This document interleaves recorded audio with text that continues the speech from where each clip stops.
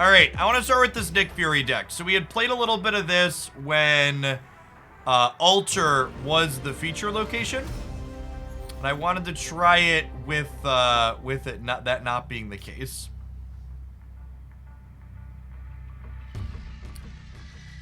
Early. Alrighty then. Deck submissions are open this morning, by the way. I'm gonna take a handful of those. If you're a subscriber, you could donate $10 at the exclamation submit deck link, and we'll get your deck played later today, this afternoon. Quinjet into Onslaught Citadel is a great start for us here. We also have Electro with the Viper, potentially.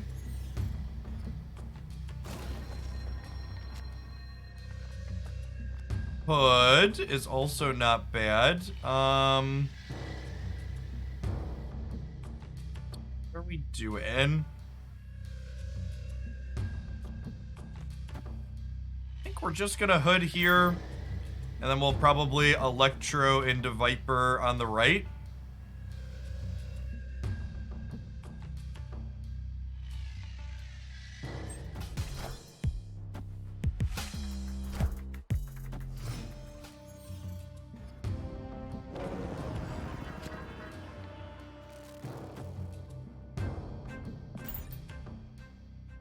Demi, thank you for the 52 months. I appreciate that, Prime. Welcome back.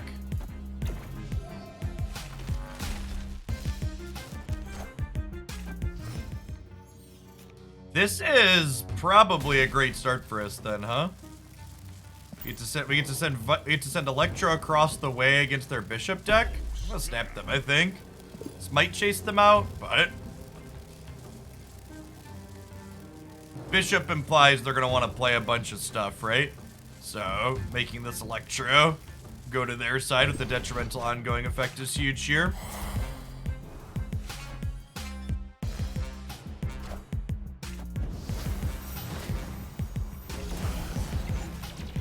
They get to draw a card with Mr. Warlock, but I think that's fine.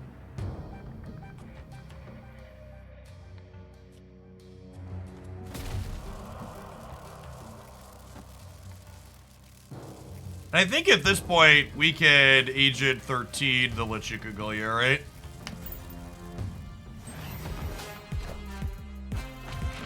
Okay, so they're setting up for something big here.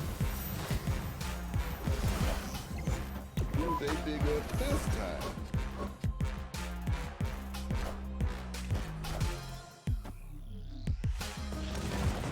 Hey, look, chat, we got one of the many cards that bullies Wong. Funny how that works. Funny how that works. Alright, come here, friends. Thank you, Mr. Fury. Appreciate you. Silver Surfer resolves. Enjoyed. Good clean living there, chat. Good clean living. Watch me, Razor. Watch Resby, sorry. Thank you for the quarter of a year. Cordemi, thank you for the 52 months. Someone commented that they got hit with 6 ads in a row. So, just to clarify what happened there, because I think it's worth letting people understand how Twitch works and stuff like that. So, at the very start of my stream,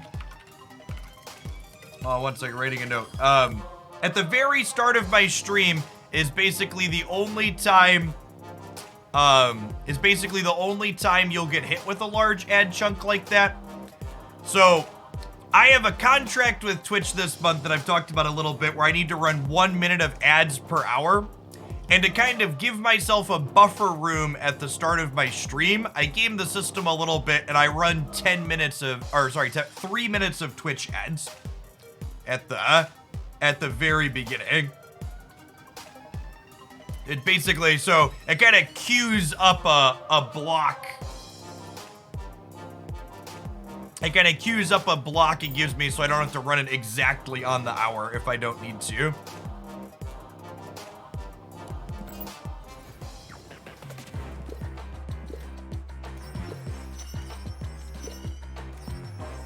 We have Monday is we have a ton of missions day because I don't roll extra missions over the weekend, so we have 9 built up.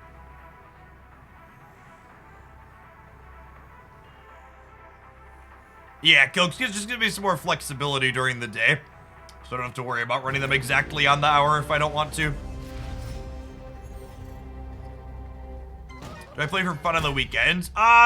Sometimes, not always a ton. At a minimum, I do my my daily so I don't miss out on credits. If you don't do your missions one day, you don't lose them. So you don't lose the rolling extra missions. You can roll 3 sets of additional missions per day, and you can store up to 10 roll-ups.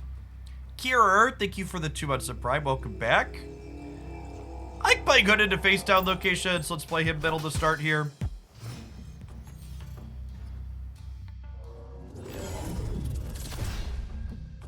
That's not too big of a deal.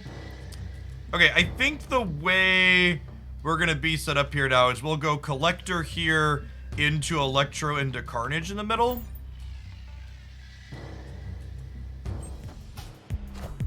I guess it could also be right to just Electro the Murder World since we get to get rid of it for free. I'm definitely gonna want to Carnage.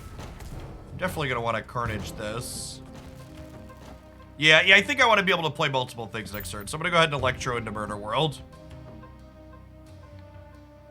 Yes, so the thing to note about Series 4 and 5 is unlike Series 1, 2, and 3, they are not sequential. So Series 4 and 5 run parallel to Series 3 as opposed to sequentially. Okay, and that's a Quinjet.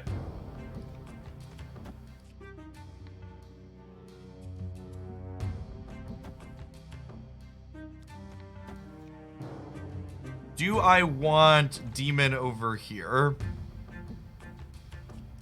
I probably want the Demon on the Nexus, huh?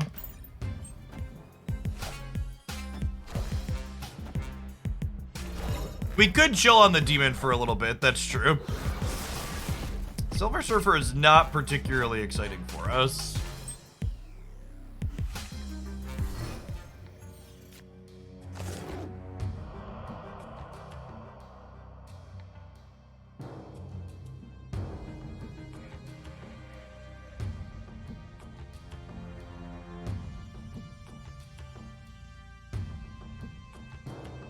I guess we Moon Girl?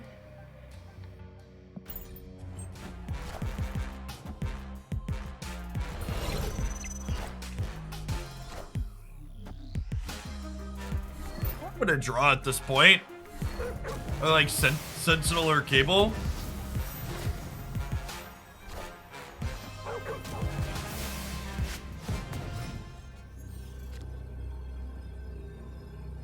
Okay, request granted. So this will be an 11 power dino. It's gonna go either way. The Dracula's kind of scary, depending on how big their deck is going here. They have the Wong on the left side too. They could easily have a very big Apocalypse. Yeah, taking their Hellcow away from them is big game. Oh, they don't have Apocalypse. Nice. Okay, clean.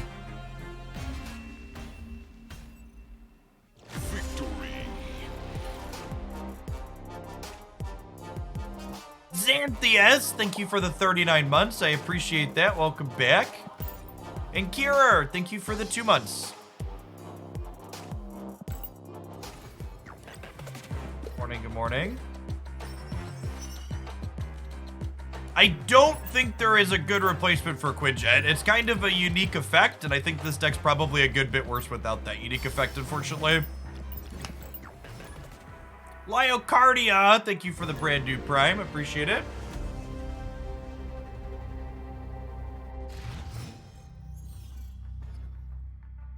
Buying missions for gold is marginally more efficient than buying credits for gold directly because you also get a little bit of season pass experience.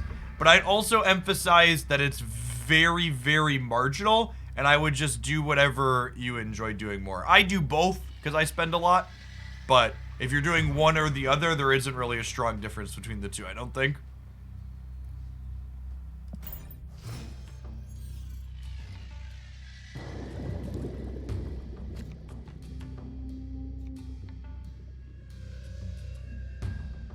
Well, we might dino into Atlantis, so I'm gonna chill on that for now. Both of these are effectively unknown with this being Westview. I'm gonna go ahead and Electro the Westview just in case this turns into a location that takes care of our Electro for us. Someone said, do you stand while you play? I split my time streaming, sitting, and standing. I'm an up-down desk. I try and do about 50-50. Well, punished. Let's Carnage away the Electro. They have a Devil Dino. Looks like our opponent is just playing Leech Leader stuff. They have priority here, which means I think we go Devil Dino into Agent 13. And this snap is, I would assume they're about to leech us. And our Agent 13 card will not be leeched, which is nice here. Hey, thanks for the 68 months, admin. Welcome back. Yeah, that was I have a leech snap for sure. Ah, little did I know I was hoping to get leeched.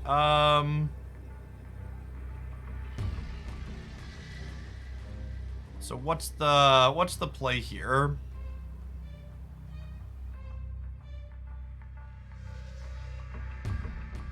Are we dead to leader? Might be dead to leader, fam.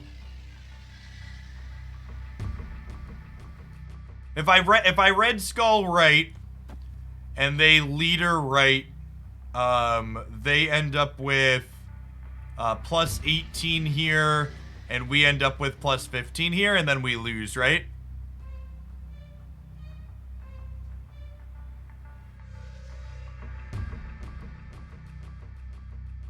Yeah, I think all of our lines just lose to leader, right? So we'll leave.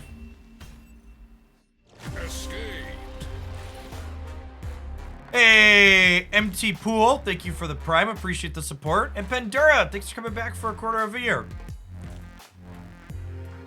Chat, we lose regardless of what they do here. We have 2 cards here. And we're only up by 1. We have to be up by 4 or more here. You beat leader in DC with armor leech. No, I don't, chat. Their leader will copy the leeched cards, and they'll also have the bonus. Whatever I play here, they match, and they're 6-4 with the match. They're only behind. They're behind by less than 3, so they win the game. We have nothing tricky to break parity here. Hood, Collector, Red Skull left. Hood, Collector, Red Skull left. Would that do it? I only had 7 energy, right? Yeah, I only have 7, chat. Oh, the Red Skull's 4 though.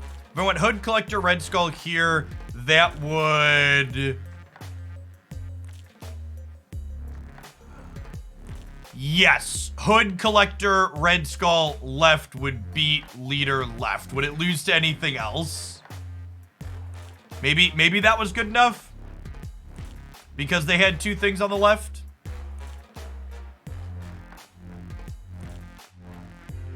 Oh, Dino, we lose the center then. Do we lose the center? We would have tied center. I would have been... Dino would have been 3, 7. No, we would have been 12 here still, right? Is that right? We would have been 3. No, because it was -1 from the Scorpion. So we would have been 11 to 11. It would have come down to tiebreakers. And I think we win. I think we win the breaker, right? because they would have been 2 minus 2. They would have been 5 here still, plus 8 is 13. And we would have been 3 and 15. It would have been 13 to 18. And they would have been 6 to 4. Okay, so we could have beaten leader by going hood, armor, red skull left. And we'd win the breaker. Yeah, that's a really good catch. I didn't have enough time to think that through while the timer was running down, but we could have beaten leader because of the positioning here. I only counted right, and we could have beaten it by going left.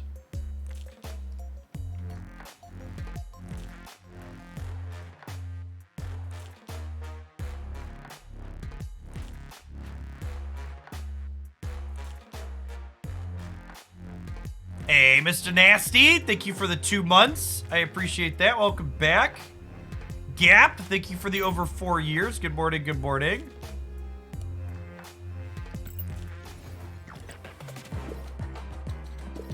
They said anything about a timer in battle mode. I assume you just have the same individual turn timer we have. They haven't said anything about a different timer in battle mode, so I assume we just have the same timer we kind of have on the rank ladder. The per turn timer. Polar Panzer, thank you for the half a year. No longer playing Arena, and I'm playing a ton of Snap. My Prime sub goes to you. Good to have you here.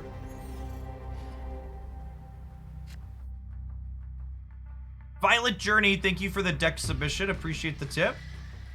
You'll be our first one when we start those in a little bit.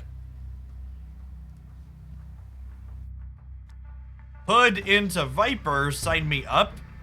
If we were playing for keeps, I usually snap Hood into Viper with other good cards, but I'm gonna chill here for now.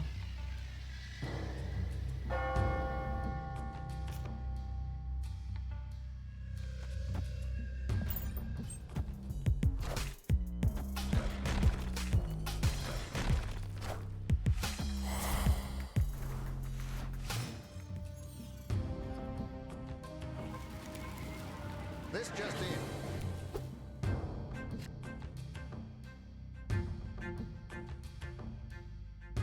Alright, so unsurprisingly, they're a Darkhawk deck. Our deck is not going to be great against them, unfortunately, because we're going to be taking cards out of their deck. Am I interested in double agenting in the middle? If I double agent in the middle, I generate 2 cards. I think I'd want to not double agent in the middle, because I want a cable in the middle, I think.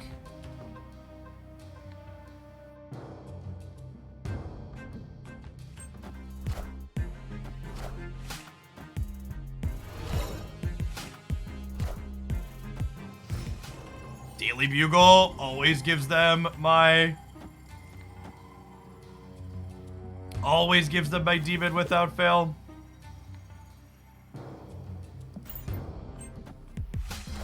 Alright, so with Goose, we can assume they're a Zabu deck. The rocks don't really bother us, right? I mean, I guess we're not going to have Dino or Fury this game, but hopefully we'll just, like, have their stuff.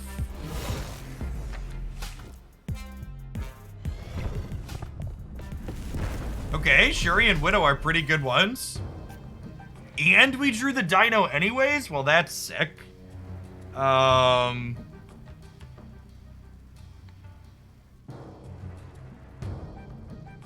Let's go Widow into Shuri on Karmatage.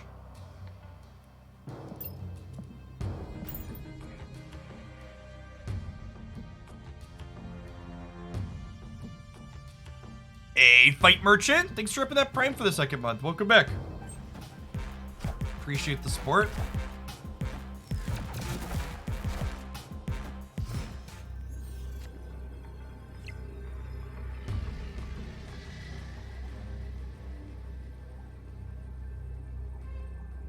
Okay, so our demon is 24, right?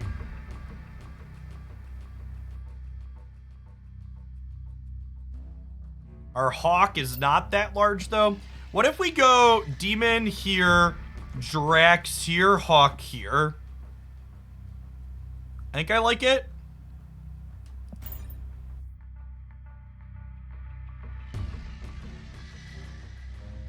See, chat, we don't need to put Series 5 cards in our deck. Our opponent put Series 5 cards in their deck. Yeah, we're beating well, I guess if they have Mystique plus another big thing, we could be in trouble. This is a 5-power Hawk here. Okay, they Mystiqued right, so Drac should beat whatever they have going on here. Yes, okay. We were winning regardless of where they played these then.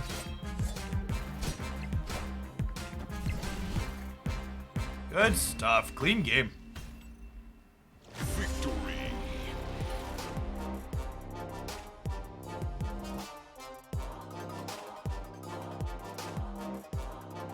Quinn Mold, I did get your card sheet submission. Thank you for that. We'll be starting with those in probably about an hour and a half to 2 hours. You'll be our second one.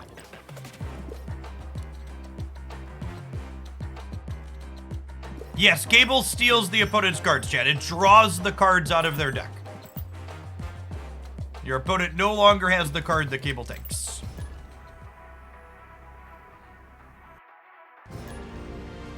The Dino deck that I posted a highlight with this morning, you could easily replace Maria Hill with Hood.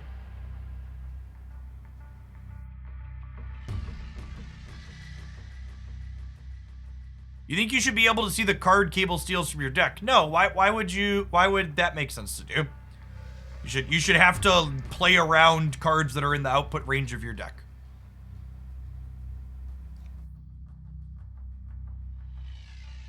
We have Hood Viper again here. Excellent start. Sweet Bass variant.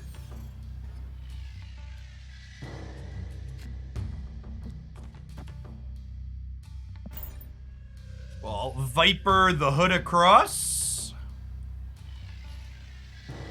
Our hand's actually not terrible for a TVA game. We got a ton of really cheap stuff.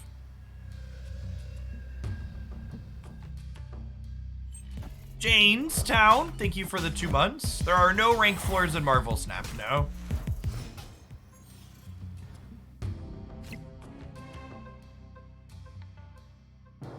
So all of these are about to slide right, huh? We're actually not going to...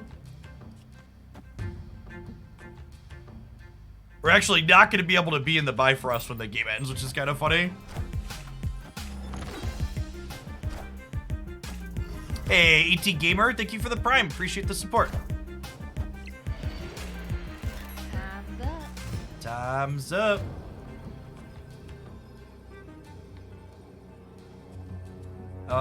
The most stats we can put into play here is this. Is only... No, actually, the most stats we can do is just play Moon Girl, right? And this is ideal in the event that they get rid of TVA, which they cannot. Victory. Someone said, did they add a ranked floor over the weekend? They did not. The only ranked floors in Marvel Snap are ranked 10 and rank 100.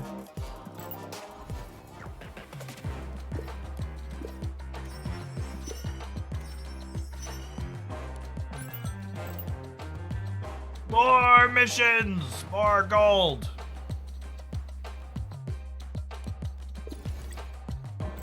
Yeah, the comment about should you be able to see what card Cable takes from you, that would be a nerf to Cable. Like, do you think Cable is too strong of a card? This feels like a weird call out. If anything, Cable drawing a card off of your deck is less random than your opponent drawing a card off of their own deck, because you know the range of cards in your deck that your opponent could have that you need to be playing around.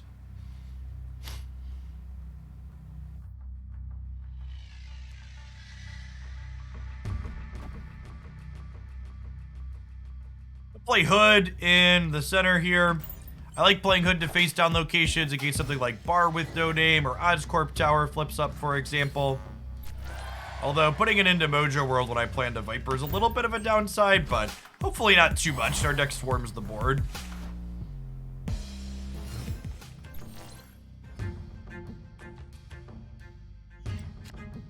It's a fun one.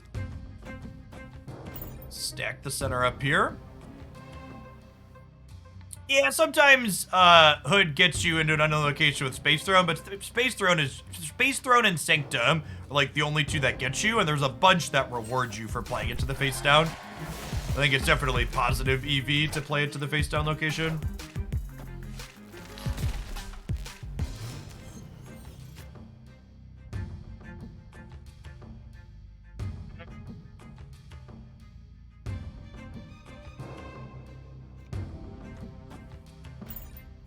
Could be Galactus.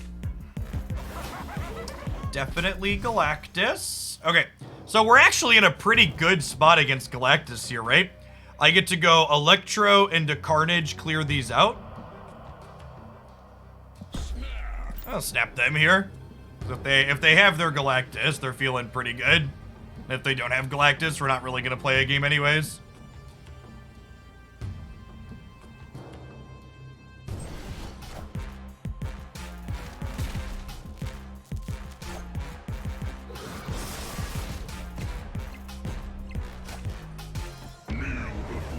Jang plus death is hard to beat. Always is. I honestly think the best nerf they could make to Galactus, chat, is make Galactus say you always have priority. I think if they wanted to make this card worse, making it so you never go second going into the last turn would be ideal. Oh, I should order different for leader. Yeah, that's true.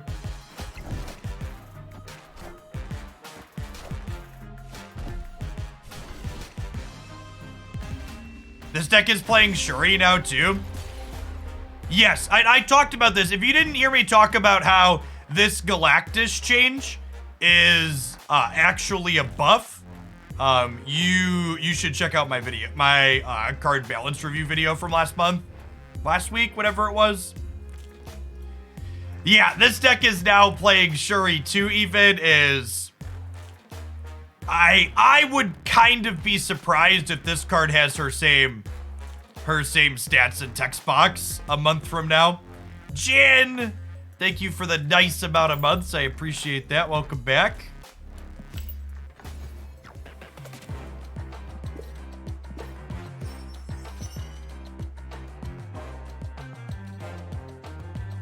Is Shuri getting downgraded? Series is in the Series 5 to 4 downgrades at the end of the month.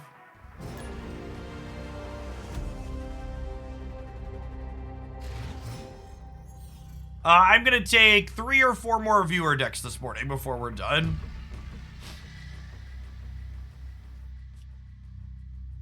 Early Pool 3 is one of the toughest spots in Marvel Snap because you basically have to learn the actual game at that point. Early Pool 3 is where suddenly you go from playing against the same 4 or 5 decks in Series 1 and Series 2 to the entirety of the field at the beginning of Series 3. The difficulty of understanding the format is immense. There's an optimal Galactus deck in my opinion. I don't really like playing Galactus, so I don't know what optimal looks like or have an opinion on it. Captain Fantastic, thanks for the 2 months. Welcome back. Well, Hood to the left. I like playing Hood in the sewer system here because if we draw Viper, it's -1 more, which is nice. It's Collector in the middle, then we'll get to Agent plus Cable here in a second.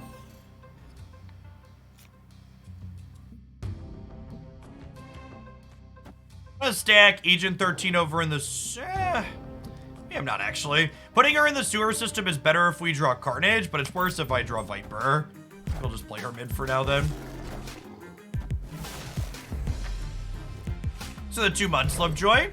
Viper has synergy with Hood in this deck, but she also has synergy with Electro. You can Viper your Electro across the board to donate it to your opponent if you're in a giving mood.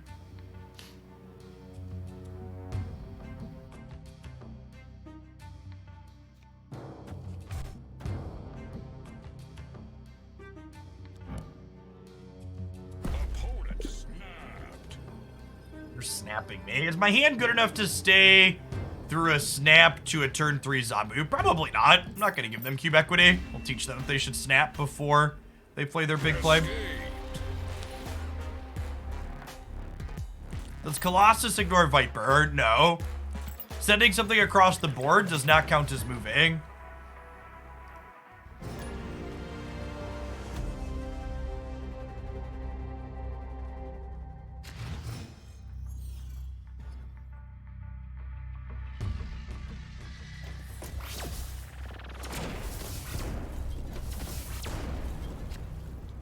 Thanks for the deck submission, Beadsy. You'll be our third one today.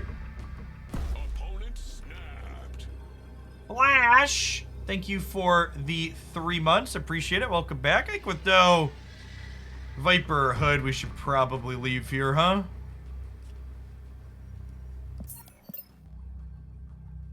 Escaped.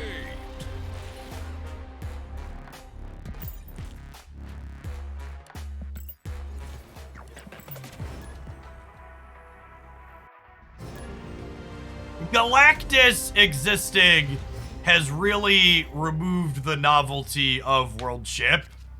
I used to enjoy that location quite a bit, and with Galactus being added to the game, it's a big meh.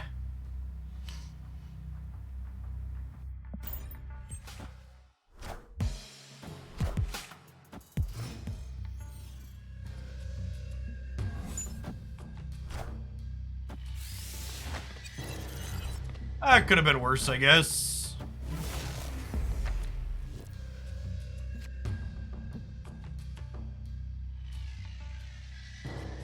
Collector left for now, because if I draw Electro, I want to Electro the Scar and then Carnage it. That answer is what they got off the White Queen. Nice that they didn't take our armor to prevent us from doing anything here. I'll go ahead and armor this in the middle now. Nightwing, thank you for the 2 months of Prime. I appreciate that. Welcome back. To the folks in chat who are asking me, Jeff, is this deck playable if I cut card X, Y, or Z? Something to keep in mind while you're watching my live streams here is when we're streaming live here on Twitch, I'm often testing and trying new things. So I don't know if this deck is playable with all the cards I have in it now, much less if you take a number of the cards and you cut them.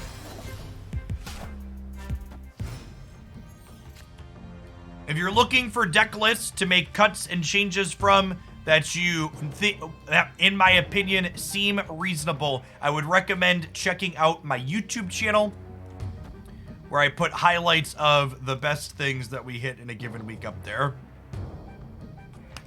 This was mostly me trying to see if Nick Fury feels playable. Like, this instance, right? Like, Fury's probably just worse than going Dino into Moon Girl, right? Just like the TLDR.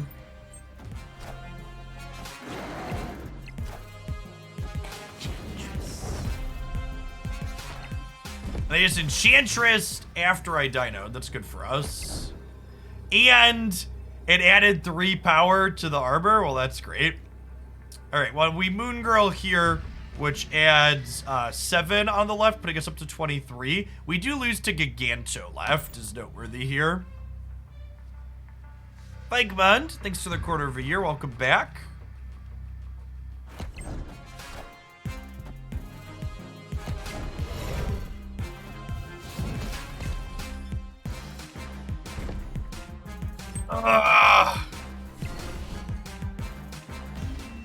What a close game. Oh, Fury would have been better, right? Fury would have won us the left.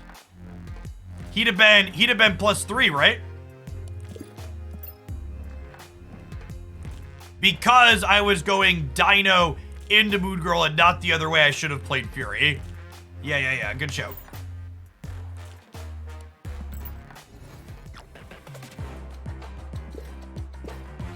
Good shout. I had verbally said on the previous turn I was going to Dino and Moon Girl and I didn't stop to count it.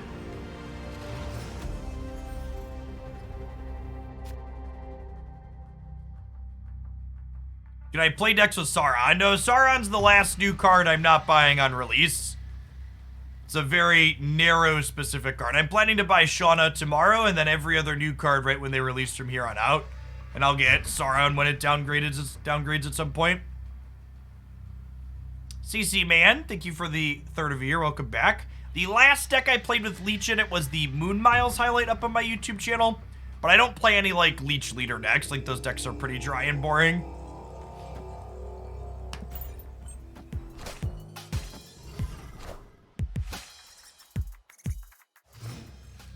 And on Quinjet middle, rather than giving them a Quinjet into Machine World, get kind of rewarded with Death's Domain here.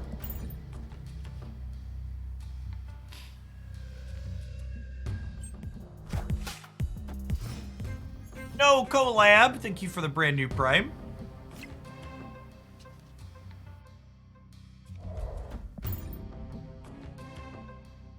I have 4,000 gold saved. Do you think it's better to wait for a Sunspot bundle or buy missions for a free-to-play player? Honestly, I think I would just buy missions. Even if they run another bundle like the Sunspot bundle, in terms of total account progress, it's only slightly better than rolling missions, and there's a big question mark in the air right now if they're even ever gonna run another bundle like that. All right, well, we know we don't have to play around death out of them, which is fun.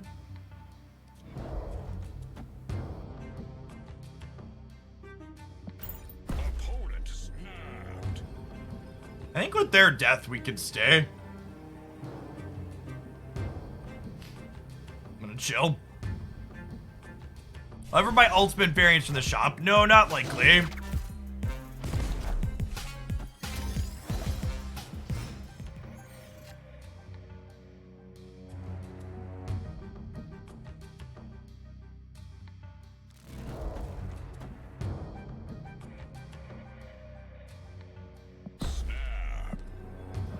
Please wave me. Please wave me.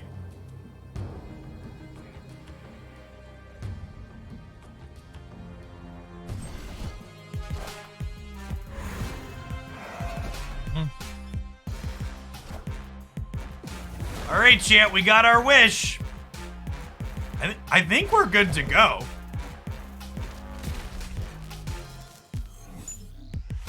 Right? Because we know they don't have death, because this is their death from the cable.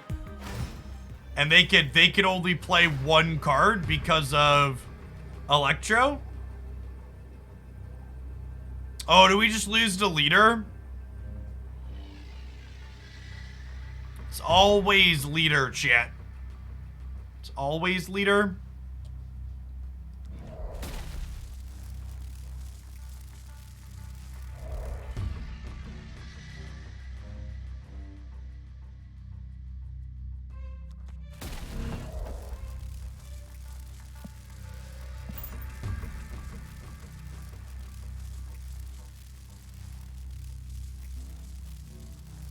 We're beating Arrow.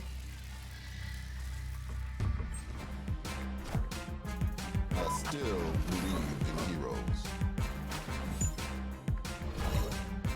But still a little light.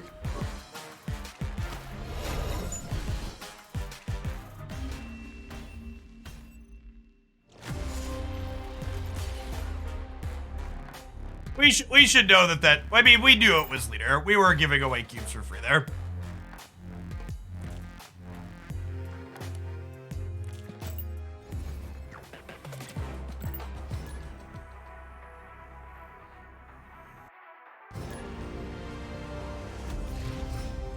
Chat, we were never beating leader. I get that we technically beat their leader left, but they waited to lock in their play till after we did, so I assume, like most leader players that were watching the stream. So it really didn't matter. They didn't lock in their leader play till after we locked in ours.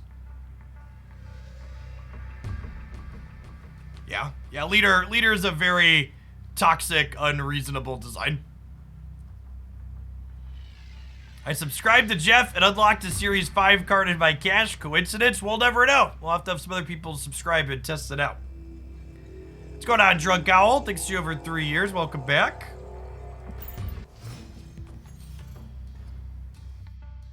Are deck submissions closed? You can always see the answer to, am I currently still taking deck submissions for the day? Right here in my camera. Conclisian, thank you for the brand new Prime. Leg, thanks for upping for the 2nd month.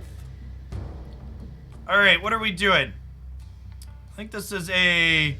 Oh, the Starlit Citadel is going to shuffle the Onslaught Citadel. Awkward.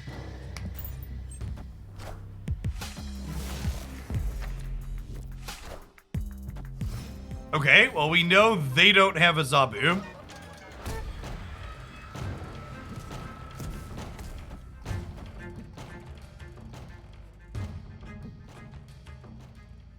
Am I gonna Carnage the Hood? I probably don't have time to Carnage the Hood. Yeah, Domino makes me think Zabu Surfer here from the opponent.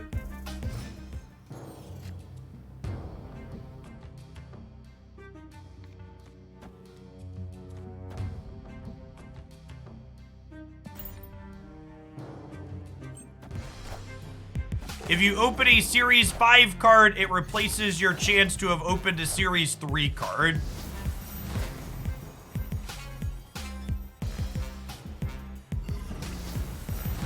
Oof. We lost.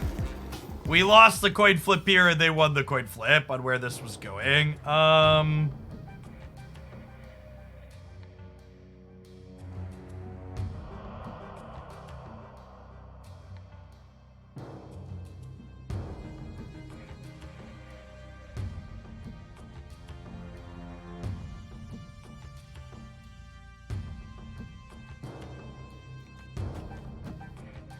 Guess we do this.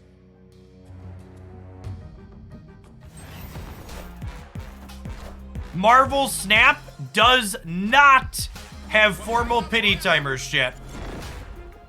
Wakanda forever. You are guaranteed to get specific. You are guaranteed to get a certain number of Series 4 or Series 3 cards per group of reserves that you open. And if you want a full breakdown on this, I have a video explaining how reserves work here.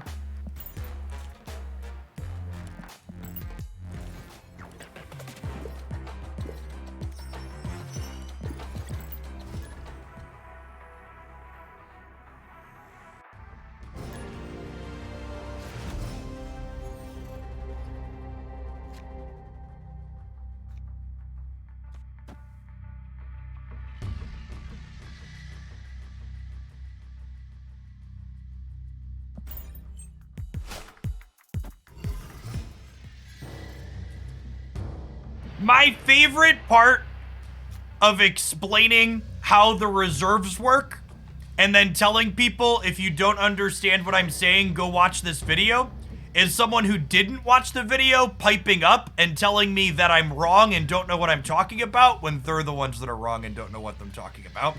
So the person that I just timed out for telling me that's not how it works, go watch the video and you'll understand why you're mistaken. It's free 99 to not be wrong in chat. BJ Roth, thank you for the 4.5 years. Welcome back. What does a high roll deck mean? A high roll deck is also another way to say high variance deck. It means the deck, it does something powerful, but it's very inconsistent in the powerful thing that it does.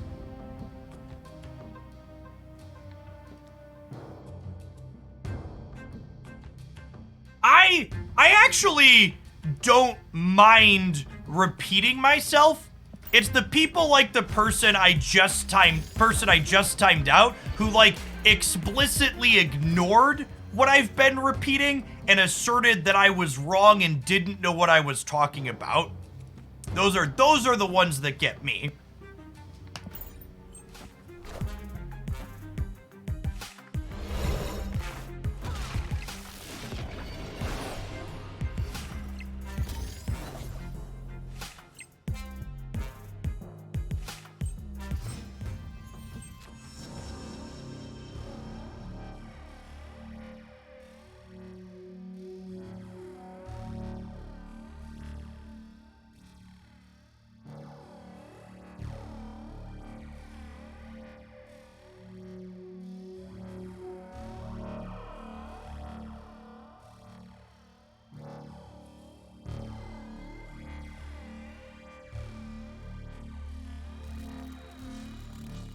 I guess we're doing this.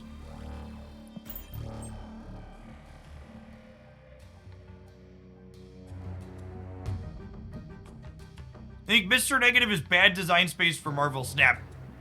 Is bad for design space in Marvel Snap. I think Mr. Negative is an incredibly fantastic card that has a very interesting and unique deck building requirement behind it.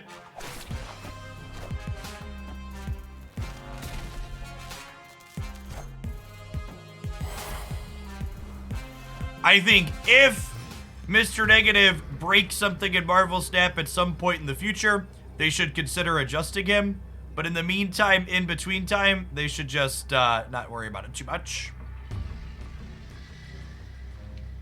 So if I go Nick Fury into Carnage into Agent 13, this ends up giving me plus 6 here in the middle, and it gives me plus 6, 7 over here, so we're probably dead here. He's switching by on curve and off curve. Yes, in a card game, curving means using your resources. So playing a 2 energy card on curve means playing it on turn 2.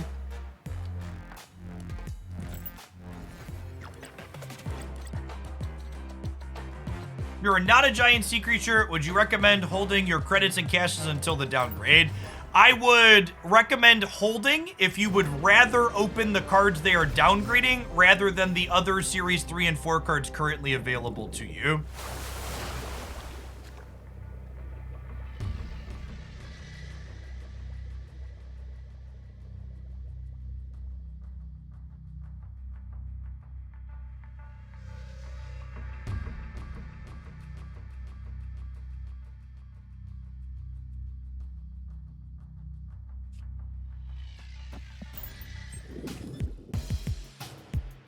Is there a gold limit like there is with credits? What is the spending limit on your credit card?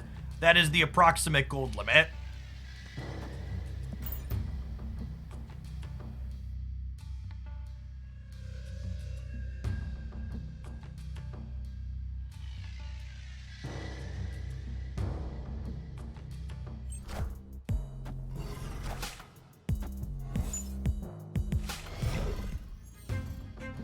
I really don't think Marvel Snap would gain value from a mill mechanic to the person who keeps asking that.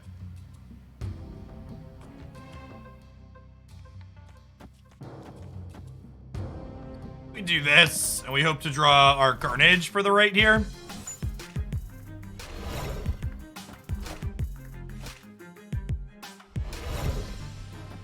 Yes, I agree with that, though. Holding your stuff every month does sound pretty boring. And something to keep in mind, right? These card downgrades that are coming are not a one-time thing, right? Like, there are going to constantly be new card downgrades every single month moving forward.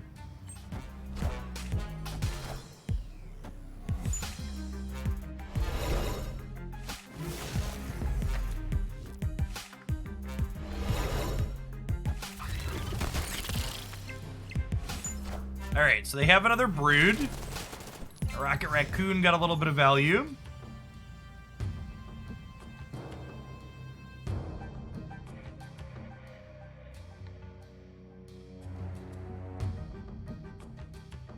I think we just copy the Devil Dino, right?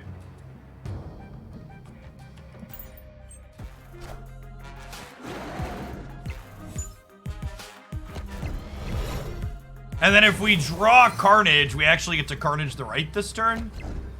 Rats. Agent 13 is not a bad pickup though, right? I get to go Dino into Demon into Agent 13, and we play for left and right.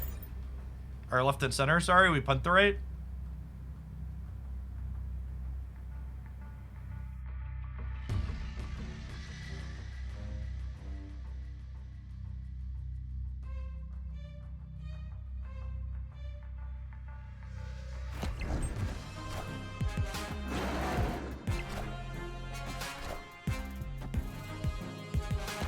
This adds power to all of these.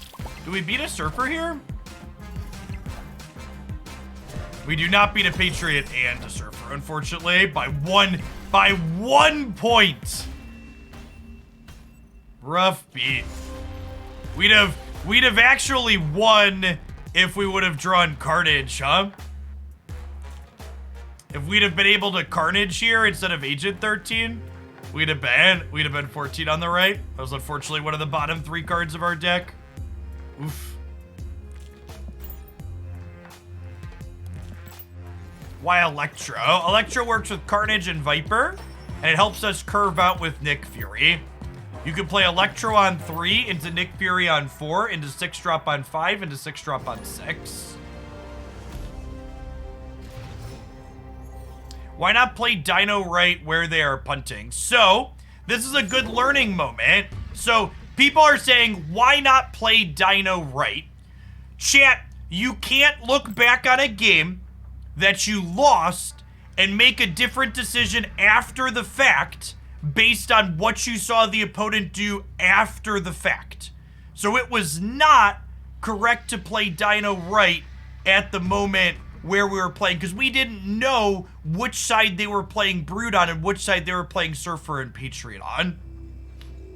So you're right, the way that that game played out, Dino right would have won, but the way to get better at card games isn't to look back at it and go, we would have won with this play. You have to look back on a line like that and go, should I have made that play with the information that I had at the time? To which there was no indicator that our opponent was going to play left versus right there. It's also not, I guess we were playing that, yeah, there's no indicator which side they're playing. So at best, we're a coin flip. I also had the ability to put more stats into the left, so I wanted to play on the side that I could put the most stats into.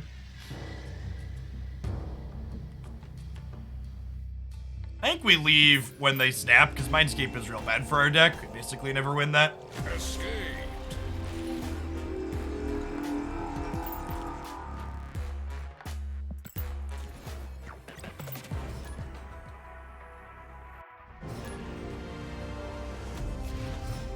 There are a lot of instances at the end of games like that where, like, the correct play was just a coin flip, and you can't really be super hindsight based for that. Project Pegasus here is funny. We get to go like this. Just put a little bit of Carnage into play and have an extra energy for the rest of the game.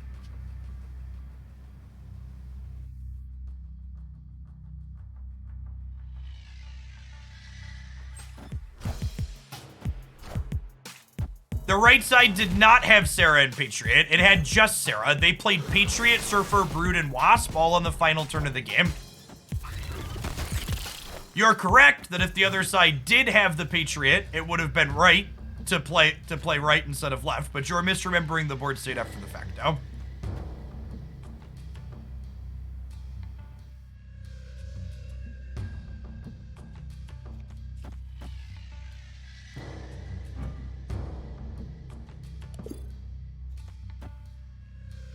So I probably don't want to contest this lane unless I draw something silly, so I'm going to play for these two for now, I think.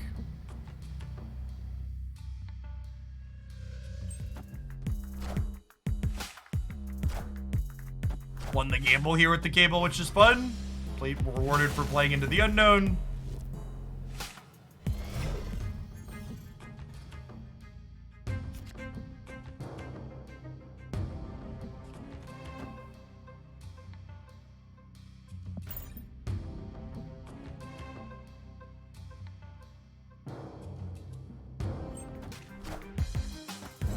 Hi, Voltage. Thank you for the brand new Prime. I appreciate it.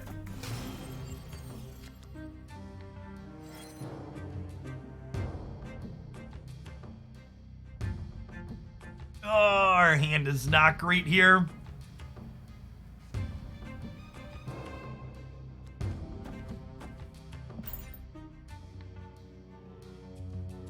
Try and win Asgard here.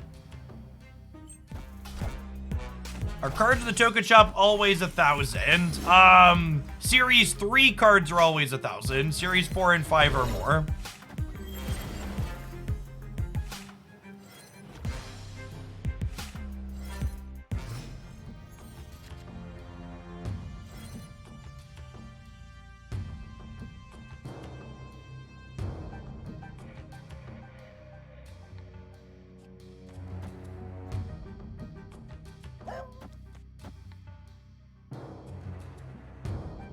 There's a Cosmo in the middle, so this Viper is fine. This time.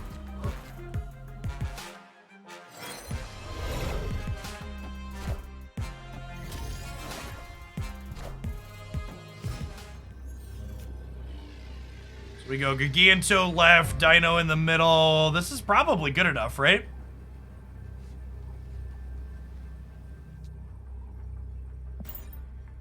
Hey, Nomad, thanks for the 28th month. Welcome back. Appreciate it.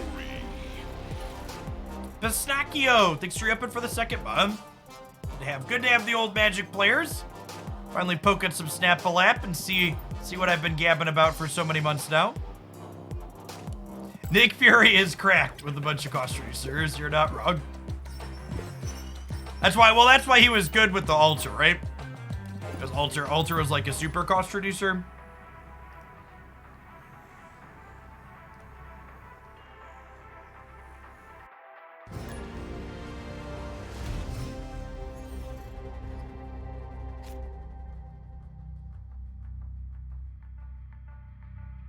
Solomon 1, thanks to the almost 2 years. Welcome back.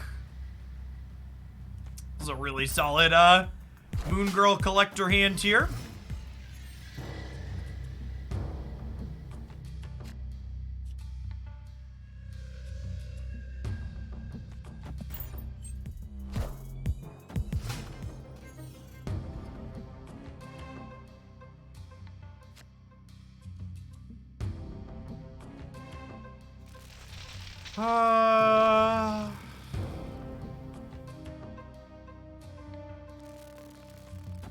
Electro here. We'll see what we draw. If we draw Nick Fury, we could go Electro into Nick into 6/6. We'll see though. I think we Carnage. We Carnage this. Clear for takeoff. The Avengers compound forced them to not be able to play Wong into the Citadel, so that's nice.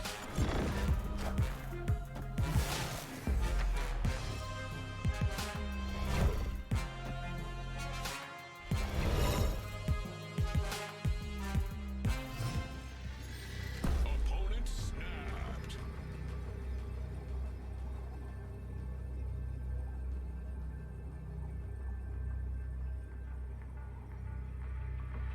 Yeah, we didn't draw armor. Oh, we don't have priority anyways. Okay, so how big's my Dino over here?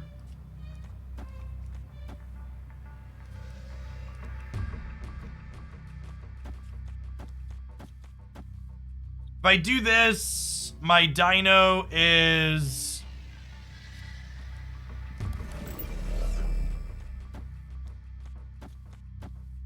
This is 12... This would be 24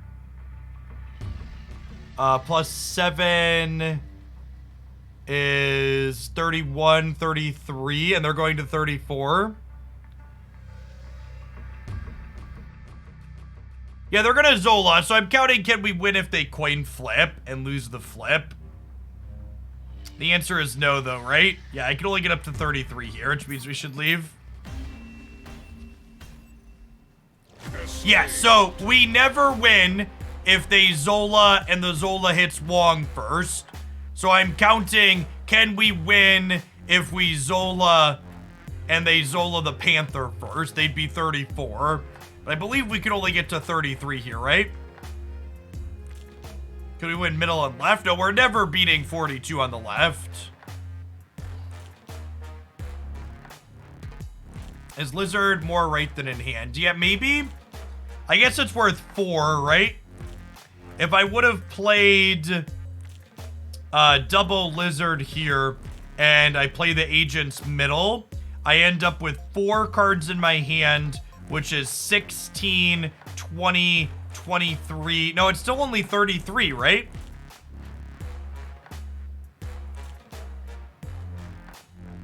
So, for people that are confused how I'm getting 34, Zola triggers twice here.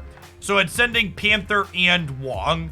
So if it hits Panther first, If it hits Panther first, Panther is 32 and then Wong is 2. But if they hit Wong first, Panther is 60, way more than 64, and we lose by a lot. The Lizard penalty on Citadel doesn't matter, chat. They're not filling this path. It's irrelevant. Crazy 8, thanks for the quarter of a year. Welcome back.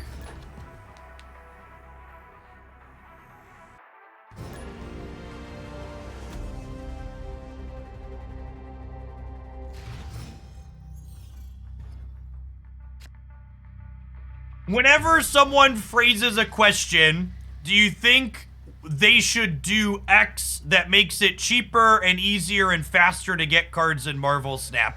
My answer is basically always the same. I think they should do whatever they think is best for the longevity of the game. Players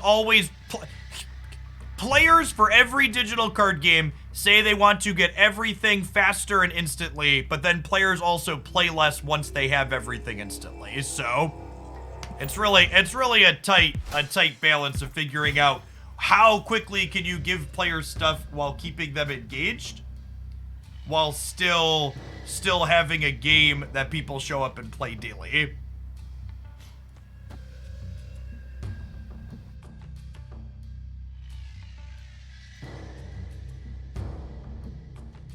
I think this is actually just going to be an Electro into Nick Fury into 6-6 game.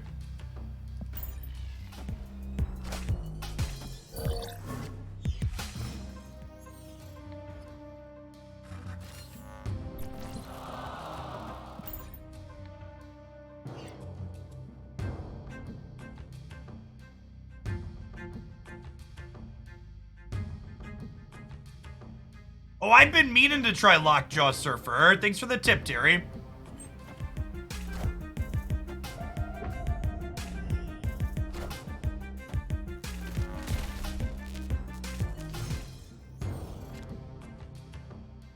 I guess the make them have it rule does not apply in Marvel Snap. Yeah, so I've talked about this at length. One of the reasons I enjoy Marvel Snap, and I think it's so good of a game, is the fact that unlike other card games like Hearthstone and Magic and Runeterra, it's generally incorrect in Marvel Snap to make your opponent have it.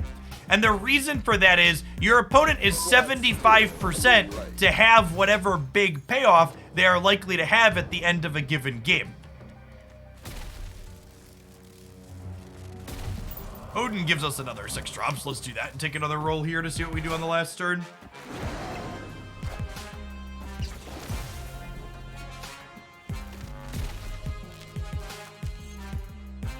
I still believe in heroes. Yeah, especially, well, that was a great draw. Well, I guess we're still losing the dino though, huh?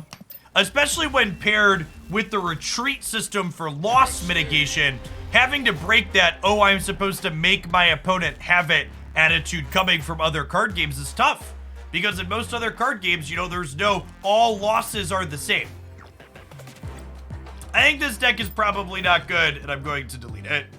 If you're looking for a Devil Dinosaur deck, chat, I posted a highlight on the Hoaglandia Snap YouTube channel this morning with this Coulson Dino deck that I think is quite reasonable. If you're looking for a Series 3-4 Dino deck, this is definitely my favorite thing I've played in recent memory. Nick Fury, definitely Copium still. All right, hold on. I'm gonna take my hoodie off to get a little warm down here. A little warm in the basement. Where are we at? There we go. Hey, Dingy, thank you for the quarter of a year. Welcome back. All right, chat. I want to warn you before I click into this next deck that your brain might not be prepared for what you're about to witness on your screen. So if you're standing up, you may need to sit down. You need to prepare yourselves here. Okay, so this is an idea I've been kicking around. And there's some stuff going on here. So the basic idea here is we're a Cerebro 5 deck, but we're using Silver Surfer to turn our 2 power 3 drops into other 5 power things for Cerebro. And the Surfer also pumps Cerebro and Mystique.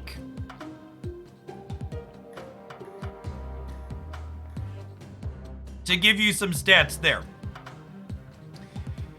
So, fun fact. I'm told that someone at Second Dinner found this deck, and that's why they had to nerf Sarah down to 4 power. This deck was too busted with Sarah at 5, so they had to preemptively nerf it before anybody in the community figured it out. I've got a couple of 5 power 4 energy things here at the top too. We have a couple of things that move.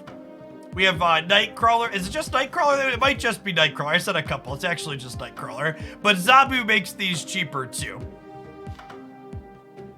You could technically also just be a Cerebro 2 deck in a pinch sometimes, but that's probably not real. If we played Nakia and she buffed Cerebro and Mystique, they would also power themselves up with the Surfer buff. That sounds too unlikely to happen. I think Nakia is probably unplayable in most spots of this deck, unfortunately. All right, chat, we are going to play some games with this, but it is time for our top of the hour ad break. I'm gonna go ahead and hit a 60-second ad roll, and we're gonna start games with this in just a minute. Thanks everybody for hanging out today.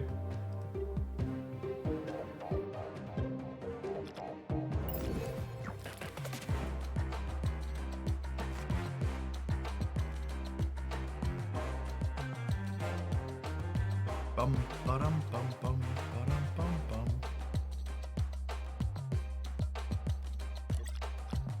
Someone asked about Titania. You could probably play, what's his name in this slot? Star-Lord.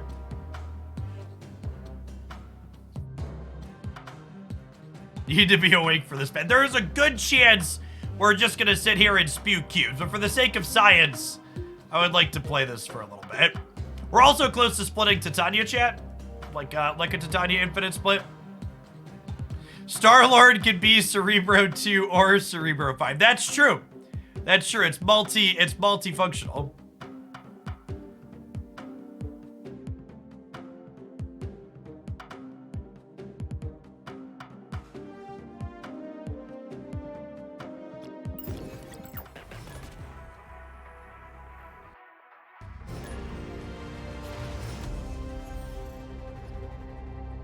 No, you don't play Moon Girl in that deck, Robin. I would play Hood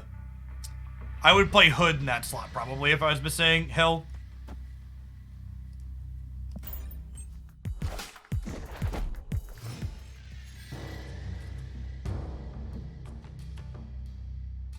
Play Nightcrawler off to the right. We're chilling. I think I'll go ahead and just put Lizard into the Dark Dimension so they don't know that they should be filling that up.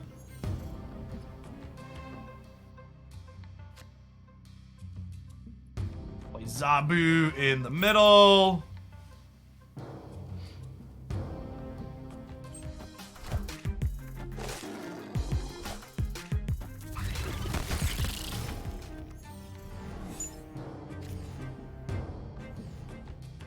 Okay. Okay. So you're saying there's a chance.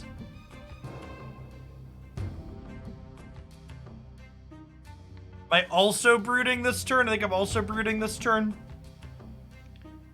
Maybe we chill on that. Maybe I just put Silver Surfer face down here, actually. No, I want him last, right? In case I play other threes here. Hey, get up, kid. Thanks for upping for the 2nd month. Welcome back.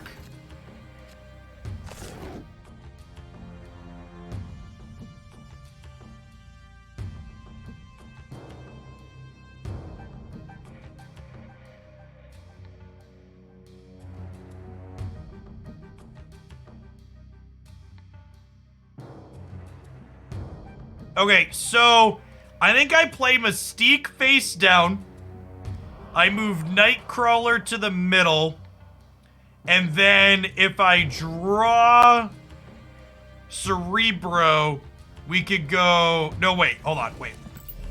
I move Nightcrawler here. We put Surfer face down. And then if I draw Cerebro, we could go Miles Morales for 1, Omega Red for 2, Cerebro for 3.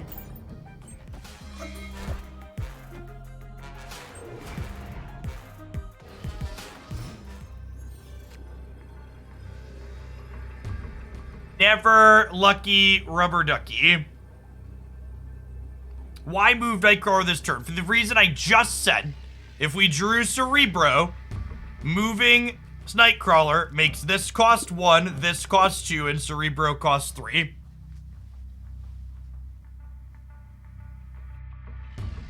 Omega on the right doesn't do anything, chat. We are very dead. They likely have their Cerebro or Blue Marvel payoff, and ours is in the bottom. 3 cards of our deck. We'll retreat here. Escaped. I guess we have Surfer, but I think Surfer is unlikely to win this path.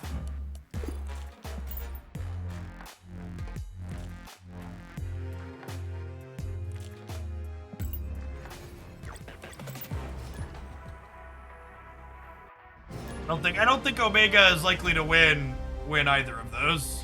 I guess we could have stayed to see it play out. We're at the bottom of the ranks, but I kind of like encouraging people to make good decisions.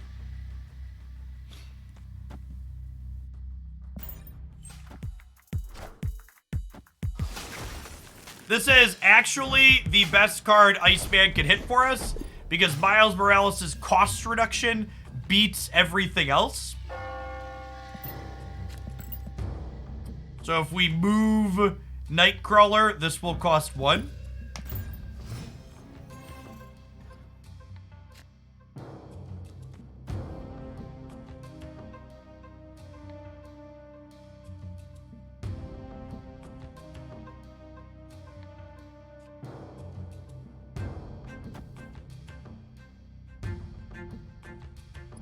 We move the Nightcrawler, and then we plan to Brood plus Miles next turn.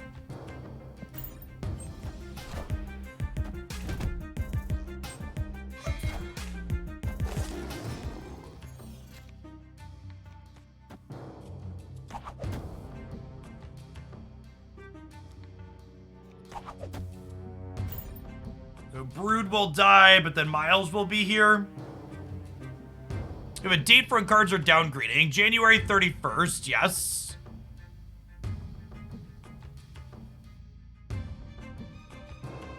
Beansy, I have your doc pulled up for when you donated.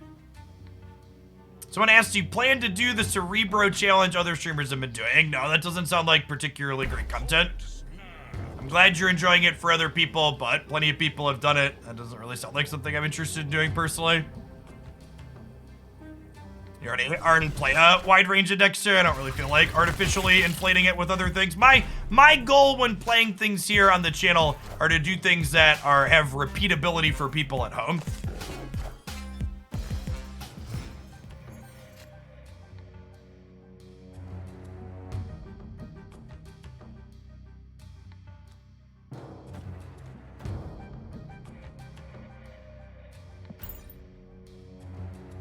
Morning, Wando.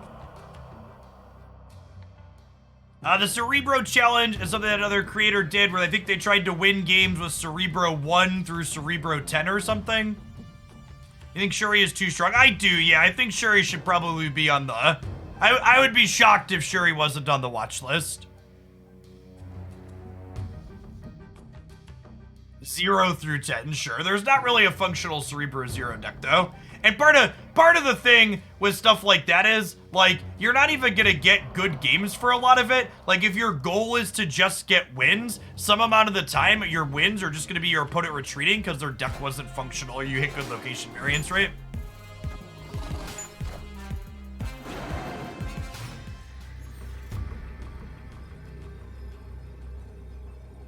Oh, they Shuri'd a Devil Dinosaur. Well, that's not very good.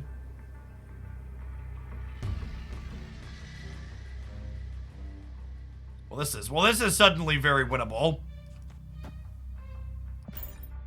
I was gonna leave, but then they didn't show you a good thing.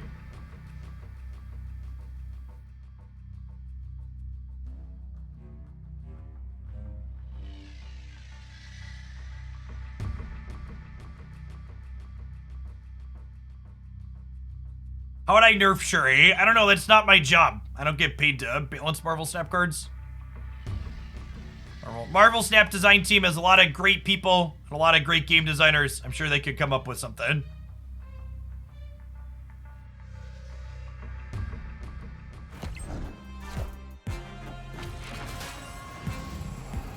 Oh, that's funny. We technically copied the lizard outside. Hello.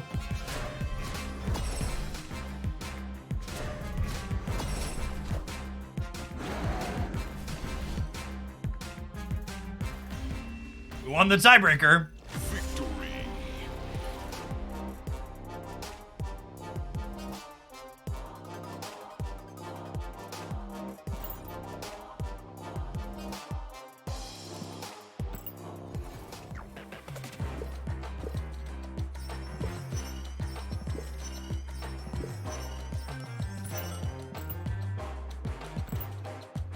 And we're finally out of missions.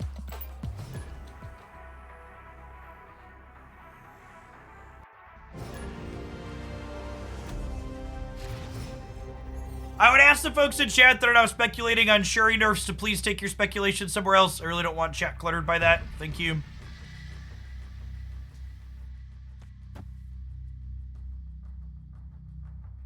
Are the missions the best use of gold or bundles? The answer is it depends on the bundle.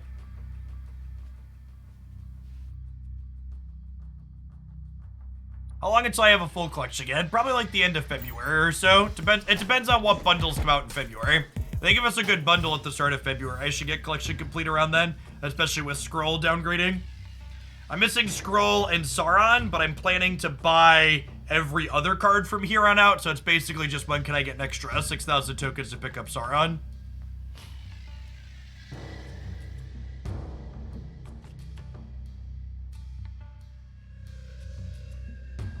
I would expect we'll see new bundles in the upcoming patch at the end of the month because the existing bundle data mines only go through the end of January. No, I got Orca the day he released. Getting Series 4 cards is easy for someone like me. Because I am Series 4 complete, so I just have to open some reserves and they pop out.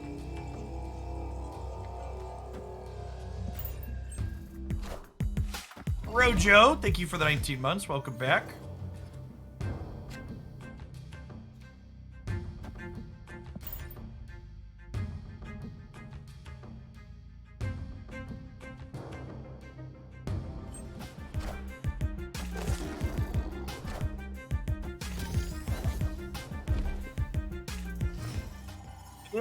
Second Dinner is moving away from bundles with collector's tokens in them. I think Second Dinner has no idea what their ideal bundle looks like, and they're trying their hardest to figure it out by throwing a bunch of noodles at the wall and seeing what sticks.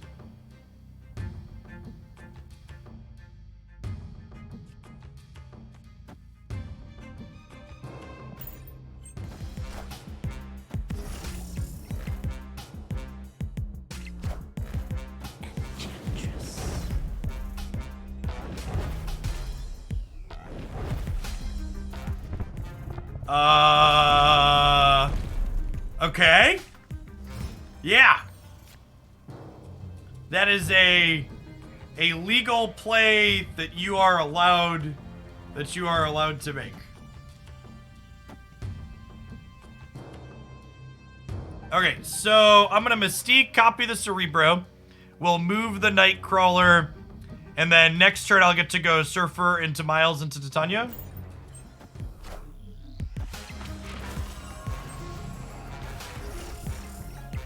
Yeah, they just didn't want me to have Zabu, right? They were just terrified of the Zabu.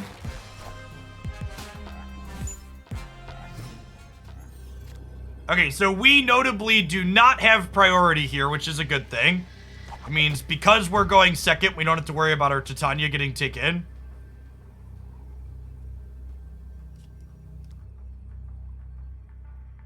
I kind of have to compete over here, though, right? Is this good? I think this probably wins for us, right?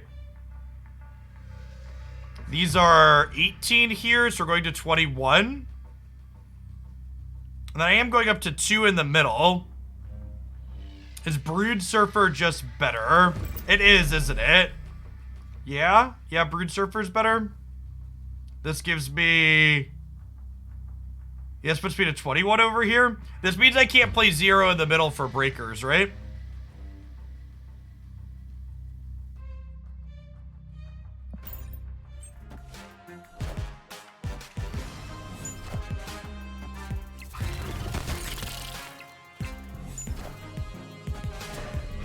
I think we're good, right?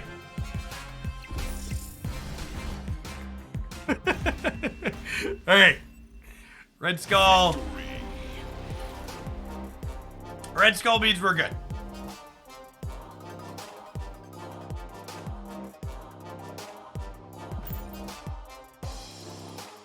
$11 power broods isn't quite how we drew it up, but big broods the last turn is part of it.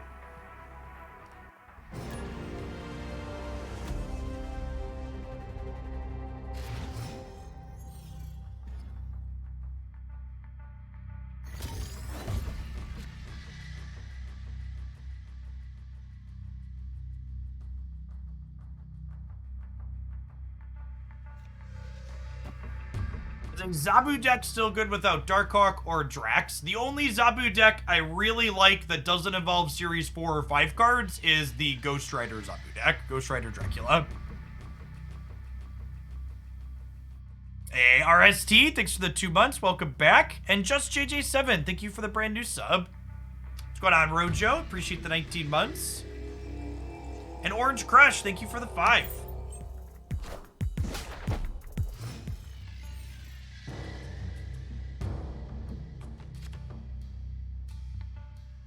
I will not be playing the Ghost Rider deck today on stream. I've got a variety of other things that I'm interested in playing today to test out. The Ghost Rider Zabu deck that I mentioned is one of the many decks you can find as a highlight up on the Hoaglandia Snap YouTube channel. If you're always looking for deck ideas, I post different deck highlights there 7 days a week. Ton of great things with a wide range of different options. Lizard on the left. Probably Mr. Fantastic middle.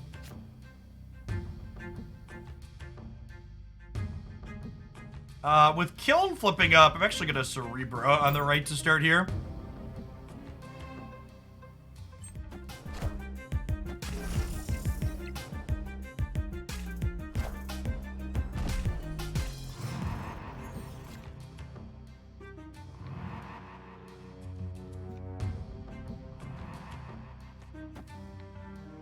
Probably giving up Kiln.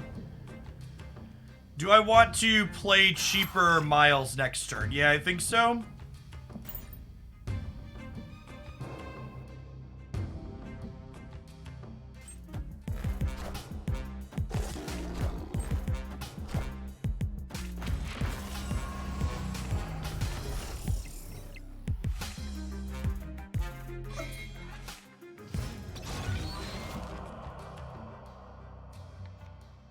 Okay, and that's perfect, right? So we go Spider-Man left, Mr. Fantastic mid. We go Brood Surfer on the last turn. Get set up to win left and mid.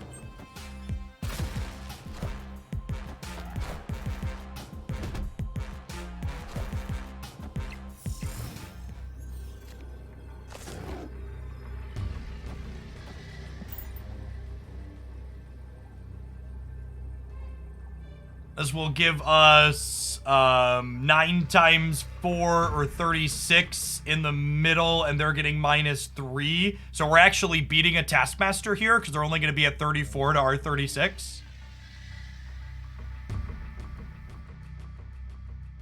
Oh, we're also technically winning the right too, huh? Because Silver Surfer is going to put us to 8 over here. That's actually kind of incredible. Yeah, we're gonna win all 3.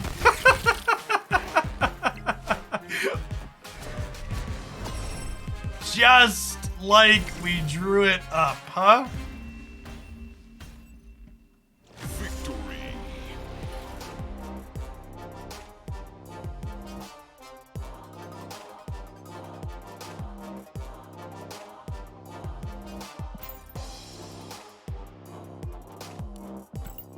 I don't know if this deck is good, chat, but it's definitely great.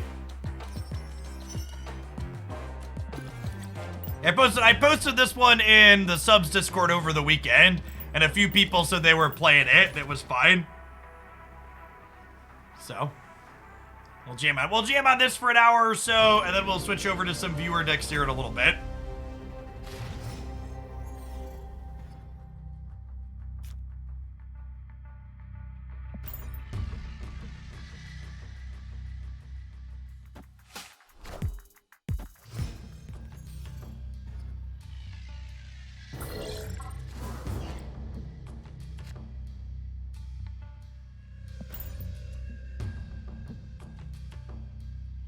Hey, Ninfo fan, thank you for the quarter of a year. Appreciate that. Welcome back.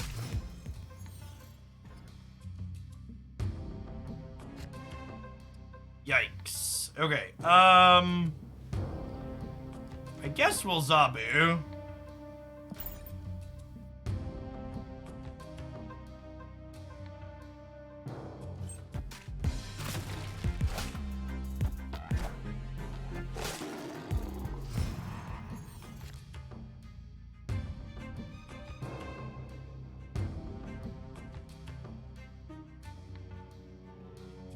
What's the plan in terms of sequencing here? I could do this and this turn, and then I can do a 2 plus a 3 next turn.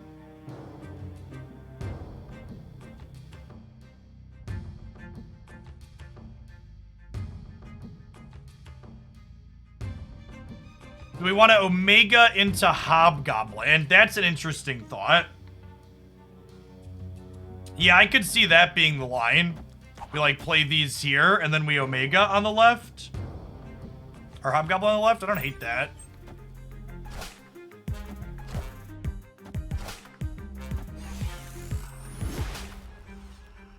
Clear for takeoff. There he is, terrifying as always.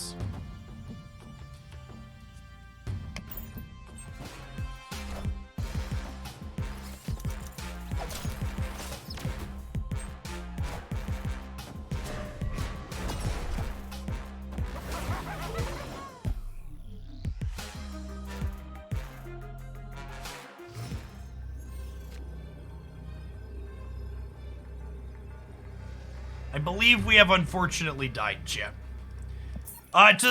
Gap in chat said you could sub a lot of things in this deck. It's actually not really true. They're really, like, your 3 energy things in this deck have to have 2 power, and everything else has to have 5 power. And when you look through what actually meets those requirements, it's kind of slim pickings.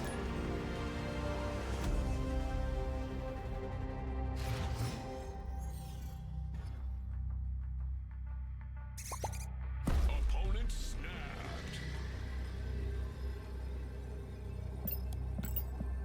Opponent snapped. I have Brood plus Surf for my opener. I'm gonna stay.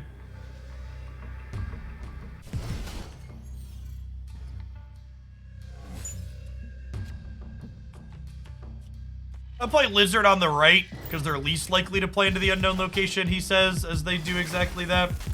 Sedge.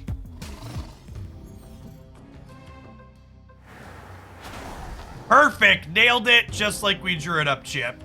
What an incredibly skill-based game I have put here in front of you. Spectrum! Thank you for the 2 months. Appreciate that.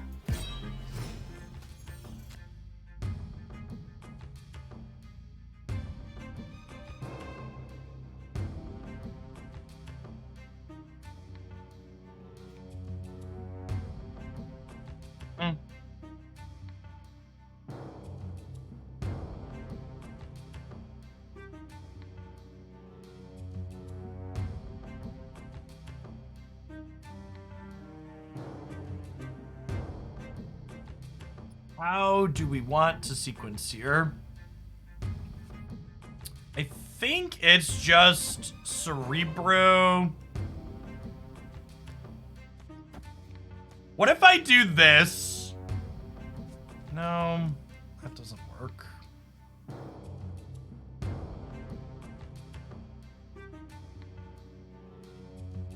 Yeah, I guess I'm just doing this. In fact, this is Isla. Silence is so awkward. I kind of wanted to send Titania across.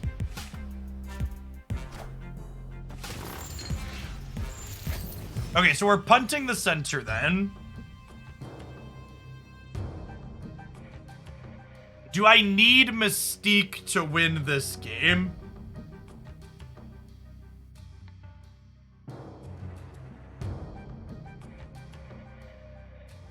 I'm not sure that we do. I think we brood.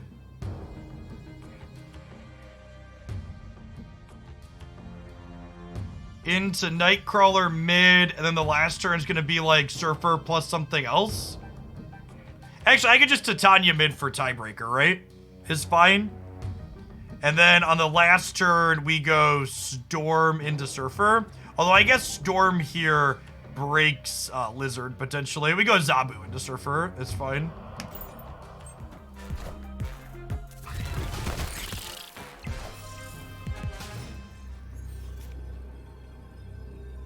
Yeah, so we go Zabu into Surfer, and then this will put us to 17 here. They might beat us, right? They make another big play on the right. Oh, they're an Agatha deck. LOL. Okay, we're way good on the tiebreaker here. Victory. So the tiebreaker in Marvel Snap is total power. They're up 10. We're up 16, so we win the game. That explains why the Iceman went right, and I was surprised when the Lizard played right. Yeah, the fact that their Agatha went Lady Sif into Ghost Rider is like an incredibly good beat, huh? Yeah, the Titania for the tiebreaker, that ended up mattering, right? Because we would have been down 7 here. So they would have been up by, they'd have been up by 17 and we'd have lost.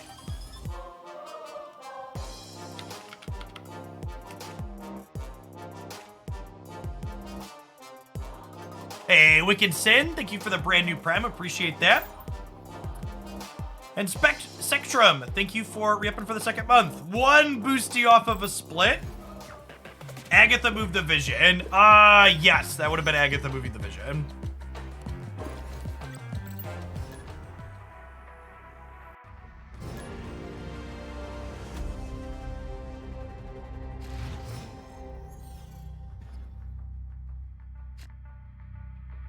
Do I think Surfer Cerebro is better than Cerebro 2? No, God no, chat.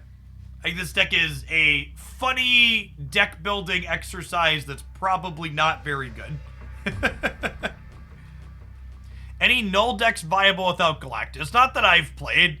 The classical Destroy archetype really struggles in Marvel Snap. It's not very good.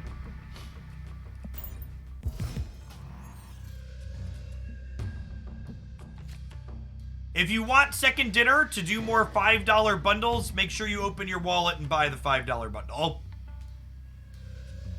If that one goes well, I can't imagine they won't do more of them. For folks that are submitting decks in the future, can you please follow the directions and put a link to the deck list, not a deck code?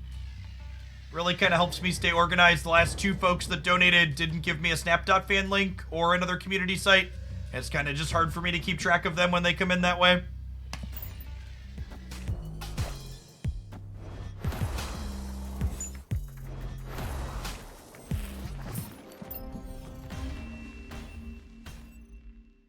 Escaped.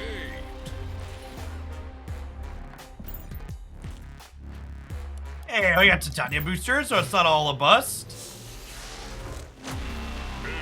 Another infinite split for the collection.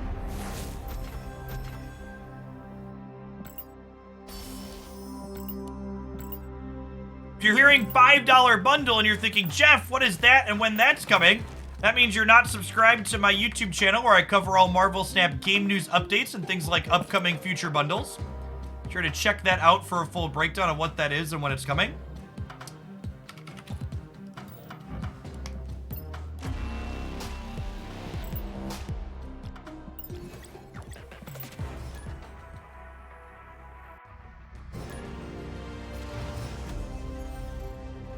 Something to keep in mind for people that aren't familiar with YouTube, how YouTube works, by the way. If you enjoy my stuff on YouTube, don't expect YouTube to let you know when I post videos. YouTube doesn't typically notify people when I send videos out. Even if you have the bell on, you don't get everything. With our final deck submission from Wicked Sin, we are closed for the day. You have to manually check it. YouTube is one of the many social media algorithms that thinks it knows what you want more than you do. So it serves you content it thinks you will click on, as opposed to sending you stuff that are from people you're actually subscribed to. D-Mod, thank you for the 2/3 of a year, by the way. And Drax, thanks for the sub-gifty. The way YouTube works, for those that aren't familiar, when a creator publishes a video on YouTube, YouTube sends a notification of that video to a small subset of their subscribers. And then based on what percentage of those subscribers got the... your submission is good, Akros. If you could send me a URL, though, I'd appreciate it. Then based on what percentage of those initial subscribers click on that notification, it decides, do people want to watch this video? If so, send to more. So the initial random sample determines how many people actually find out that a video was posted. Moon Bounce, thanks for the quarter of a year. Welcome back. Thanks for the brand new Prime, TJ Deluce. Yes, yeah, and there's a page on YouTube that you could go to that shows you everything people you're sub to has posted chronologically. That's what you have to check if you want to make sure you're not missing anything. I think their algorithm almost assuredly maximizes people's watch time on the platform, but it also makes it an incredibly toxic and frustrating platform to create for. My deeper dive into YouTube as a platform has really soured me on the platform as a whole. If I'm being honest, it's incredibly awful compared to Twitch. Baker Thrive, thank you for the 13 months. Welcome back.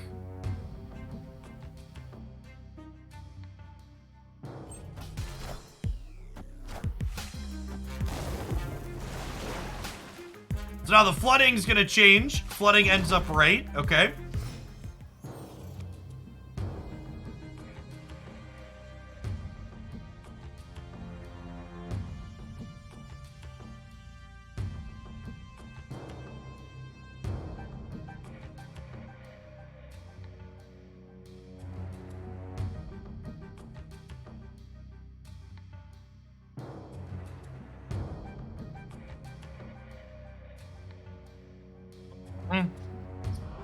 How about if we Cerebro middle? I don't think I can afford to put Titania into play here.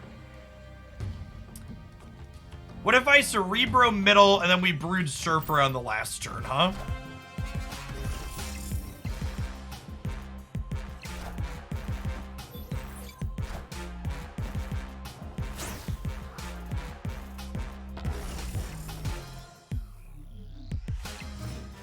Well, shit. Opponent snapped. Is there any way +6 is enough to win the Citadel? Probably not.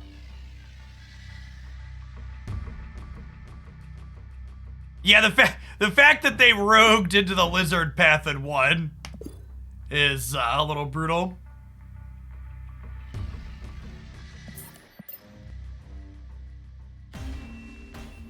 Escaped.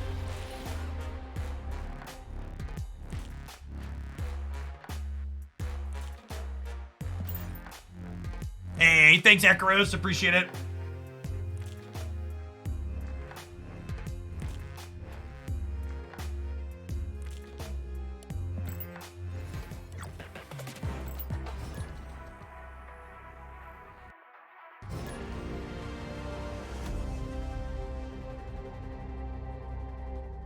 If you're someone suggesting Polaris for this deck, that's been the most common suggestion this morning. It means you don't quite understand what this deck is doing, and I'd encourage you to read all the cards and think about it a little bit. It's a fun exercise.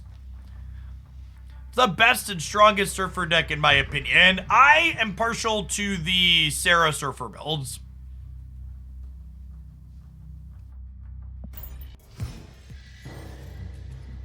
I think it's also pretty important to acknowledge, though, we don't really have a good data source for Marvel Snap, and we don't really have objective measures for what's good, bad, or otherwise in this game.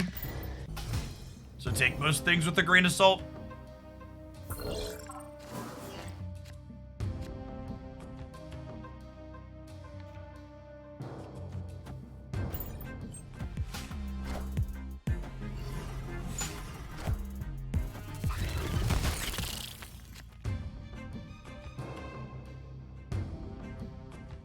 Yes, figuring out why Polaris is not good this deck has been left to as an exercise for the reader. It's a good take.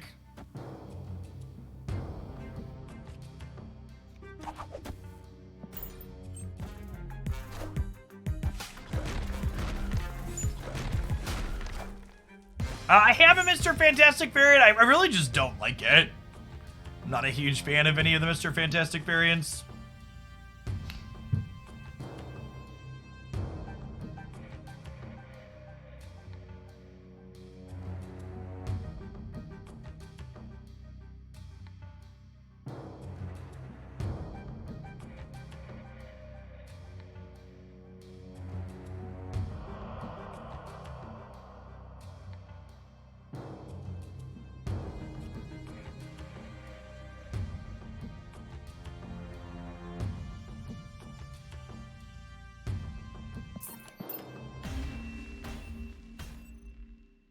Escaped.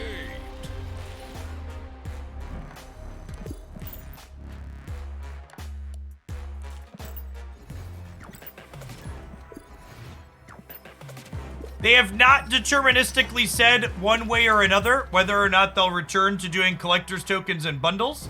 There are no collector's tokens and bundles for January, though. Something that's very common when a new game like this releases is they will try a lot of different price points for things and see what is most successful in terms of generating revenue.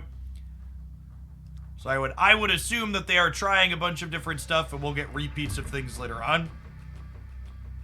You get some pool 5. Are you asking, have I gotten a pool 5 card in a reserve? No. Every reserve, every pool 5 card I have is from collector's tokens. Escape. Glad, thank you for the 33 months. Yeah, my opponent emoted a bunch and then snapped, so high chance that they're going to be sniping, so I'm just going to give them a Cuban leave. No, you have to manually mute shitters at the start of each match. It's a really frustrating experience. Someone said Ben Brode was adamantly against auto squelch inside of Hearthstone, so I have low optimism that we'll ever get that as a quality of life feature.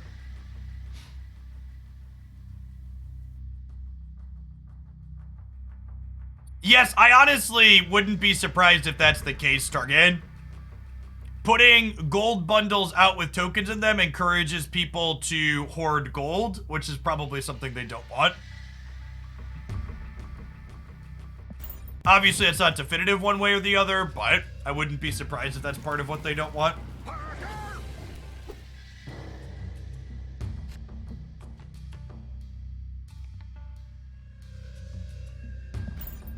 This deck's curve definitely isn't good. We only have 2 things that we can play before turn 3.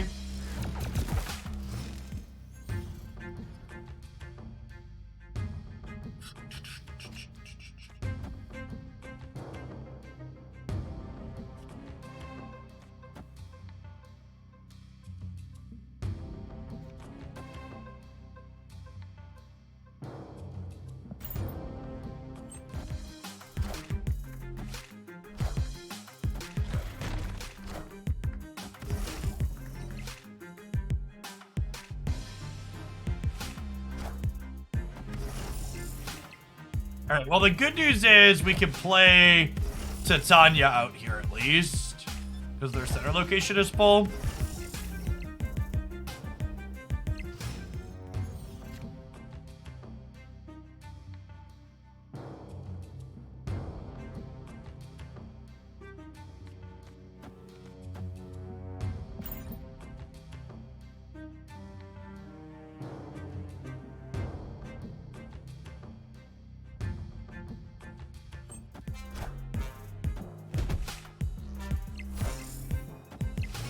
So I don't want to kick Titania over with my first play here, because then my second play would pull her back and I wouldn't be able to make another play.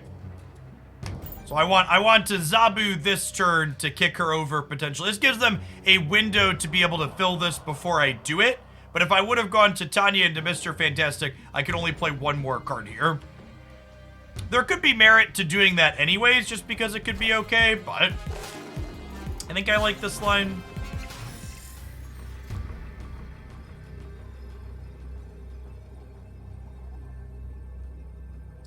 I think we go Omega Red into Silver Surfer, right? And we hope that 12, 14, 16 is enough to win the raid here.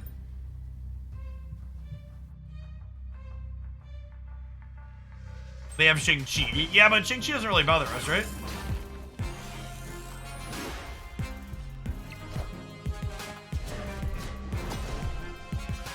They're a Surfer deck too? Oh wait, that's our Surfer. We lose to this, right? 9, this is 18. Yeah, we're a little short. No, wait, we're good? That ties, right? We're 52 in the middle? I think we're good. I think we're good. They're... Yes, we win the breaker by a touch. Okay, that's hilarious. Deal, we take those. So they're up 29, and we're up, what is this, 47? And then the Omega plus Mr. Fantastic tie the right for us here. Yeah, that's great. Our brain is huge, Chad. That's why we gotta wear Cerebro to keep it inside our head.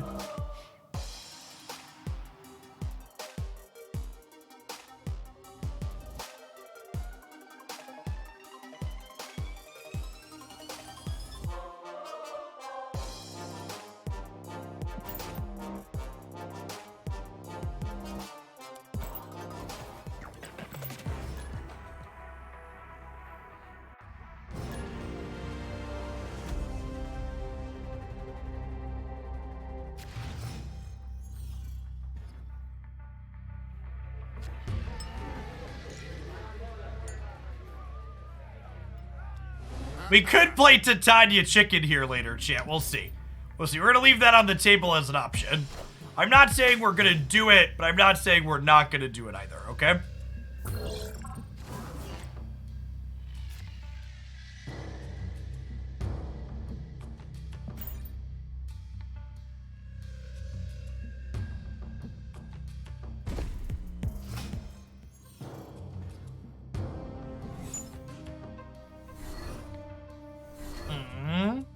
Zabu.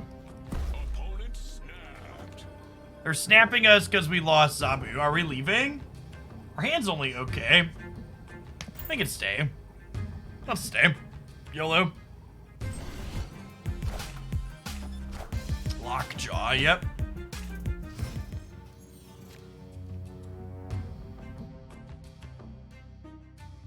Ooh, Storm on the last turn is quite good.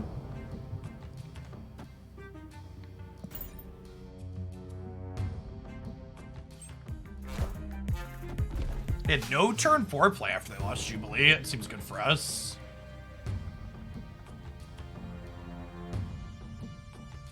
Okay, so if I go Cerebro plus Lizard.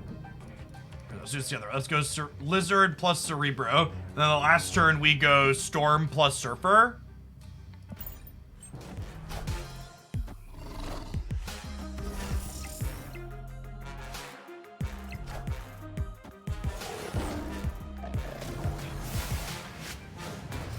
It's a heck of a gamble. Surfer's going to give us +6, +8 here. That might be enough.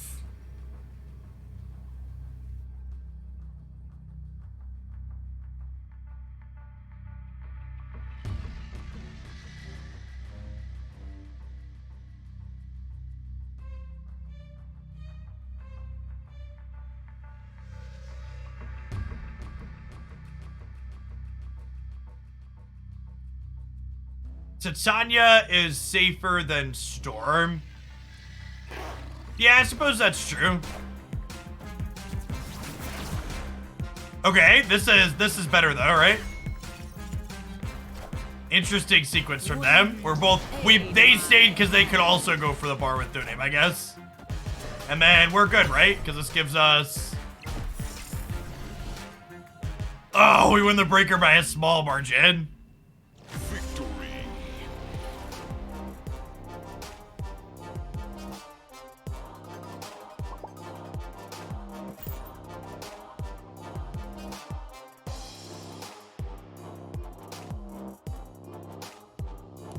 Someone asks, how do you get the black and white baby Nightcrawler? The black and white have to do with card splits. Someone asked, why do we play Surfer Mid? Because I need to win locations with only one card. So the baby artwork is a variant. The black and white and gold backgrounds are card splits.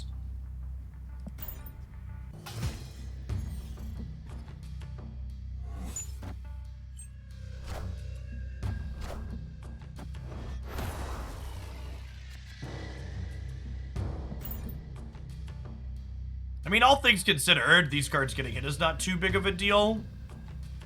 We'll get to Zabu on curve here. Opponent snapped. Yeah, I think we're chilling. We have Zabu into Omega Red.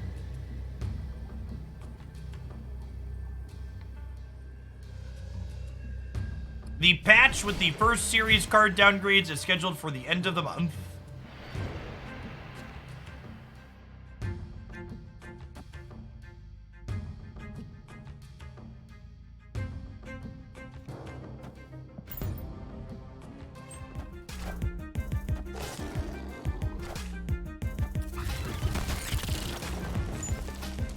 Okay, so opponent is probably a Surfer deck.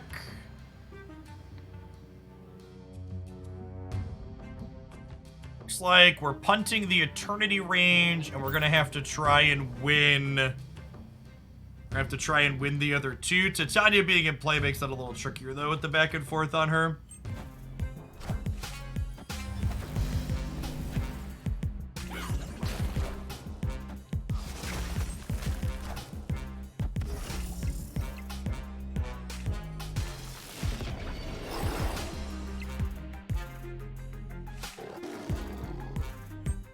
Okay, so them filling the path with Titania is actually pretty interesting for us, right?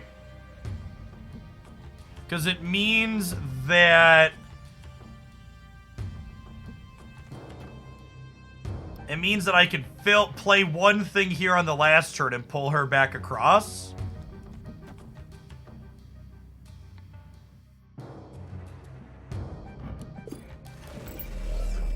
I think we go this into this. Although I guess playing the Mystique left is worse if they brood. Okay, they're just Killmongering, so it doesn't matter. Got it.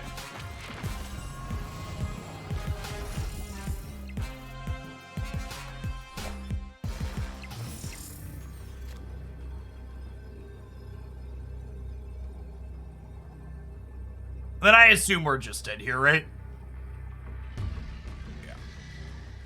Cadillac Grills, thanks for the quarter of a year. Welcome back.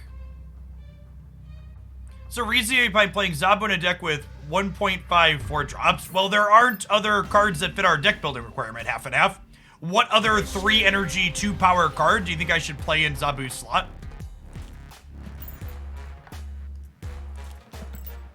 The subset of cards that fit the incredibly strict deck building requirements that this deck has are very narrow, right? All of our 3 energy cards have to have 2 power, and then everything else has to have 5. I also think here's something to think about too, and I actually think this is really unexplored space when it comes to Zabu, is in Marvel Snap, 1 energy for 2 power is considered an okay rate, right? If Zabu only reduces the cost of a single 4-drop, it was basically like playing a 1 energy, 2 power card, right? So you don't really need to get this incredible range of discounts with Zabu for it to do something okay or on rate in Marvel Snap, if that makes sense. I don't think I want to Lizard London, because London means the board's going to get pretty clogged. I think we just play him right into the unknown.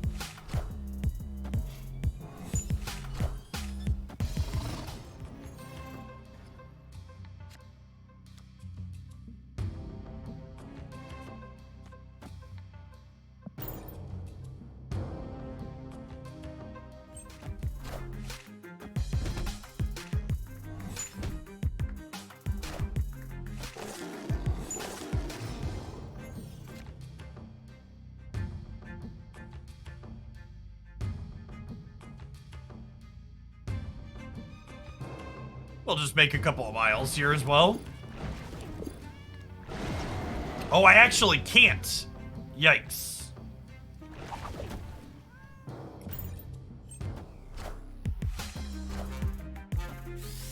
Yeah, Crimson Cosmos is almost a build your own Sanctum Sanctorum, which is funny.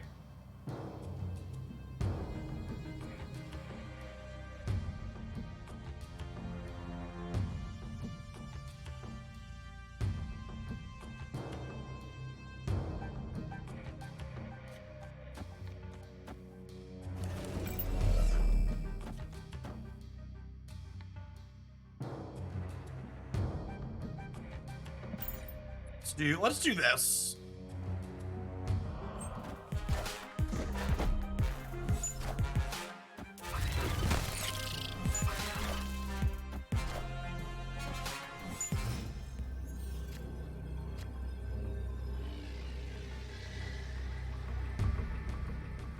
Okay, wait. This wins the game, right? Because we have priority. We storm the London. Titania wins here. Crawlers win here. Got him. Got him.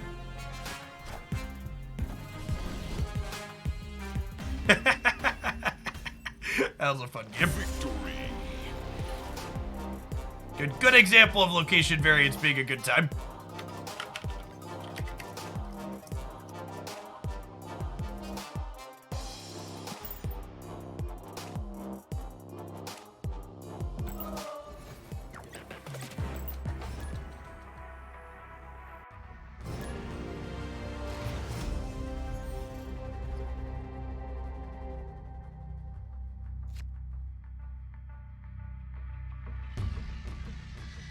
And have a good Lockjaw deck. Lockjaw is one of the handful of cards that I have an ultimate deck guide for. Be sure to check out the video in this playlist here for a great resource on different ways to use him.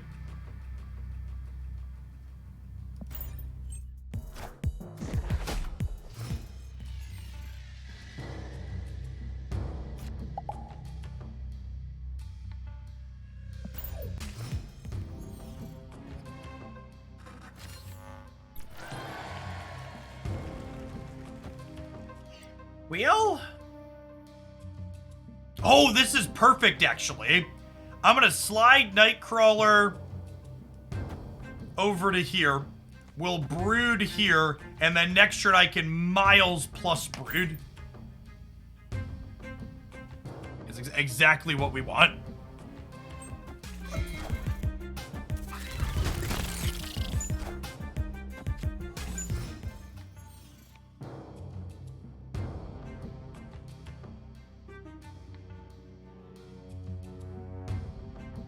Slide into Morag's DMs, yeah. And who do I want in Morag? Do I want to... Do I want to go Brood into here?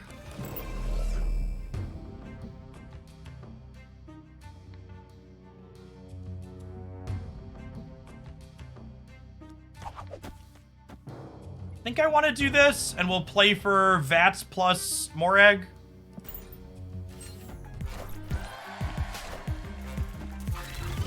Yeah, because if I Brood Mojo World, it's just like hard to get into Morag, right? And then I think this is just like running surfers, huh? Yeah, they're super dead. Victory. And what deck would you play Captain Marvel? Captain Marvel doesn't really have an established ideal deck.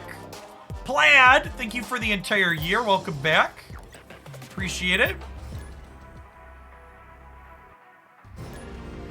Get you a sword to go with that shield. Google something. Speaking of Hoogle somethings, by the way, subs, we have 3 new emotes that went up over the weekend. We have a Hoogle Lizard Brain, a Hoogle Arrow Yoink, and a Hoogle Rock, themed rock. Those are up on Discord and here on Twitch now.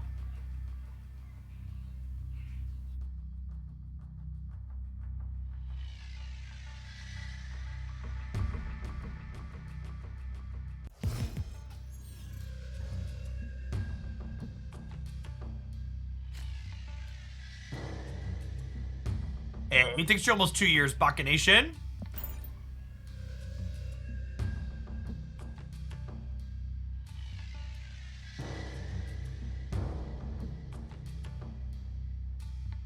Hey, Vitigo, thanks for sticking on with your sub. Good to have you back. Red God with the 14 months. There's a big maw in Atlantis, chat. Big maw in Atlantis. Let's go Zabu here.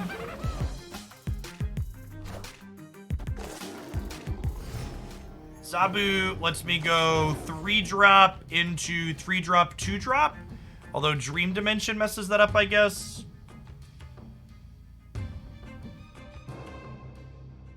Do we just Omega?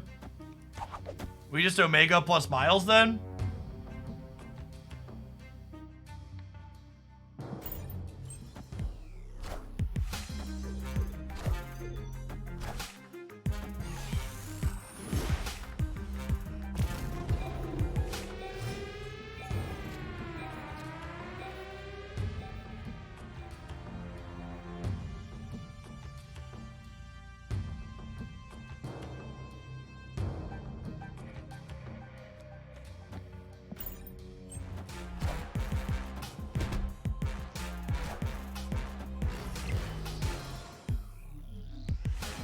Okay, wait a minute. If I go Cerebro here into Surfer here, the Atlantis bonus makes Surfer 5, which then gives it the Cerebro bonus as well. And Surfer boosts Goblin, but that doesn't matter. This is actually hilarious. Okay, let's do this.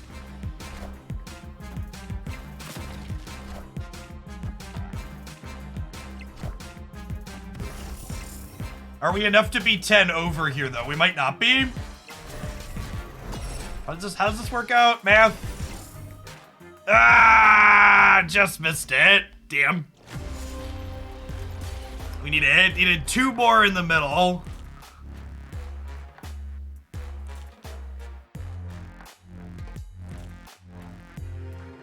More on the right.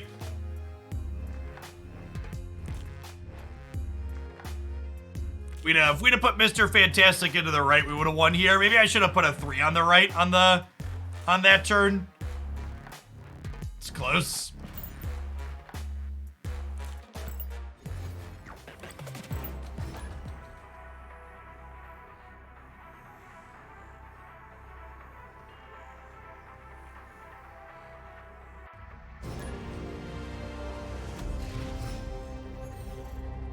If I would have gone Cerebro into Mystique...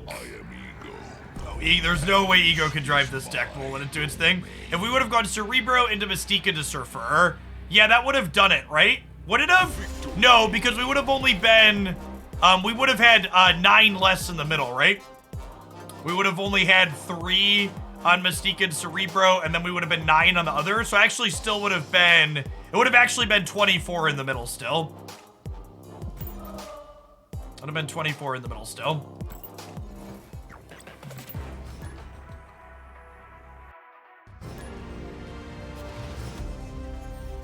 I should have played a 3 on the right. That game is what I should have done, I think.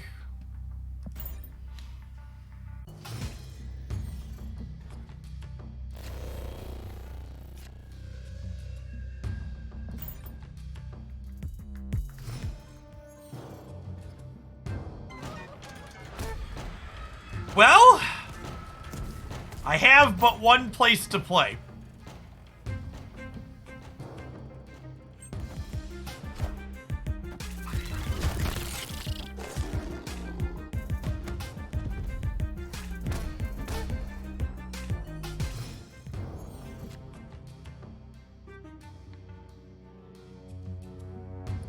Okay, so let's go Cerebro right into Mystique Omega red next turn. Then we're hoping to draw Titania. Probably dead.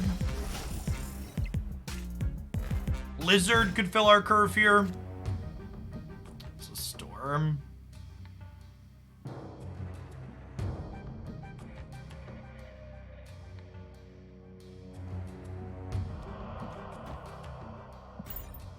There's a world where we draw Brood. Maybe we're okay. Wakanda forever. Brood, Rogue, Black Panther. What are you doing, Fredo?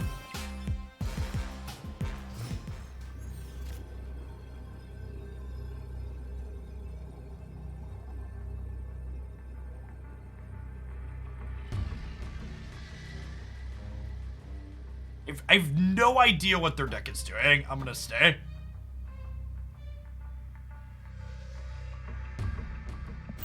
Oh, yeah, you think they're Mr. Negative? That would make sense.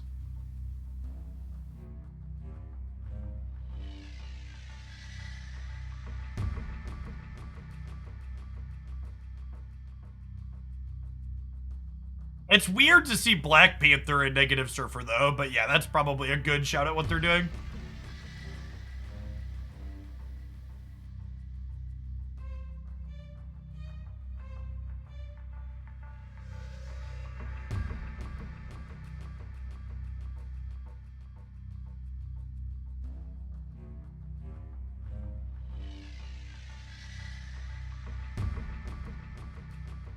Yeah, I like regular Panther Negative. I just think doing it with Surfer as well is asking for a little bit much.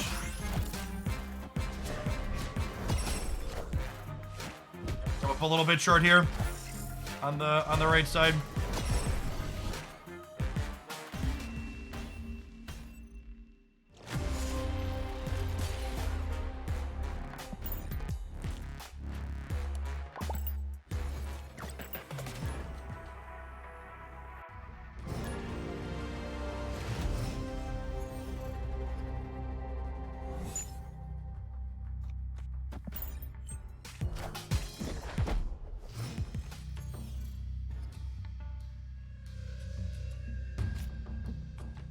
Okay, and so Titania.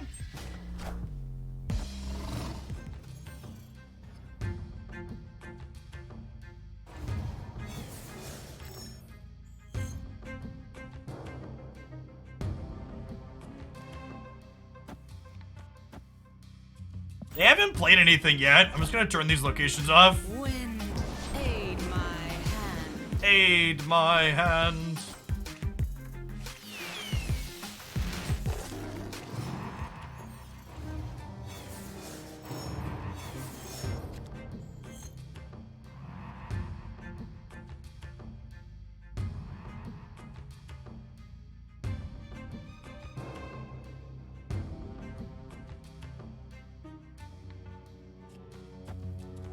I bet they don't play left.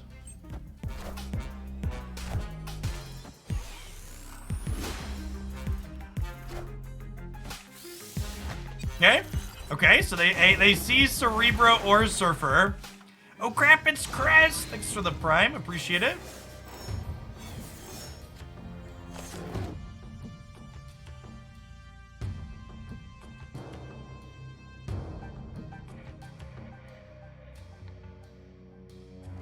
So, I think we play Cerebro, but then we chill on the Surfer, because if I draw Mystique or another 3-drop, I want Surfer to power those up.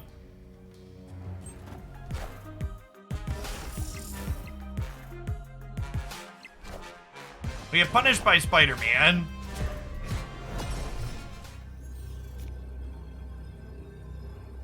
They got our Surfer. I guess regardless of which of our ones they got, they were okay there, huh? That's sad. And then wager running rocks. I seen it. Any other card that could do something? Any of our 5 or 3 power things would have been 5 or 2 power things would have been great here. Sedge. Escaped.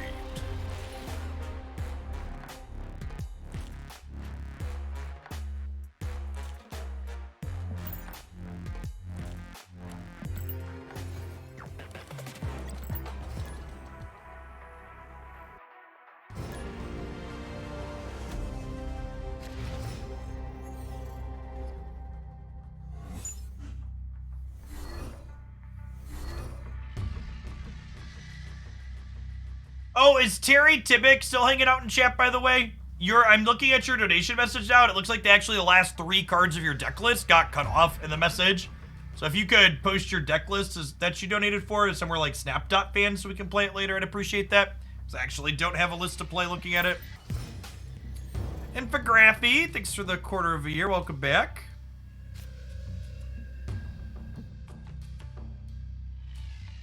Hey, glad you're enjoying it, Chris. Thanks for the support to help keep me around. Grasslands, thanks for the prime. We lost to Tanya. What did they discard, chat? Appreciate the chat shout out. We lost to Tanya. They lost something. Crossbones. Okay, so they're a Zabu deck. We just brewed DC, huh? I think this is a Brood DC Omega Red DC angle.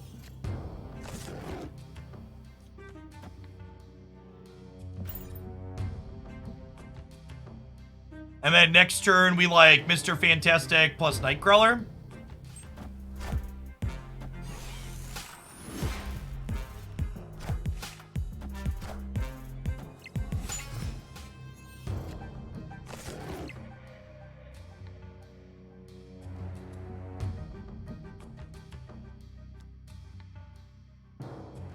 Oh, DC throws off the Cerebro. It's probably fine. The Cerebros will still make the Broodlings bigger. Friendly neighborhood Spider-Man here. Go mid! Go mid!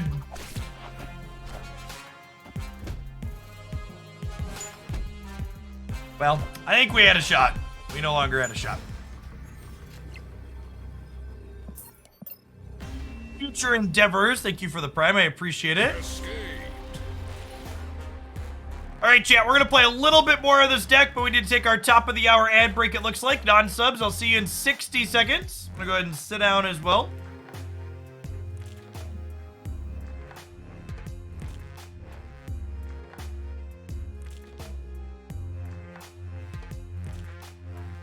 I finally bought a pair of cordless headphones, chat. It's weird. It's weird being able to move around and not get caught by it on my arm. Still getting used to the freedom.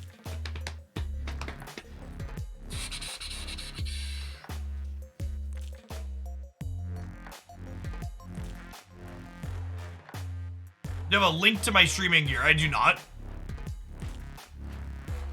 Game changer with no cords. It's awkward because on the wireless, so with my previous headset, I would listen to my microphone in my headphones so I could hear my audio mix balance. But this headset with the wireless has like this very minute delay that makes hearing my voice back frustrating and annoying. So I had to turn that off. So it's disrupted my work for a little bit. I think I like the freedom of not having the cord enough that I'll deal with it, but it's annoying that there's a small audio delay compared to the corded ones. Future Endeavors, thank you for the brand new prime. And Nicholson, thanks for the almost 2 years. Yes, yeah, I literally cannot, like, it's super jarring to hear yourself back on a delay. Makes it impossible to talk.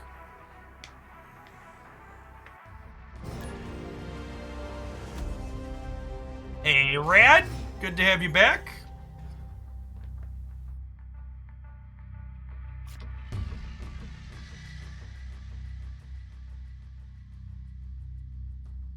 Timic, again, can we try and follow directions for the third time? Can you please post the deck on a community site like snap.fan or another that I can have a URL to?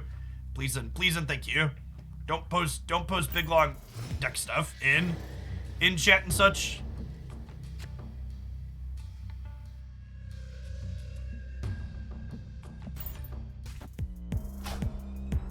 It's definitely a Cerebro into the bar angle.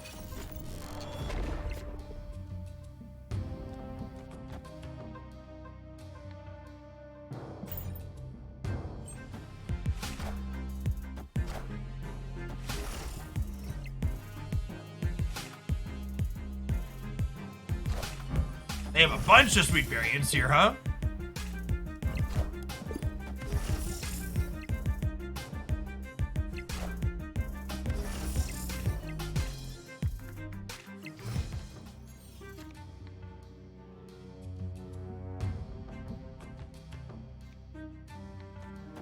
Omega off to the right outside of the path of these. They're going to be a Patriot deck here, it looks like.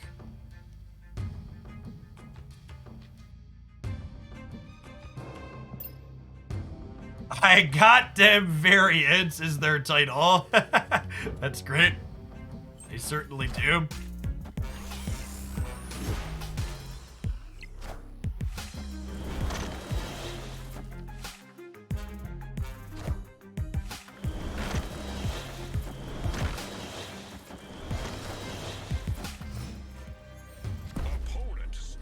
All right, well played. Well played.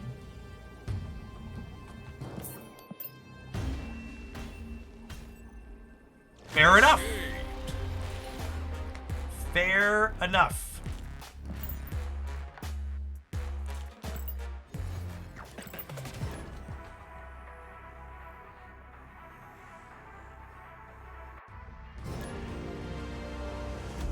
They had very little confidence in their line, chat. They were surprised when it worked. I feel like playing a Triskelion game. Let's jump to the next. Escape. Someone said you could put your voice loop back in a speaker monitor. Yeah, that would defeat the purpose of having a headset, though, and it would likely give bleed into the microphone.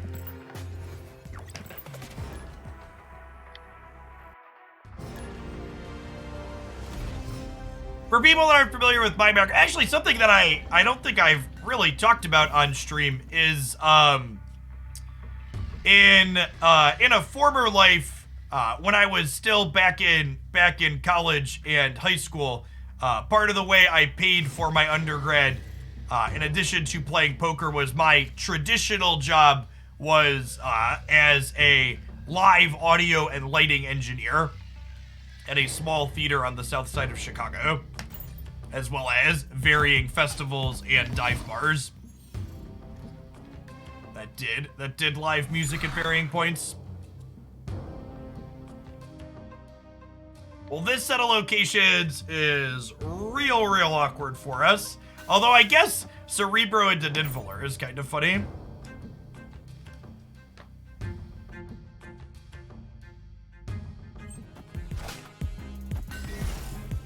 Yes, that's exactly how Titania works. She constantly switches back and forth as cards are played.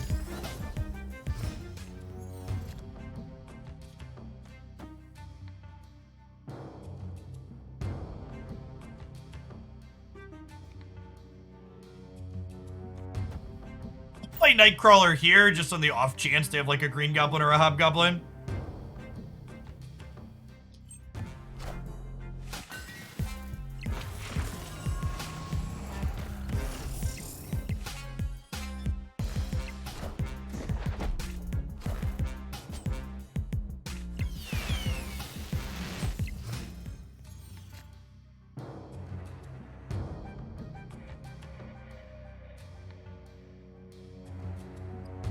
Let's go Storm, move the Nightcrawler, and then we have Miles, Titania, and whatever we draw next turn.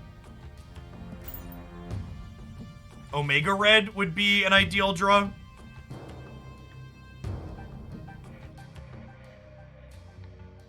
Yeah, ideally we don't want to Surfer this game, because if we Surfer make these bigger, we lose the Cerebro buff on these, but that might also just be fine. We'll see. We'll see how this plays out.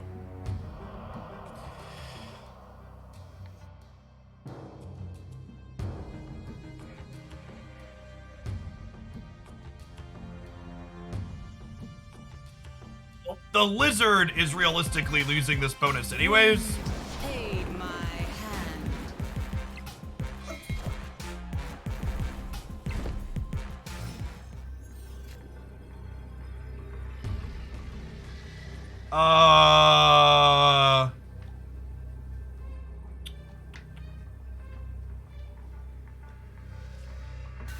So if I Omega Red here, do we beat Dr. Doom? So Omega Red cuts 8 off of these, leaving us at 10. And then Omega Red is 10 plus 4, 24. And then he adds 4 to here and here.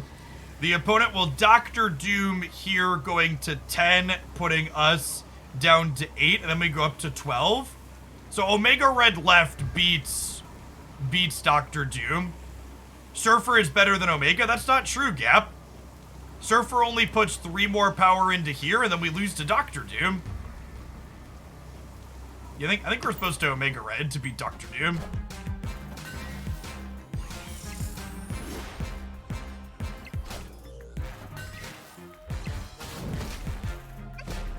Get juked.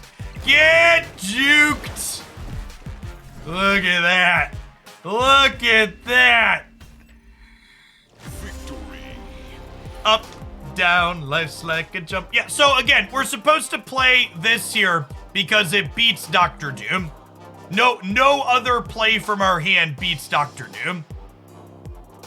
So if I would have played Surfer anywhere, chat, Surfer only adds 3 more here.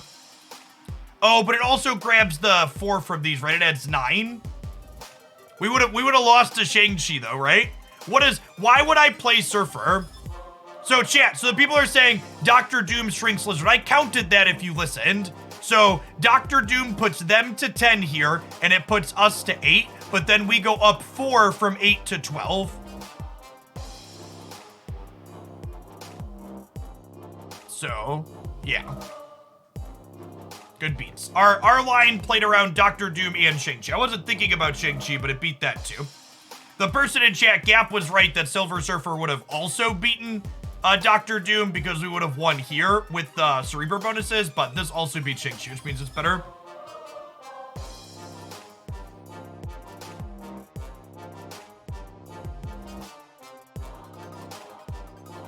Oh, Lizard would lose the Cerebro bonus. Oh, it would, wouldn't it? Yes. Yes? I only counted -3, but you're right. It's technically -7, right? Okay. It's fine. We miscounted and mistakenly played around Shang-Chi. Accidental big brain.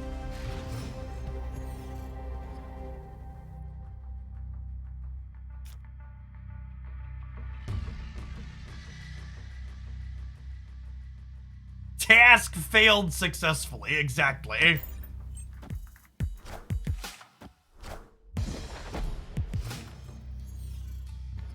Shang-Chi didn't clear the left because when Omega Red flipped up, it had the highest power, and the other things got smaller because they no longer had the Cerebro bonus. So they were no longer +9. And then after the Shang-Chi cleared the Omega Red, they went back to 9. I think the Cerebro challenge sounds like an incredible waste of my time, and I'm going to continue telling people no. Chat, I'm not at a shortage of decks that I'm interested in playing on this stream. I'm glad other people had fun watching that in other places, but I've got like a giant list of things that I want to try. Maybe if at some point in the future I feel like I've run out of content, it's something we'll poke at. But for the time being, I am not short on content ideas, so.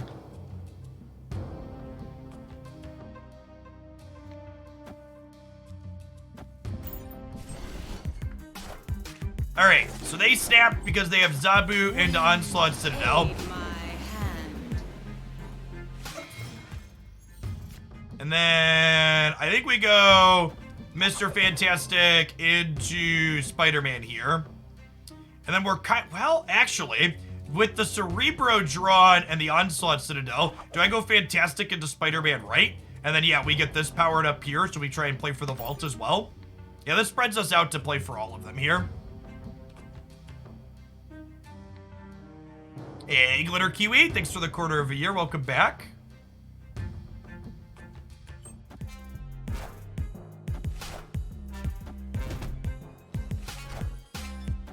It's our best draw here. Lizard or Titania are our two best. Yeah, and this is actually the last turn we could play here. So I think we're good, chat. Because they have priority, so this is staying here. And I get to go Cerebro into Mystique, Cerebro into Surfer. I guess I could play two really big things here, but we're going to add a ton of stats to the right.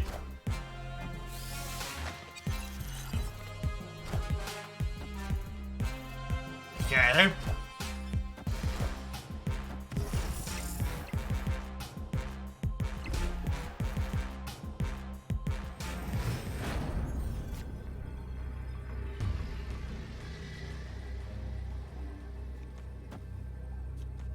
This is another +8 over here. And then Surfer adds a pile of stats mid, even if there's something weird like Hella. They could Ghost Rider plus Soak, because they did discard an Infinite, would be bad for us. They could Enchantress here, is in the range of things I could have. If this is just Ghost Rider, we lose, unfortunately. Because it only costs 1. Yeah. Yeah, they get to Soak 5 here. Damn, close game.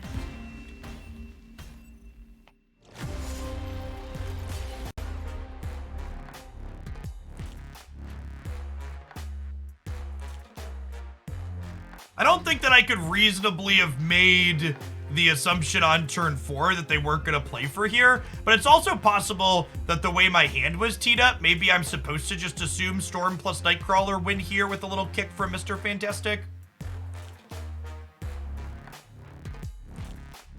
Good to have you back, Rid. Yeah, maybe I should have hedged Mr. Fantastic here. Because they had so many cheap things I could play.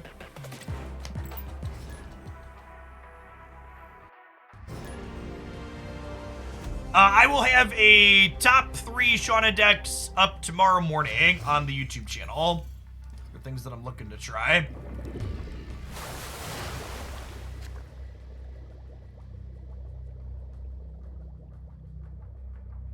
Time is Shauna live? Technically sometime tonight, but I have to wait for her to appear in my shop too.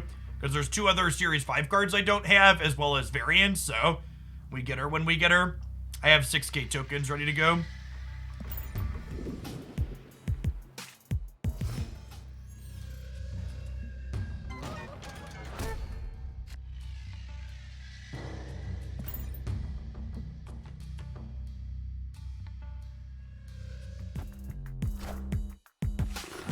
Yes, Nightcrawler is here to fill curve and make Miles Morales cheaper on occasion, which also helps us fill curve, technically. I think I'm storming Stark Tower, because that one throws off our Cerebro bonus. Wind, aid my hand.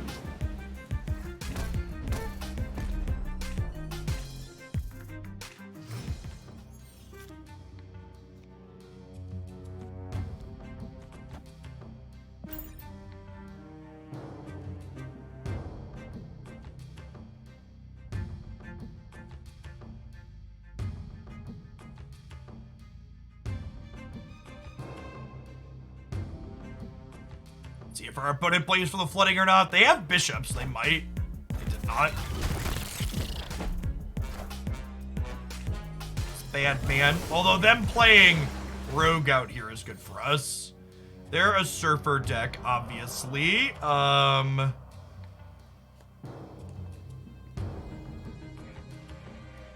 think this is... I need to do this just to...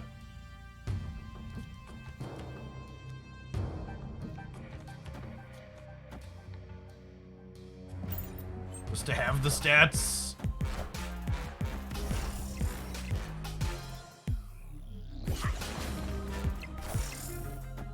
Yeah, they look like a negative deck without negative so far.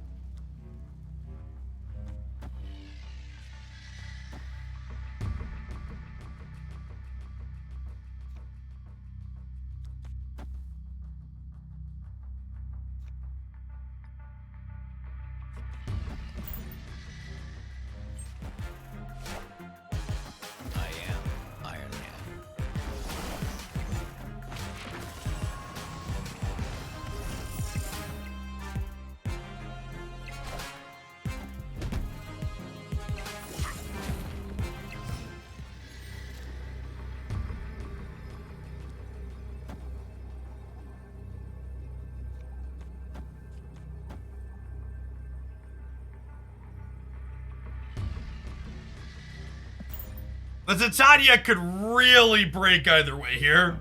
Definitely a chaotic endgame for us.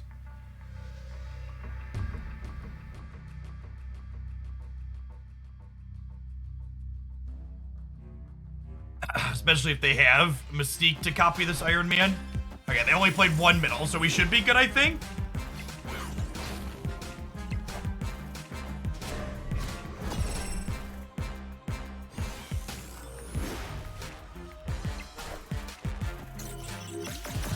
Oh, no, wait!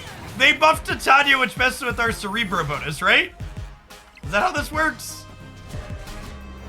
Are we good? I think we're good still. Okay. That's a funny interaction.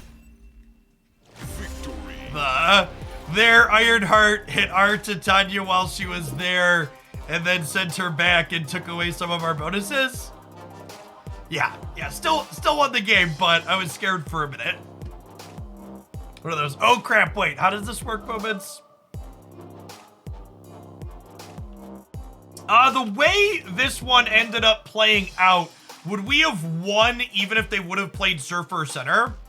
If they would have played Surfer Center, they would have kept a 7-power Titania on their side, leaving them at 21.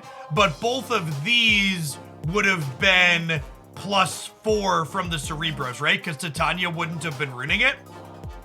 So we would have been 18-21 as well. We would have been 21-21 in the middle. Oh, but all of these would be +4 if Titania wasn't here as well, right? So we'd win the tiebreaker by a lot. So regardless of where they played these out with Titania here, we would have ended up in the same spot. Yeah, neat weird card that we would have won regardless of where things ended up at because of how the Cerebro bonuses broke.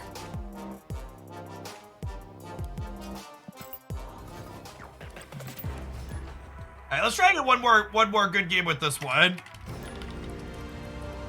And then we'll kick over to playing some viewer decks, huh?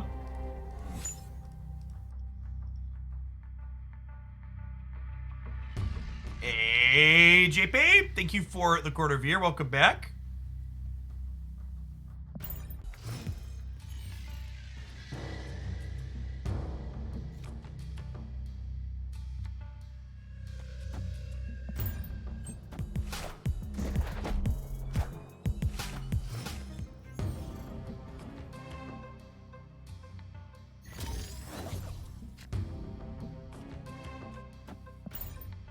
Not any rocks yet, but we're also missing Surfer and Cerebro. Opponent has a bunch of wasps in their deck now. There's our first rock.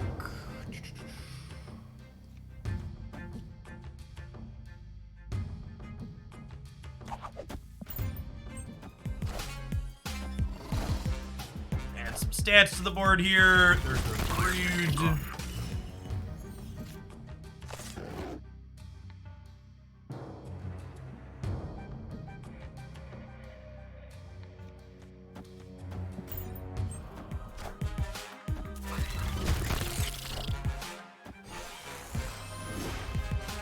right, we're hoping to draw Surfer here. Wongers in the middle. There's a non-zero chance we win this, huh? They've drawn some rocks as well, most likely. I'll play Go Fish. What you got, Wong?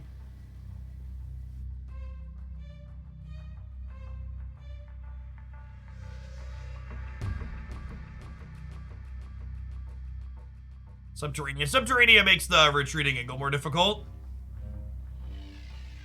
It does not, Brad. When you Absorbing Man after you Mystique, he looks at Mystique and goes, this card doesn't have an on reveal anymore. I have nothing to copy.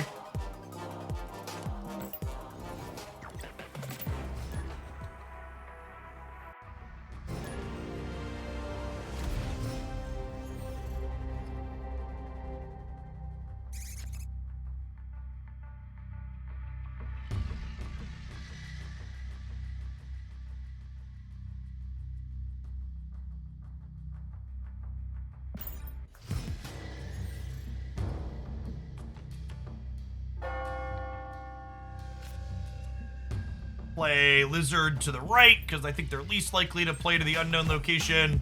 We want Lizard to be in a spot where there's fewer things.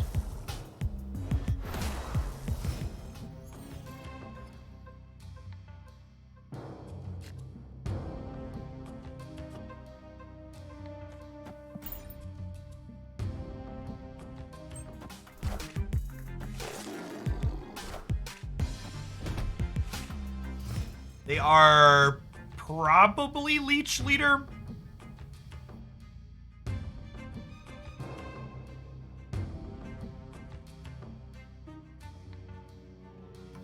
Excuse me.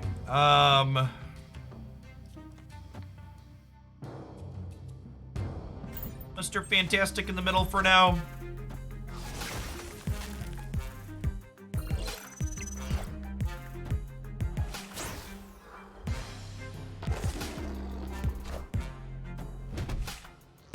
We're dead at this point. Oh, we could have given them to Tanya, man. Yeah, that's a good call. We'll leave when they snap after they take our thing away. Escaped.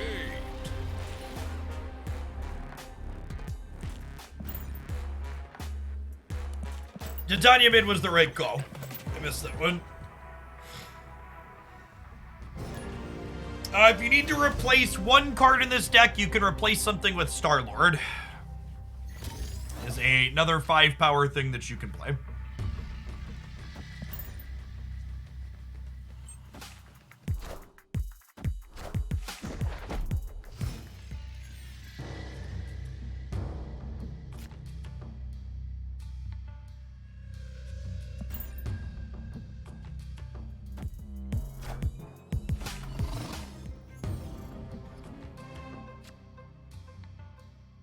All right, well, Fantastic in the middle.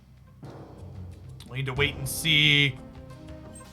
Do we want to Brood there to make their Lizard worse? Wakanda is very, very safe.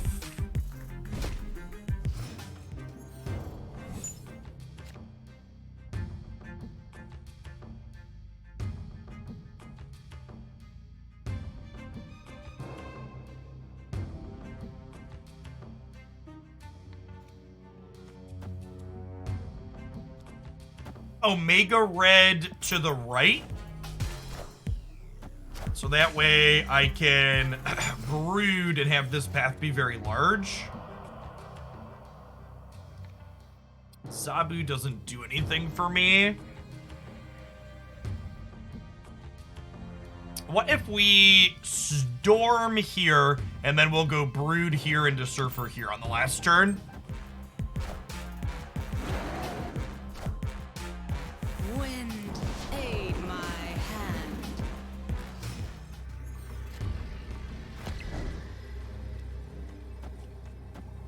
This gives us +6 in the middle, it gives them -3, and it gives us +15 on the right.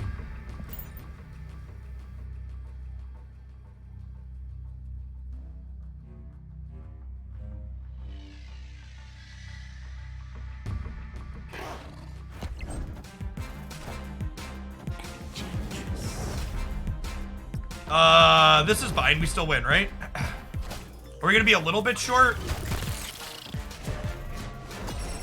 No, wait, Omega Red gets us across the finish line, right? Sure does. Clean game. Clean game. See, chat? They thought they needed to Enchantress the Mr. Fantastic. Little did they know, Mr. Omega Red was coming for their lunch money. He gets no respect, chat. No respect.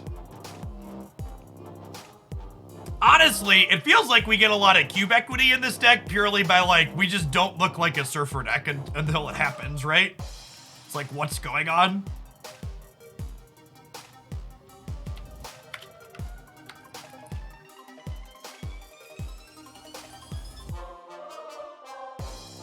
Oh, they couldn't enchant straight with the dead. Oh, yeah, that's fair.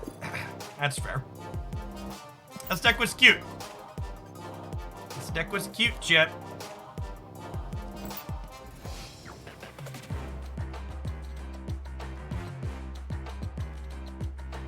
All right, we've got our first viewer deck we're gonna get teed up with. Violet Journey is there in chat. This is their submission. This is Zabu Rider Surfer.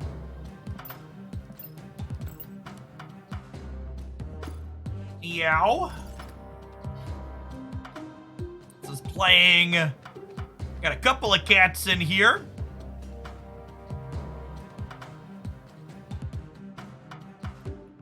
Picking up what we're putting down here. We have 2 things to discard. We have Lady Sif to bin Giganto, and then we have Black Cat that can come back with Ghost Rider as well. Sure, let's play some games, huh?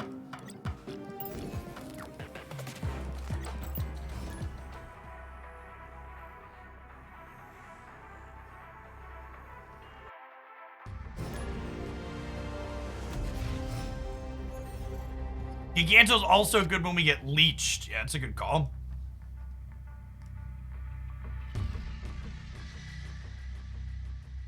Valkyrie's a solid pull. She's very, very good.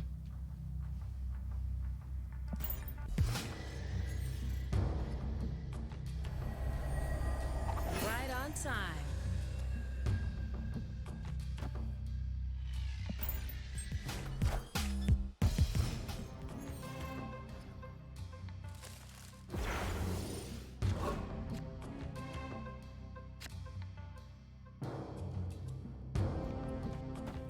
Zabu on the right.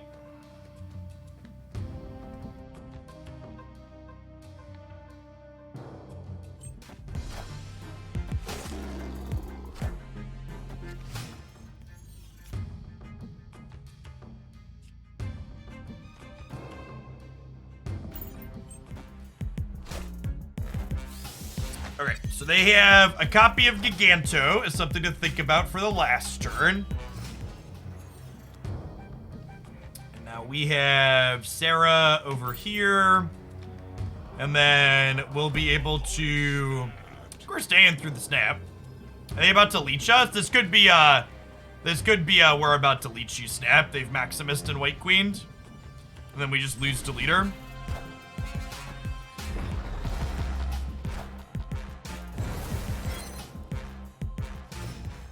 Ah, this deck is such an atrocious pit stain.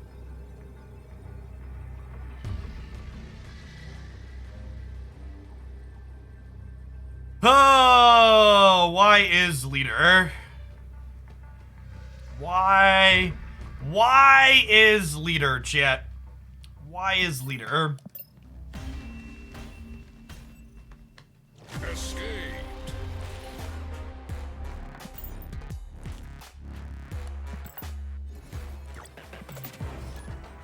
Doesn't Brood Surfer beat leader there? Well, they'd copy the Brood and the Surfer, and the Surfer was leeched, so no, the Surfer wasn't beating anything. Live from the Daily Bugle. Black Cat goes away. Someone asked, sorry if this has been asked, a replacement for Black Cat in this deck. Chat, in general, the thing to be aware of is that when we are playing decks on stream, this is literally the second game I've played with this deck. And we got leeched in the first one, and we got peaked in the second one. So I don't know if this deck is reasonable in general, much less if it's reasonable after you cut cards out of it.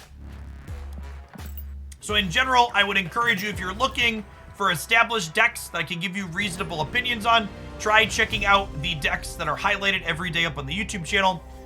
The live Twitch stream time is largely here for experimentation, or playing things that I have not played before.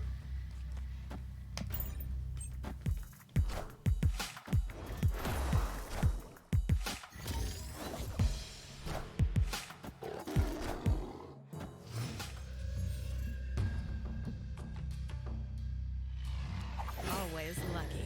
Always lucky. Unreal Me, thank you for the 20 months. Welcome back. I guess we just get the Brood down so that way we have the bodies in play if Surfer shows up later. Got Surfer. Surfer plus Absorbing Man means 1 power Brood is still worth keeping on the table. Yeah. This is great actually, right?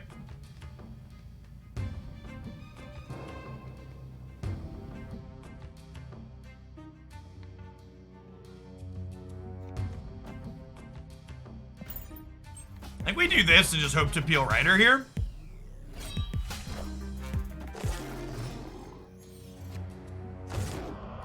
Perfect. Okay, so I think we just do Surfer into Absorbing Man. Do I let them know the Absorbing Man's coming? Maybe I don't actually. Yeah, I think we vibe for now. We Surfer and then we go Absorbing Man.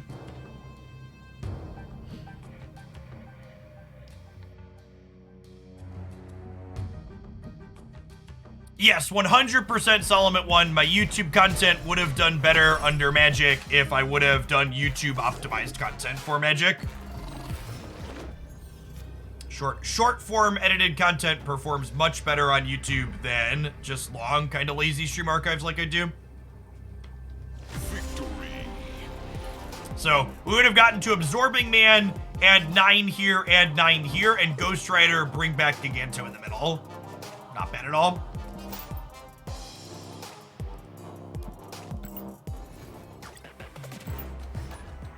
I don't know. I have mixed feelings on YouTube overall. I don't know that I necessarily regret not doing it sooner. I'd have probably made more money, but I will say it's kind of wearing doing YouTube stuff a little bit. YouTube is not a platform where honest content does well, and it feels like I feel kind of bad in the way I have to go about doing content on YouTube.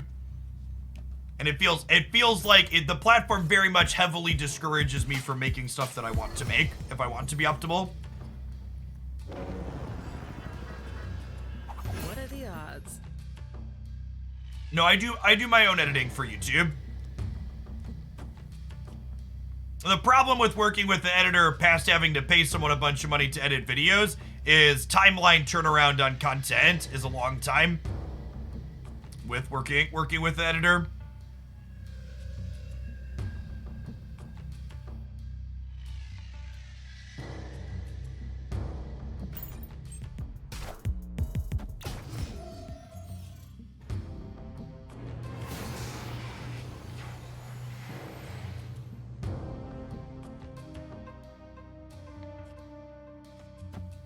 Patches, thank you for the 38 months. Yeah, it's like clickbait style stuff. Like you can't just show up on YouTube and make good stuff. Making good content is not enough to do well on YouTube. It's like the TLDR. You have to also play all these stupid little games on top of it.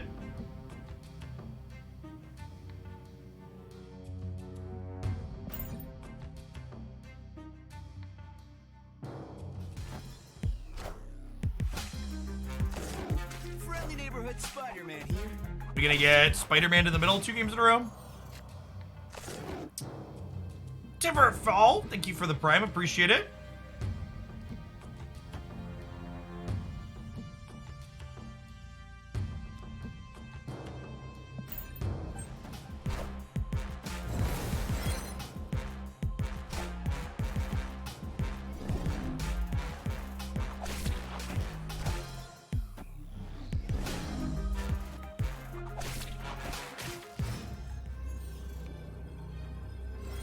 Is that a reflection of human behavior and psychology? Yeah, 100%. The YouTube channel, the reason why you have to do shitty things on YouTube is because YouTube uses an algorithm that optimizes based on human behavior.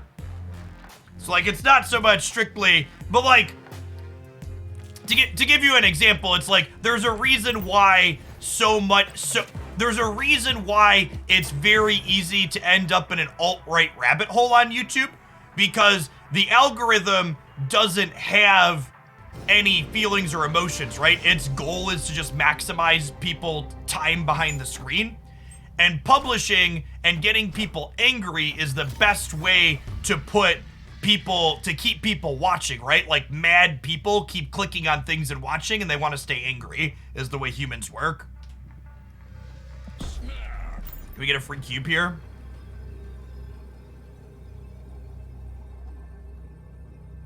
Adam's probably good if he has stats of his own.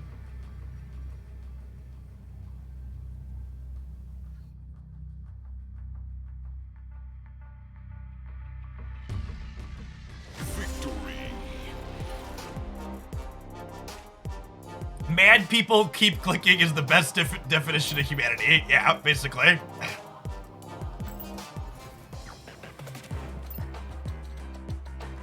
To give you, so someone said, can you give me an example of a game that you have to play? So I posted my favorite 8 decks for January 2023, chat.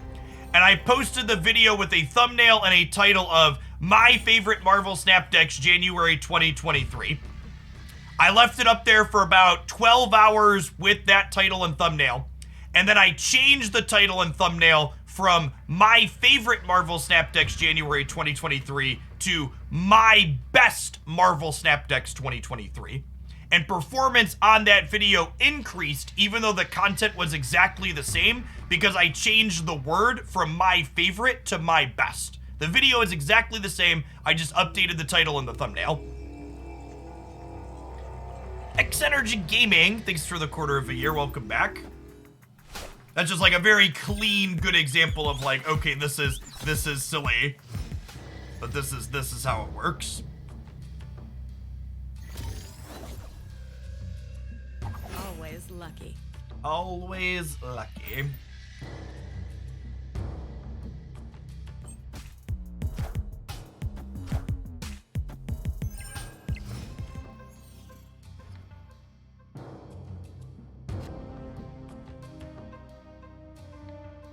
Yeah, I understand how and why it works, Koza. That's why I changed it. I'm just highlighting it as an example of this is not something that I enjoy or something that I dislike about how it works. Let's kick this over. Perfect. Just like we drew it up.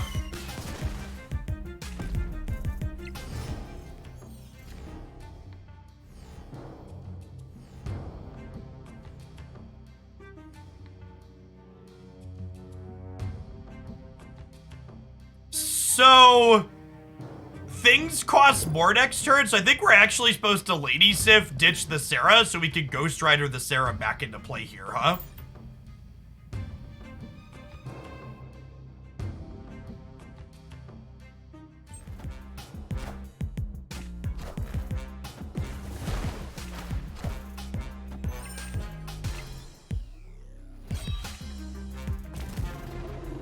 Oh, that is an unfortunate interaction for us. That's an unfortunate interaction for us. We can kind of salvage it though here, right? So we'll Sarah here, and then Black Cat discards herself. Black Cat discards herself, meaning I get to Ghost Rider into Absorbing Man still. And hopefully these bring them back in the right order. Ideally this grabs Black Cat and then this grabs Surfer, but they bring them back at random.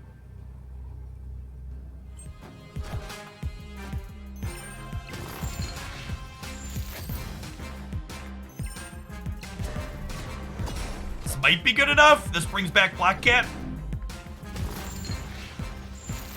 20 over here. Yes, this is good enough, right?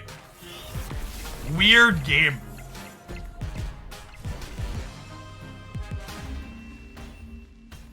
Weird game. Victory.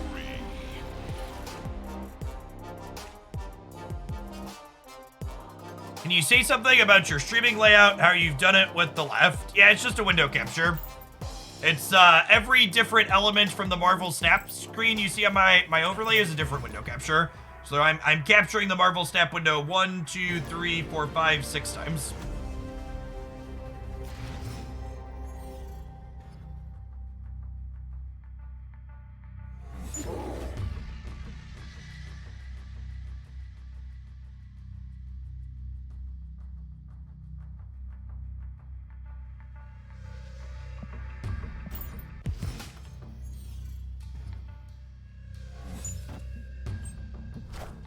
Our turn to get Scardiffed. Yes. Right on time. I stream with 3 monitors. I have two 27-inch panels and a 21-inch.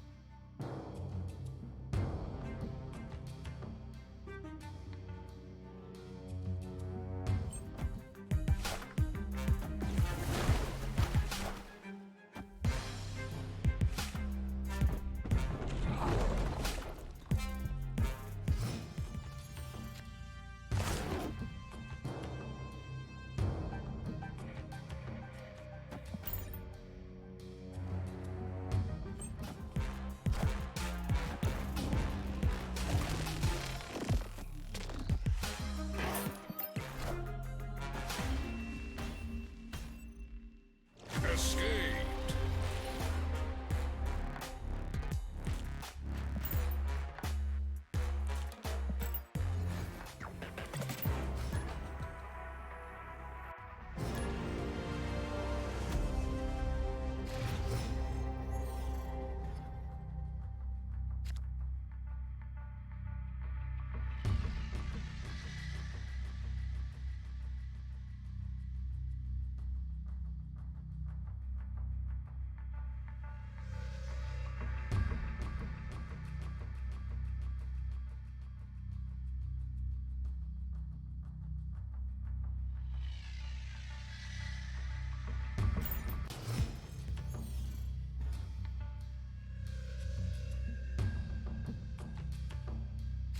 What are the Probably not a great TVA deck. Really need more time to go. I guess they haven't done anything either yet, though, so we got that going for us. Black Cat's actually a great draw here because it gives us something to Ghost Rider back next turn.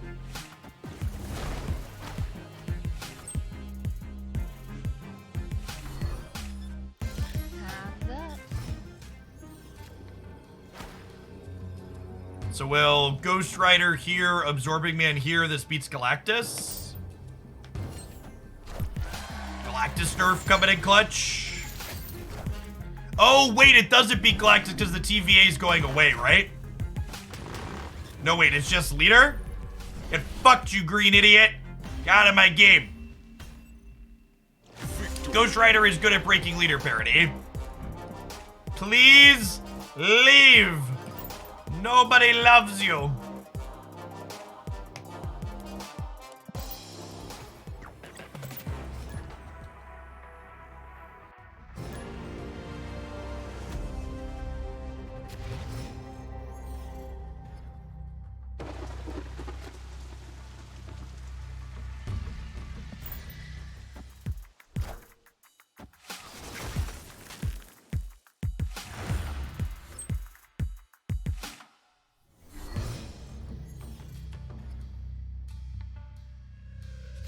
Right on time.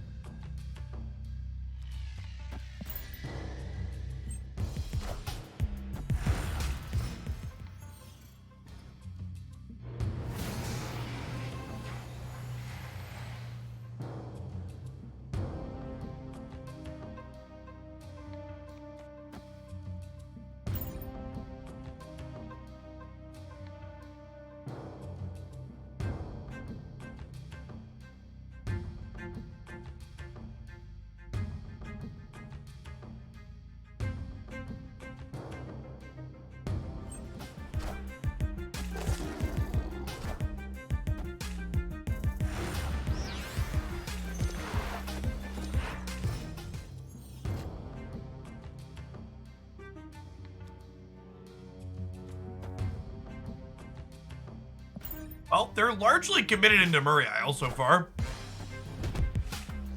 Looking like a surfer deck on their side too.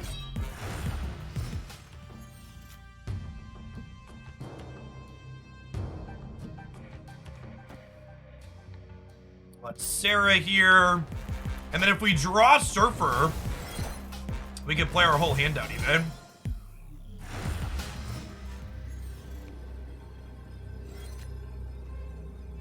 This Twitch stream is pre-recorded in front of a live audience. Thanks everybody for hanging out today. Appreciate you being here.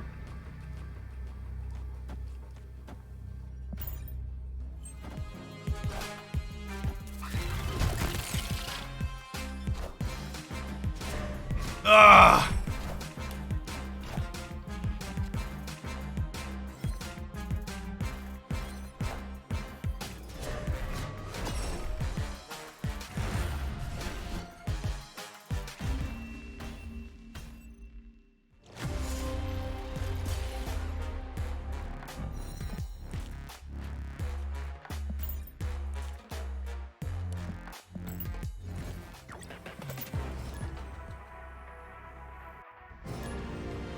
Cosno is a brutal dog, Chip.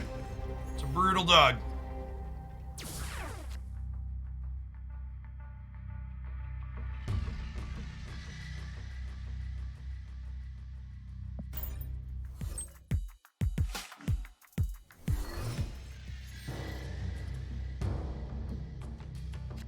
Always lucky.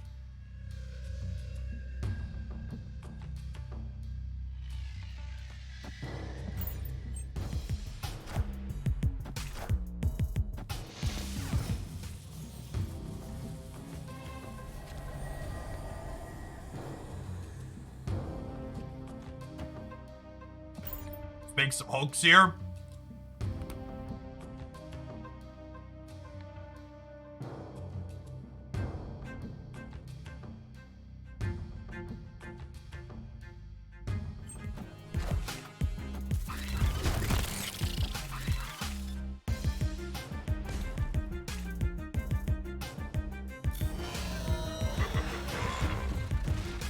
Typically, you don't need to worry about Shang-Chi out of Patriot, but we'll see here. That is a sizable X-Mansion difference, Jeff.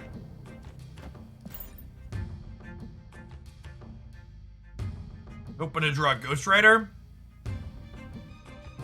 Sonata, thank you for the tier 1. Appreciate the support. Cosmos, literally just ending our entire career, chat. We even drew the card we wanted. Feels bad, man.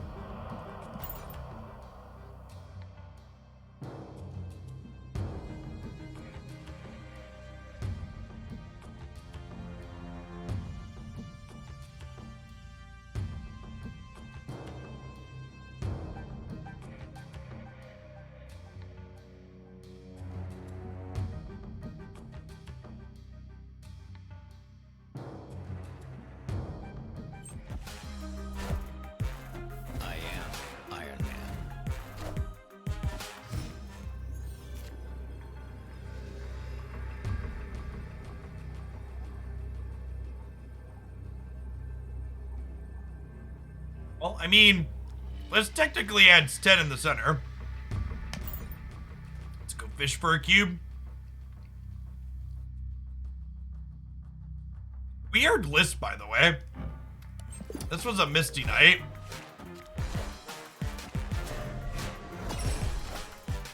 They're playing Misty Knight. I was not expecting Surfer. Strange collection of cards.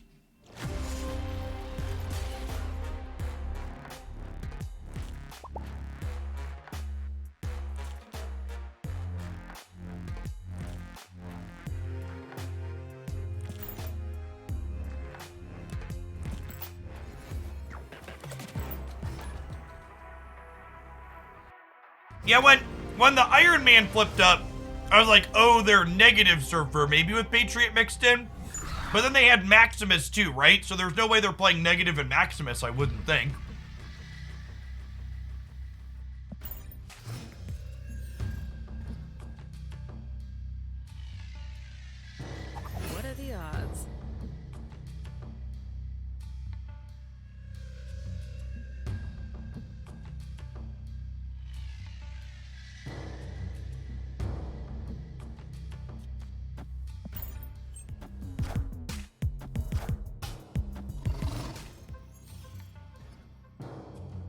Lizard into the Savage Land is definitely a decision.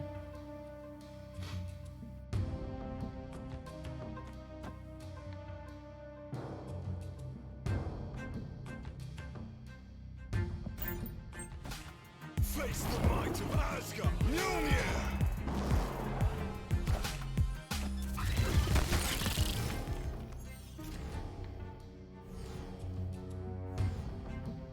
Yeah, that could be a beep boop is a good shout.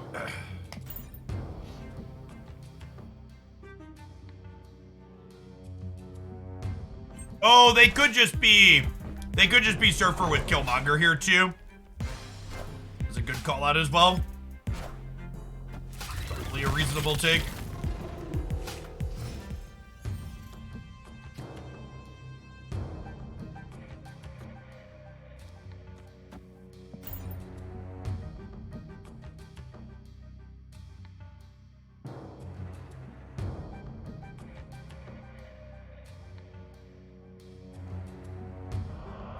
Opponent snapped. Yeah, I think we're leaving. Escaped.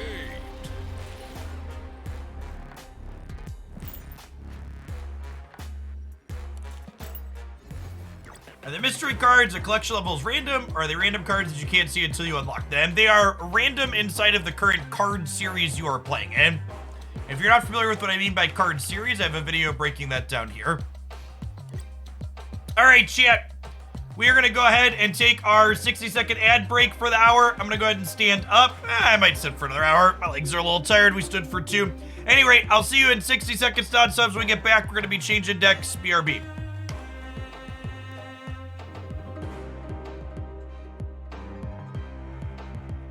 Chat, I fucked up the ordering. I get it. It's fine. We were super dead anyways. It did not matter. I had intended to Absorbing Man the Juggernaut, but I fucked up the ordering on turn 4. We were super dead. It did not matter.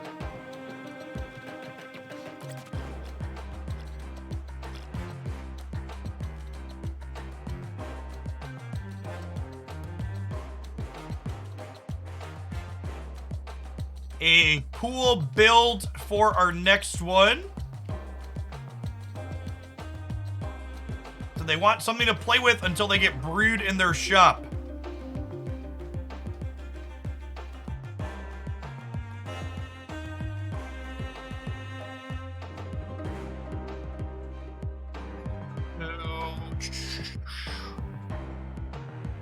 It's a pretty solid pool of cards. We've got Bast and She-Hulk in here. I preferred the previous one that we had with Hellcow, I think, Azure.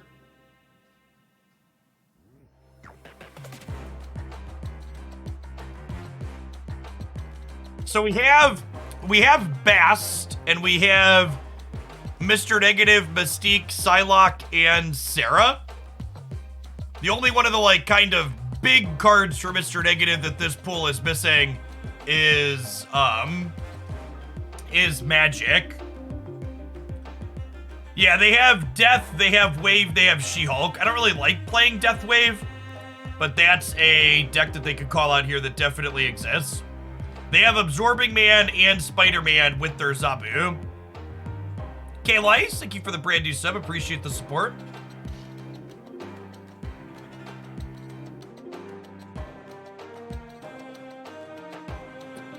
Yeah, I think in terms of pure power level, the Death Wave with She-Hulk is fine. You also have Leader in here that deck likes to tend to play. I think I would like to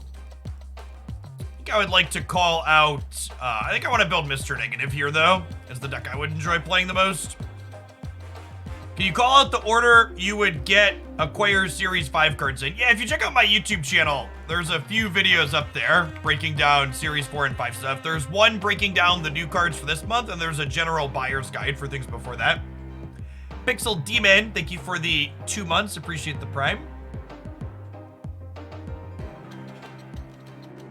Is there a reason to hoard gold? You can use gold to progress your account. Turning gold into credits is generally what you want to be doing. The card pool that we were looking at is missing Brood, so I don't think you should be playing Surfer decks without Brood if you're looking to be competitive. Like Brood is a must-have for Surfer.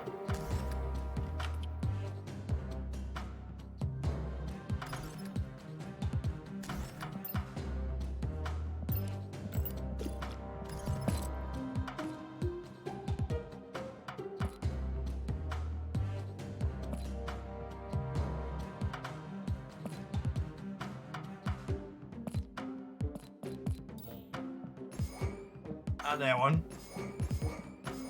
Of all trades. Thanks for the 2 months. Appreciate that. Welcome back.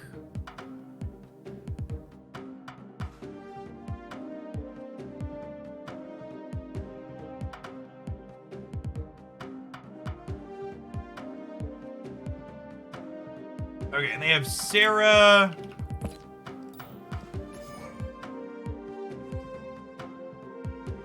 And we want Iron Man.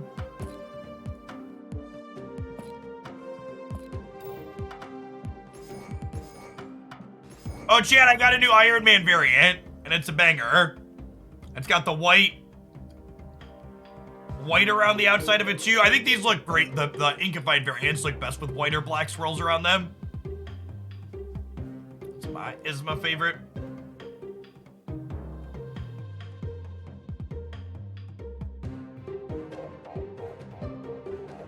We played a little bit of Zabu Negative, and I wasn't a huge fan of it. Yeah, the white orbiting effect is real good on him. Alright, what else do we usually play in this archetype? They have Rogue. And then Bishop and Angela. Yeah.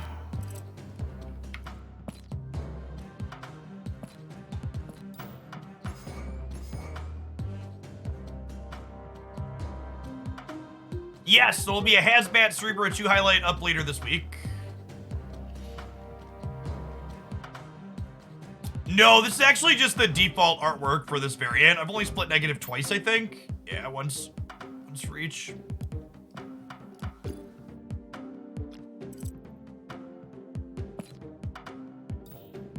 Luke Cage is required in that Cerebro deck. Yes. If you want to play Hazmat, you need to have Luke Cage. You can play regular Cerebro 2 without Luke Cage, though.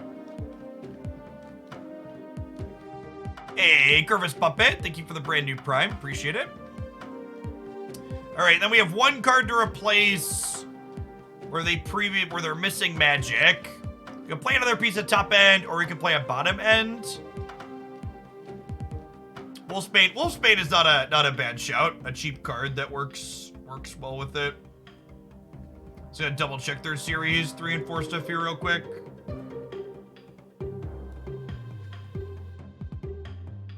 Yeah, I think I like Wolfsbane. Wolfsbane and Nakia are both good ones.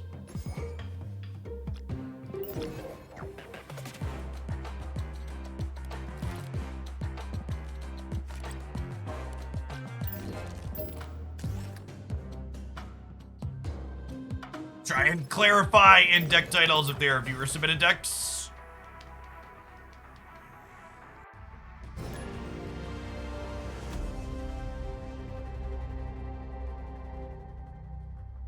I think Luke Cage is a fine pickup if you like the idea of playing Hazmat. That archetype is moderately competitive, I think. If you don't like the idea of playing Hazmat, no, Luke Cage is not very good. Yes, if you pin one of the cards that will be downgrading eventually in your shop, it will stay pinned and it will be the lower price once it downgrades.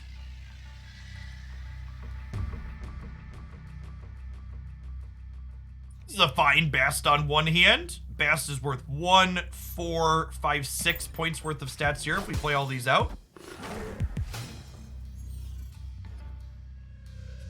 Yeah, our viewer was missing magic. We got a free magic on the first turn. Good beats.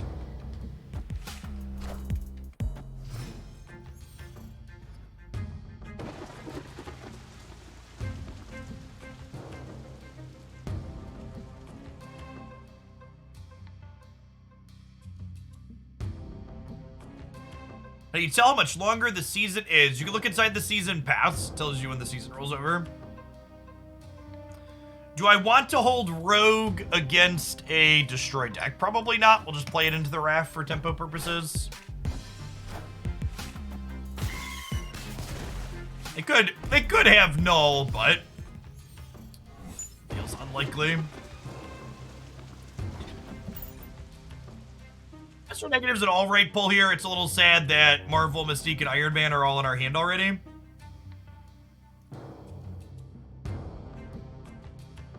I do not think Surfer is worth playing if you don't have Brood. This card pool does not have Brood. You also would, like, have to cut one of the 3s we're already playing to fit Surfer in, because all of the non-3s are good cards that you really want to be playing. If that makes sense. Yeah.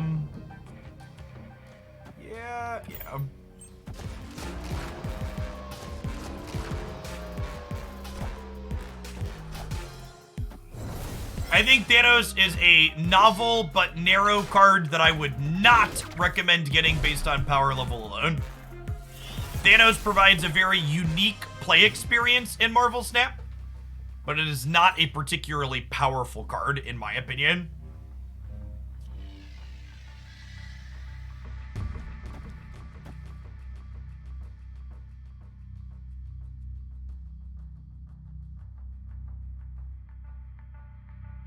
Opponent snapped.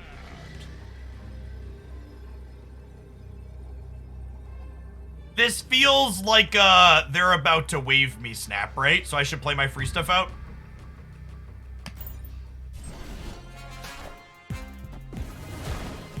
Wait, they didn't play out their free card from the Raft? That seems great for us, right?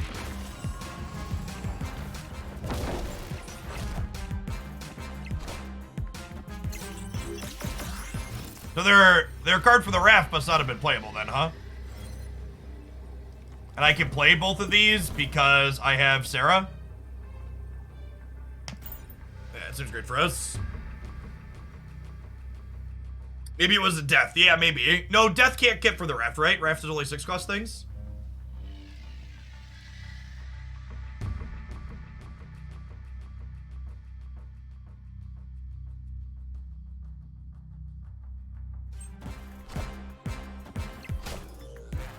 I am Iron Man.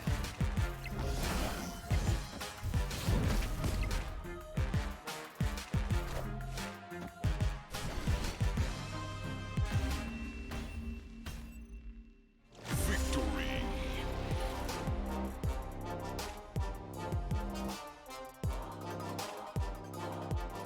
See you inside the Death Wave.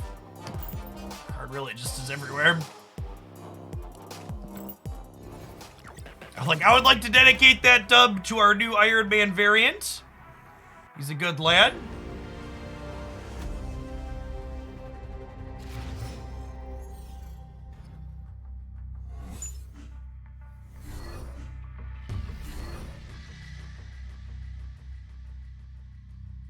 Chat, I need the chat diff. What got discarded from Sokovia? Both sides. I was looking at a notification on the other screen.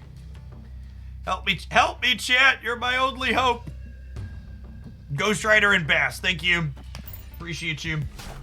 That's the real chat diff right there. You be looking away and still know what happened in Sokovia. Want to buy a game log feature, dude?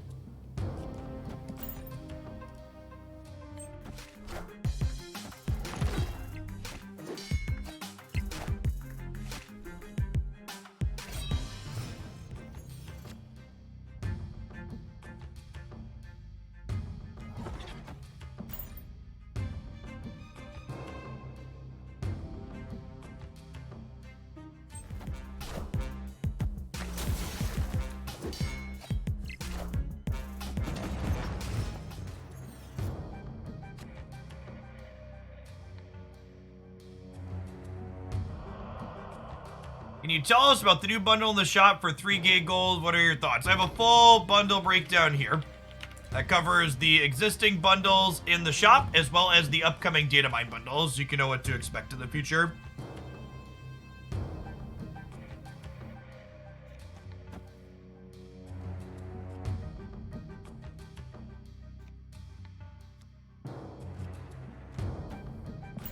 just marveling in the middle for now.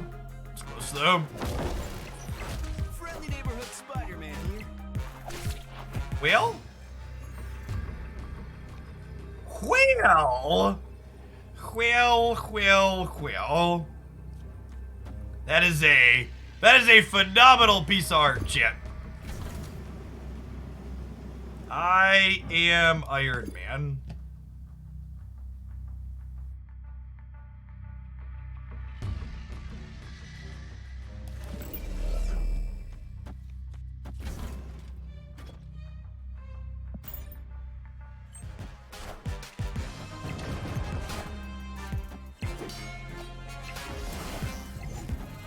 I am Iron Man.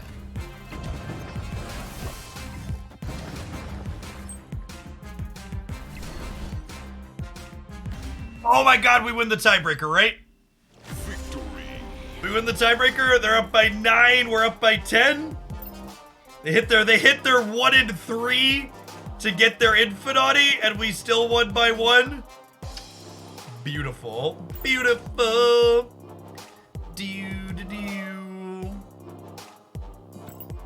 Yeah, switching the bishop and the Psylocke won us the game, right? Because the bishop got doubled up extra.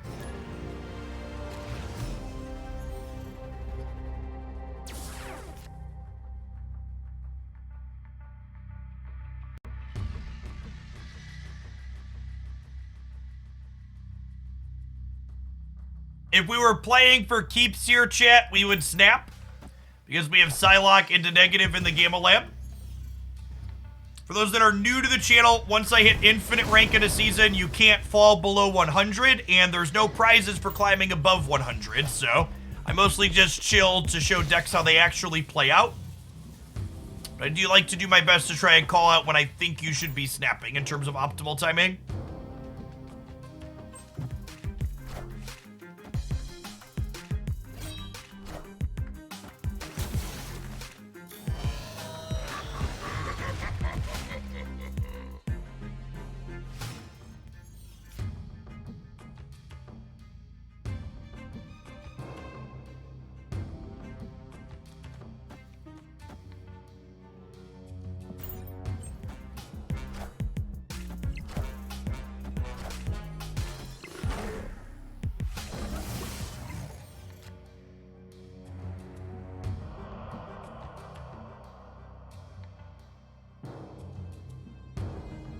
So it's energy efficient to Iron Man Mystique this turn. I don't know that I want to give them that information though, right? I think I just Ironheart and chill.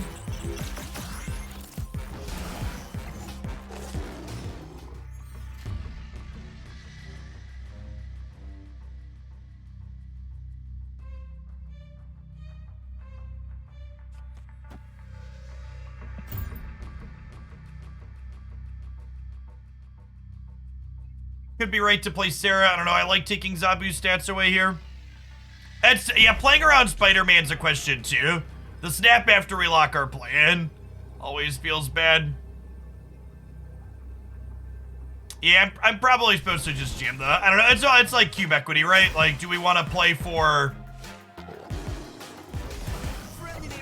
Yeah, just getting Spider-Man's. Oh, wait. We can beat that. This is 3 to 15, 3 to 18, double to 36.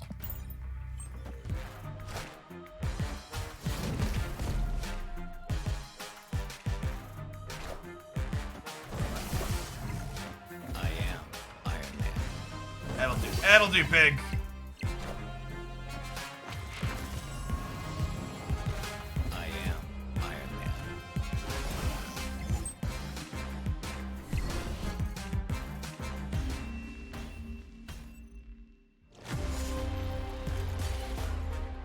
Would Sarah have been more power on the left? Could we play Sarah and Iron Man?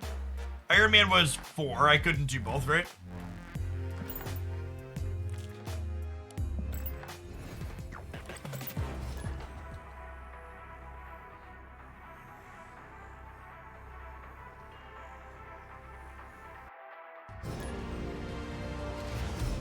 There's someone in chat who's looking for replacements for cards in the Mr. Negative deck.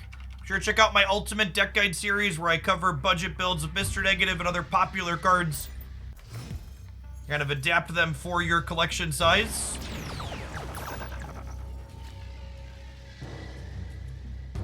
The peak while I'm playing Mr. Negative is a good time.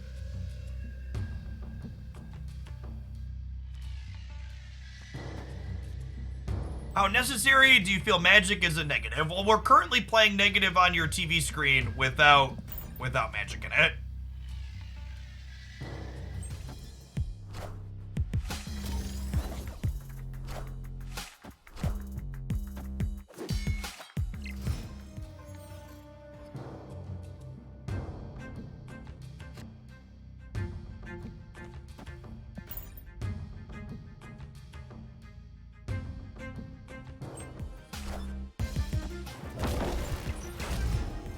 It's a pretty solid Onslaught Citadel deck.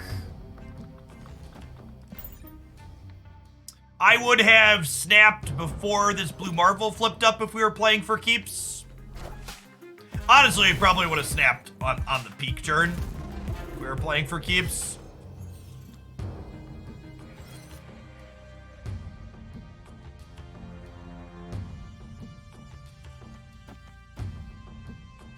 We'll play these out, get these extra stats, and then with Sarah being doubled on Onslaught Citadel, we'll be able to spew our whole hand next turn, especially with that extra energy. Yes, if negative triggers twice, your cards go back to normal, is accurate.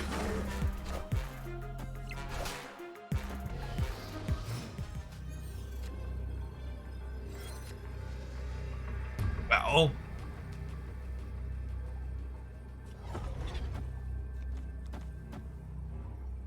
This is net power to play him on the right.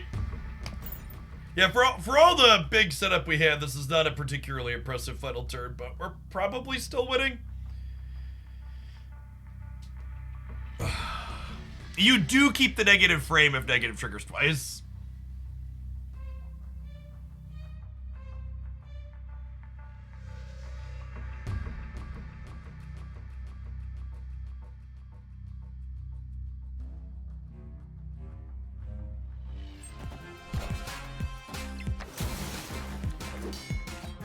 That's a lot of cards from them here, huh?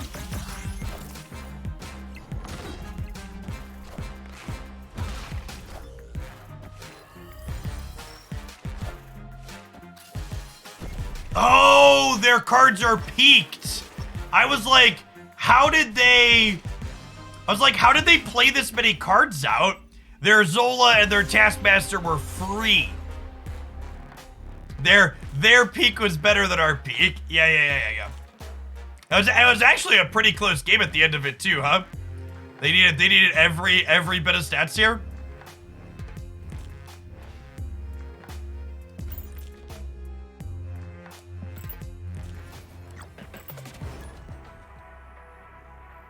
If we'd have drawn a good card on our last turn instead of Iron Man, we'd have won the, or instead of Mr. Negative, we'd have won the game.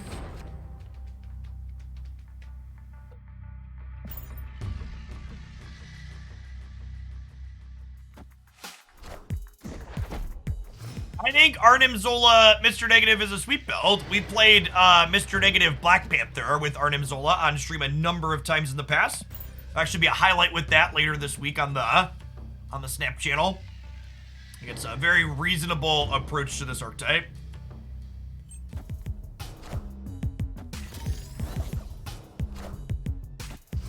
If you have access to Magic, I like to cut Wolfsbane from this list for Magic. Is my personal preference.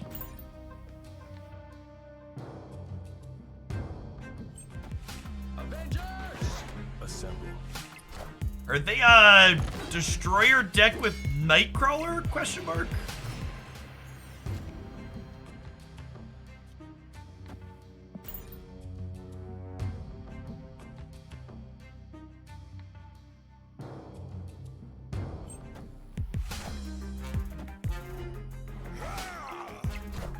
Oh, they're Kazoo. Okay, got it.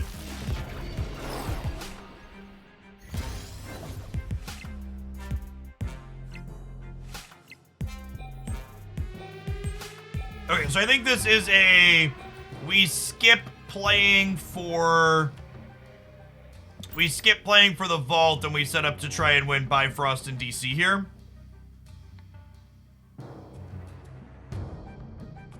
How do you play around Sandman with this deck? By just playing stuff early. Most Sandman decks are bad, so you just like beat them by having cards before they play the Sandman. And sometimes you just get beat by it, and that's okay, chat. One of the things you need to understand about card games is there's basically always going to be a card that when they play it, you just lose some of the time. And in Marvel Snap, when that happens, you use the retreat function to mitigate the loss that you're experiencing.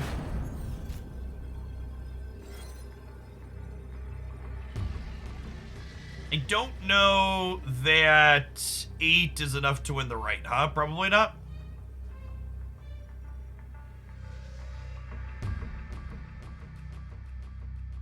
I don't think they're a Spectrum deck. I think they're like an Ultron Swarm deck, potentially. It's not even about being a bigger fish so much as there's always counterplay, right? And a lot of the counterplay in Marvel Snap isn't even pure this deck counters my deck so much as it's just like random tech cards get you, right? Like, there's a lot of situations like, all right, I never beat Shang-Chi as a flash card. I never beat Enchantress. I never beat, you know, any X, Y, or Z.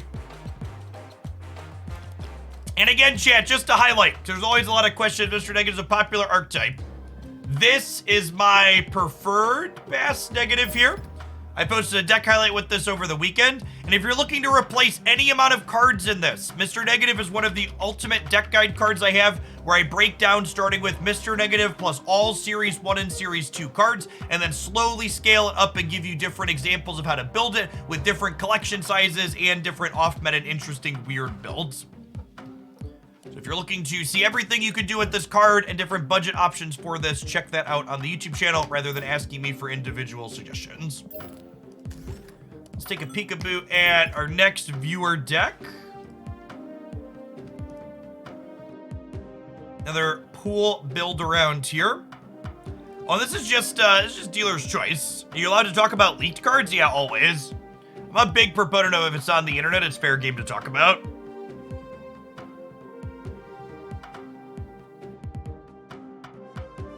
Preferred Bastless variation of that archetype. Just that same build, but without Bast.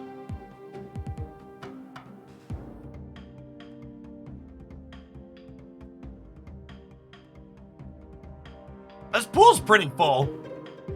There's no specific requests here. When a pool is this full, it's almost easier to parse what's missing than what we have. Something I'm not going to play because we just got done playing it is this pool does have Sarah, Magic, Mystique, Psylocke, Mr. Negative. So you can play all of those here. There is a Darkhawk in this pool and a Sauron. Wow, Beansy's running hot.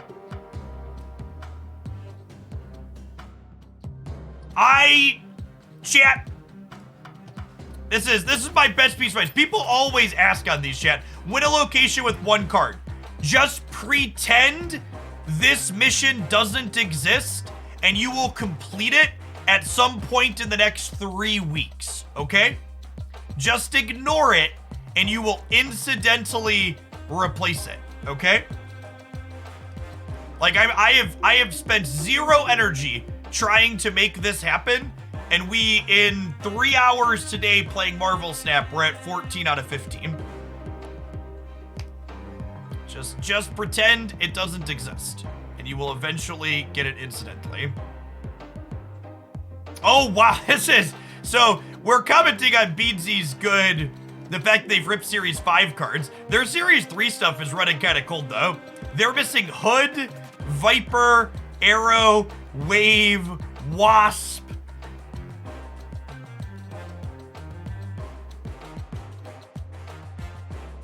The most competitive, so they have the 2 most competitive things here. They're missing Debris as well, yeah. So I think they have all of the Darkhawk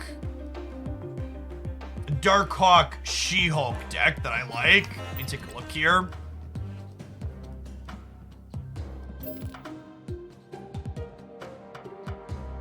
I was trying Shuri in this, but I don't think you need Shuri for this list.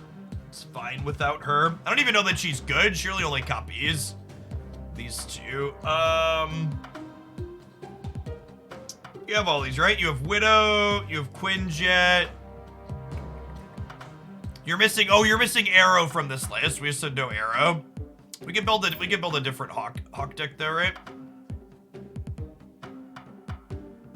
Something with Darkhawk is definitely your most competitive thing to be doing, Beansy.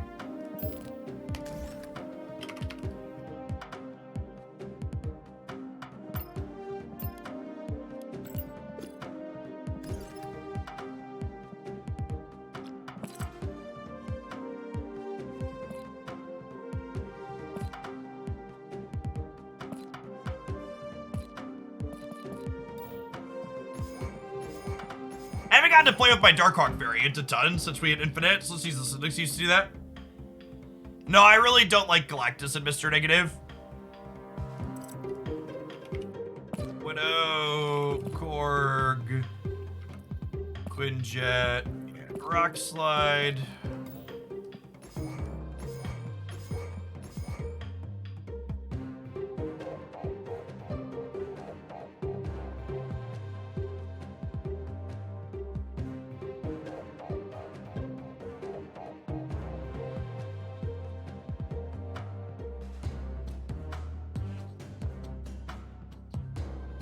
Do I want to fill out anything else on the bottom end? Honestly, even without Arrow, maybe we're still just supposed to be a She-Hulk. Maybe we're just supposed to cut the She-Hulk from the Arrow from the other build. That's probably fine. We just like play other tech cards.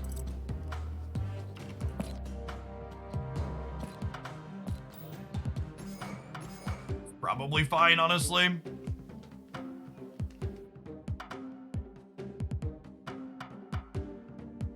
We're missing Absorbing Man, but we just play a couple of tech cards. Round out with Shang and Enchantress. Thanks for lunch, bud. Appreciate you. Hey, Ofac, thank you for the brand new prep. Appreciate it. And Becca, thank you for the quarter of a year. Yeah, I think I like this. You have Absorbing Man pinned if you want to run him. Honestly, I've been kind of back and forth on Absorbing Man in this archetype anyways. I think I'm gonna start like this, and we'll go from here. Cohax, thanks for the quarter of a year as well. Let's start here.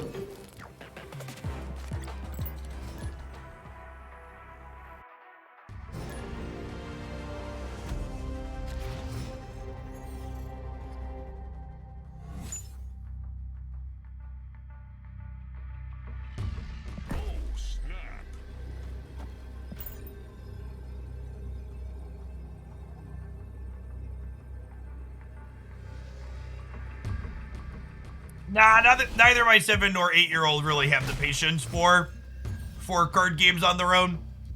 We play Pokemon TCG together on occasion, but they don't do any digital ones. Wheel? And that's actually, we know that that's the rock we gave them because it has the Korg cosmetic on it. That's pretty funny.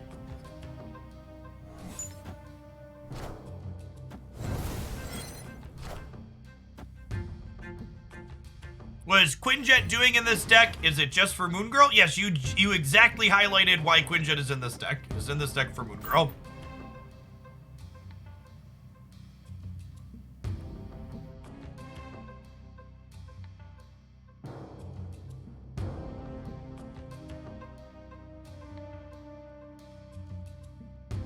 The Rock also says created by Korg. Yeah, but I'm a card game player, so I can't read. So I had to be able to identify this based on the cosmetic. I was unable to identify it based on the words here.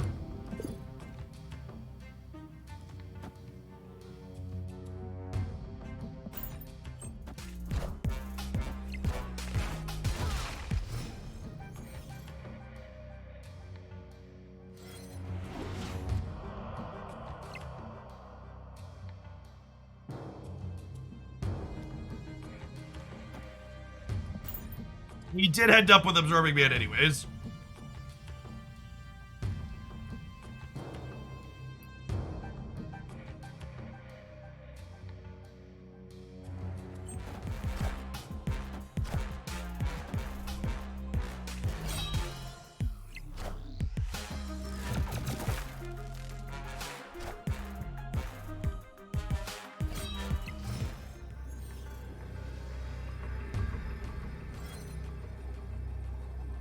I think Rescue telegraphs too hard where you're putting stats into play, and I've not really liked her inside of Zombie decks.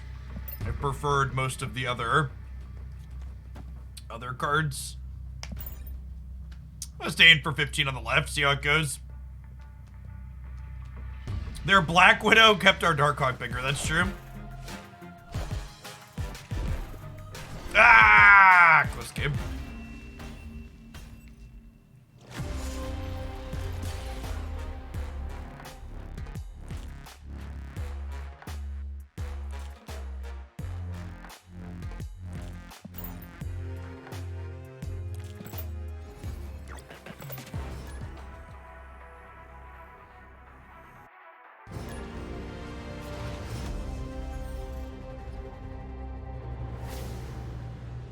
Chat, I've spent almost 25 years dying to Mana Screw and Flood in Magic the Gathering.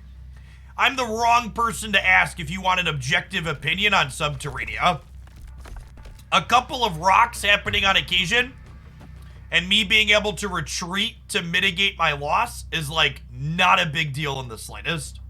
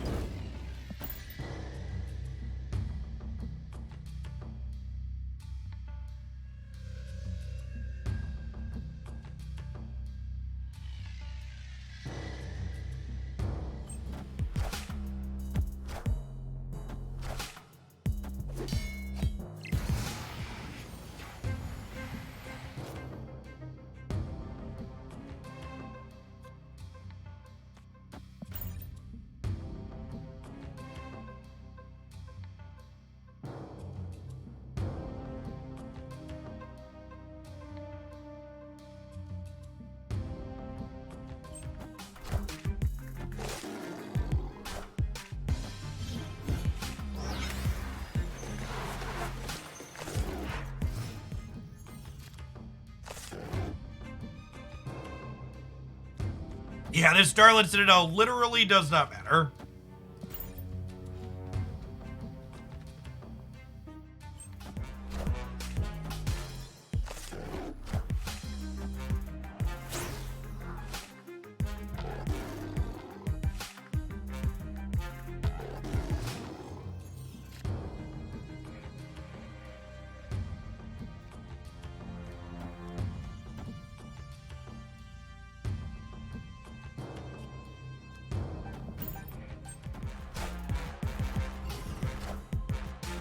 So, I see people talking about Dream Dimension and Mindscape in chat.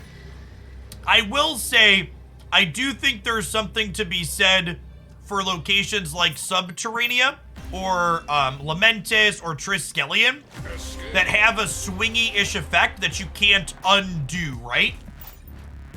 Like, Mindscape and Dream Dimension, if you just put Storm or Rhino or Scarlet Witch in your deck, you could have counterplay to those coming up and mitigate them.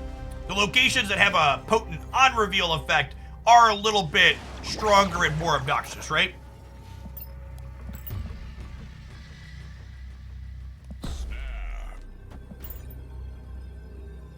Dedicated Century, thanks for being a dedicated sub for the 3rd month in a row. Welcome back.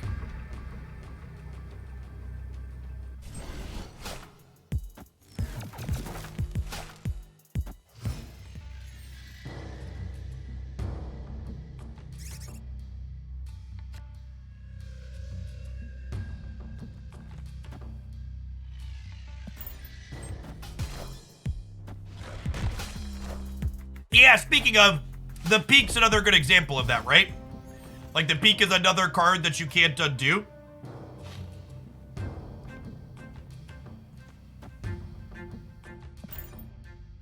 Hey, Joe Dan, thank you for the brand new Prime. Good afternoon.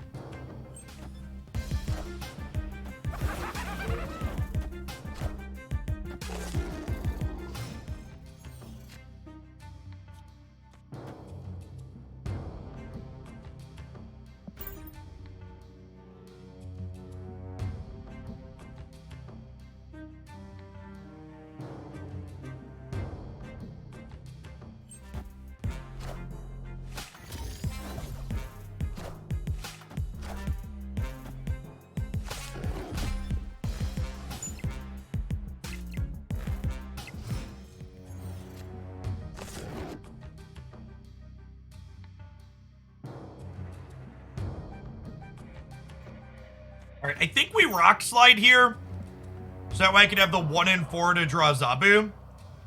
Or sorry, draw Darkhawk, and if I draw Hawk, we can go Hawk, Mystique, Mystique, She-Hulk.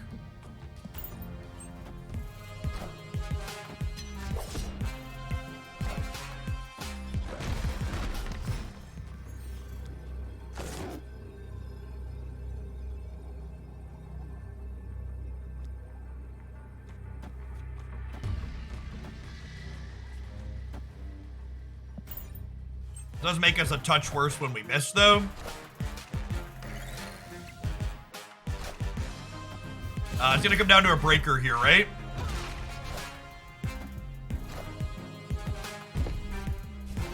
We got him. They're up by 8. We're up by 15. Victory.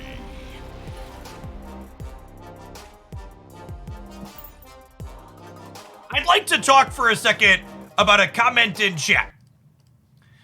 The comment in chat I'd like to talk about says, I feel like power creep in this game is out of hand already. A lot of times, even if you have the perfect disruptive cards, you can't put enough numbers into play for it to matter, and that makes me a little bit sad. The idea there being that you're supposed to have counterplay in every situation. And this is a sentiment I hear a lot in a lot of different ways.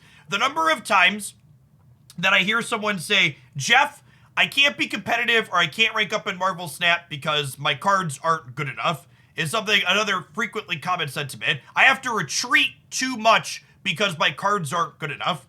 Retreating isn't something that only exists because your cards are bad or because your disruption wasn't good enough. Retreating is a balancing mechanic in the game. It is being able to mitigate your loss by retreating helps balance Marvel Snap. And what do I mean by that? I mean, when you look at a powerful linear deck and you go, I know I'm beat here by Silver Surfer, and they're 75% to have Silver Surfer, you then go, okay, I can mitigate my loss and I can leave and give the Silver Surfer player less cubes because in this instance, their powerful linear thing is better than what I can keep up with. There is never a point where you stop retreating. There's never a point where you should win every game with perfect play, etc. And there's the attitude that like the game's not balanced or it's being power crept because my interactive cards aren't ideal in every spot I think is very silly. There's nothing to do with power creep. It's just like core to how the gameplay works.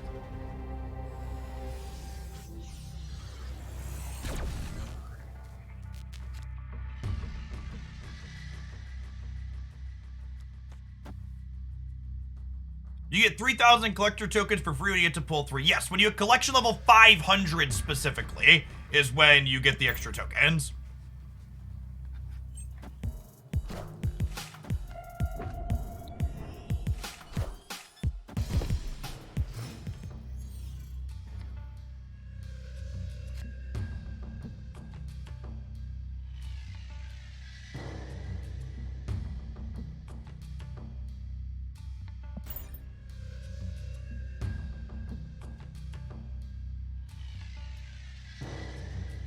No, the only point where you get a burst of collector tokens is collection level 500.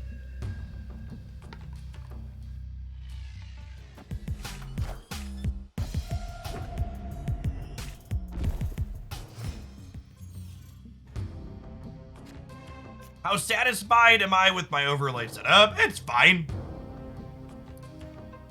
think it's probably one of the better ones that's used on Twitch. I periodically check what all of the other top streamers are doing in terms of their overlays. And I know as someone who watches a lot of Marvel Snap content, I do generally feel like my experience is worse viewing when the streamer doesn't have their overlay cut up at least a little bit.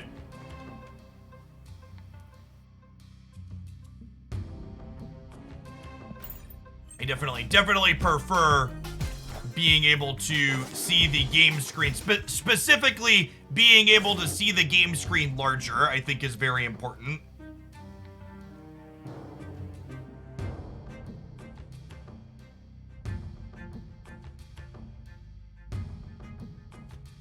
I think we do this, and then we pass on 5 and go She-Hulk, She-Hulk, Hawk, Hawk. Sounds good. Our Hawks actually aren't even that good here, because we haven't had any disruptive bits.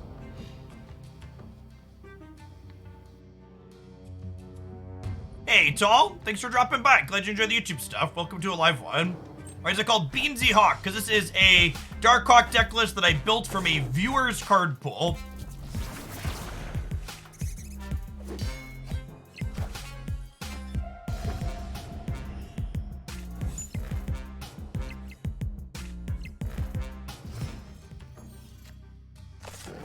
Are they a Leech deck? We could play around Leech here.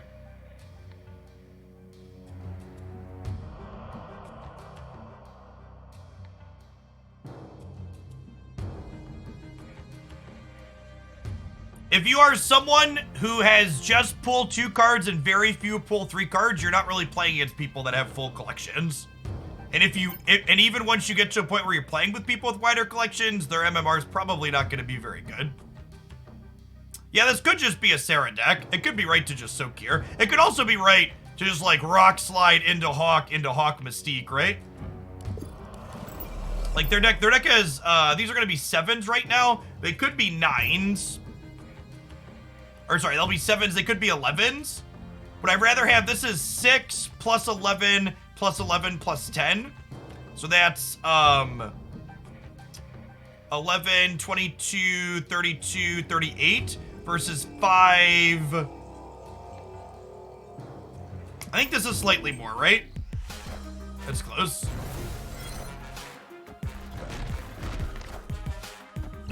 Hey, Maddie, thank you for the 74-month resubscription. Appreciate the support. Welcome back. Hope life's treating you all right.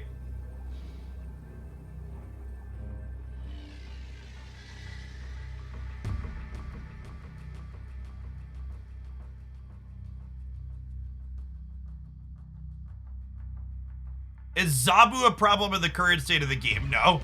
I don't even think Zabu makes... If I made a list of the top 10 cards in Marvel Snap, maybe Zabu's 9 or 10. It definitely doesn't make a top 5 list.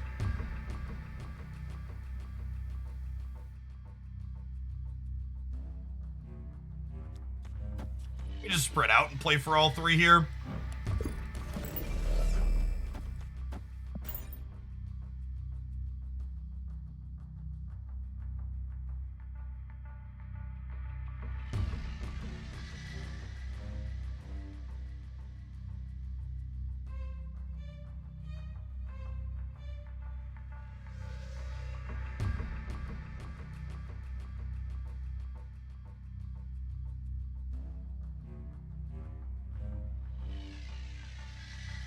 Silver Surfer is way more powerful than Zabu. I agree with that take. I think it's a good and accurate take. You don't think leaders in the top 5? LOL, get out of my chat.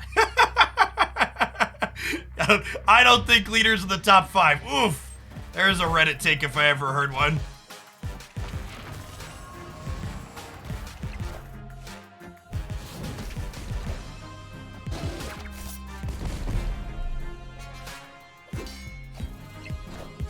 Get it? I think we got it, champ.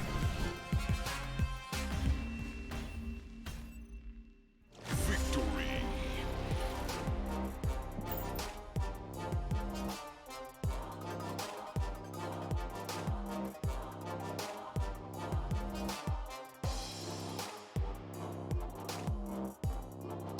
Top 5 cards in Marvel Snap right now.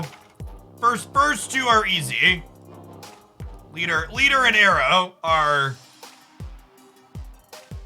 1 and 2 in some combination, not close, right?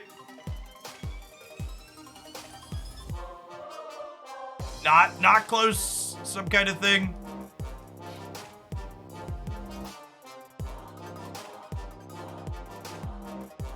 What if we get 10? I don't know. I'm not gonna put them in order. I'm pretty sure Hawk and Shuri are up here somewhere. I'm pretty sure Hawk and Shuri are up here somewhere.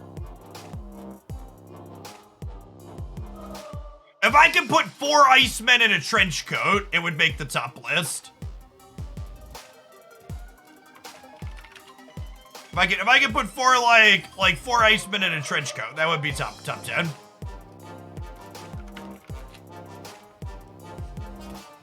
I think Zabu probably makes a top 10 list.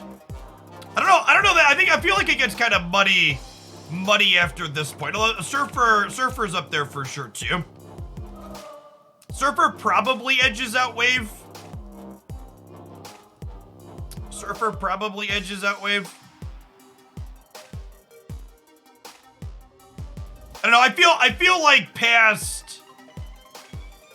past these cards we get a little hazy. Even Zabu might not belong here if I'm being honest. And this is the part where like context is key, right? Like Mystique is like a popular card that's good at a lot of things, but does that make her a top 10 card? People are saying Galactus, but I think Wave's actually the busted card in Galactus, right? Like this, I think this as the enabler is the good thing.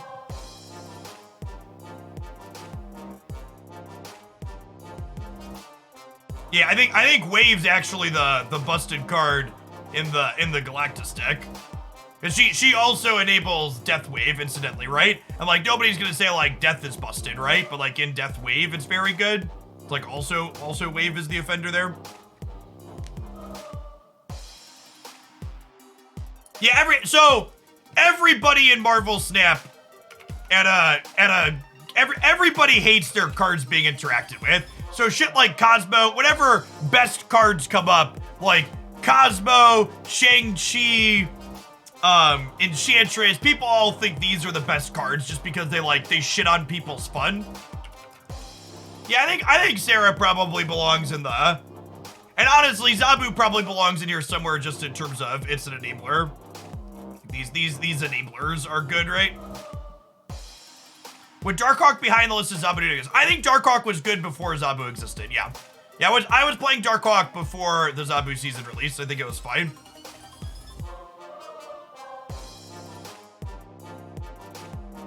Yeah. All right, that's an interesting thought. Maybe I'll put together some formal thoughts and talk about whys on a YouTube highlight later this week. But these are, I think these are definitely the 2 best cards in Snap. I don't think it's close. I think these are the 2 best cards in Marvel Snap. Not close. Not close. And the other, I think it gets hazy on like what the best cards are after these 2. I think like gun to my head, maybe Shuri is number 3, but it gets real hazy after that.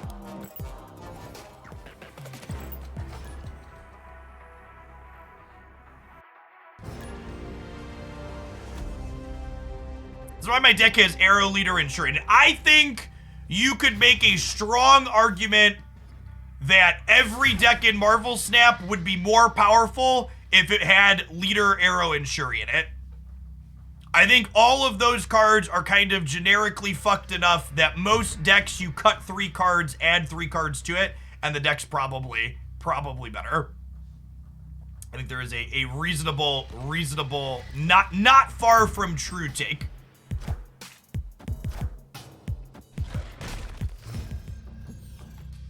Yeah, cut the 3 worst cards from any Marvel Snap deck you have and put those cards in, and you're probably better off.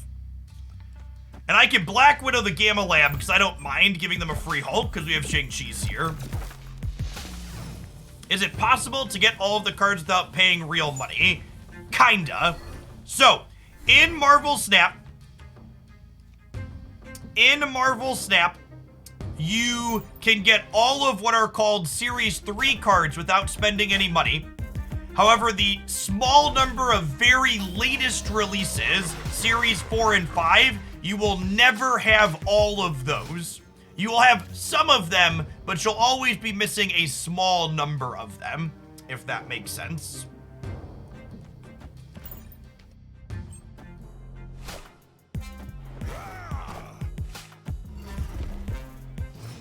All right, well, Khazar means I don't have to worry about a Killmonger, which is fun.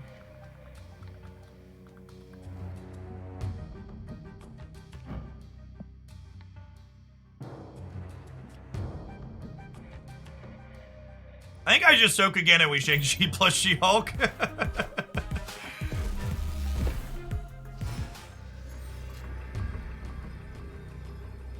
Okay, so if they what's it called? If they Ultron here, they'll have 3 here and they'll have 12 here.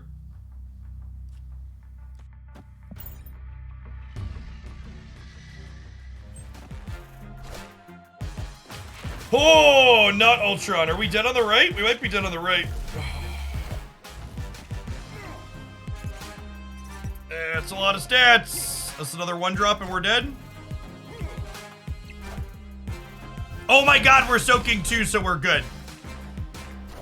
God bless you, Sunspot. God bless us, everyone. Victory.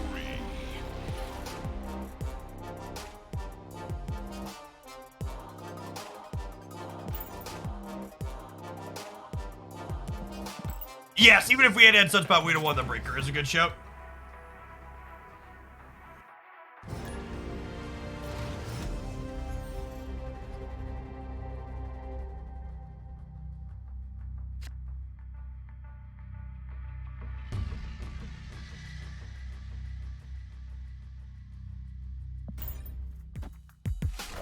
To the person that said they're tired of spamming the question, what's the best way to spend gold in this game? That very intro question and lots of others are answered in my Marvel Snap Minute intro players set of videos up on YouTube.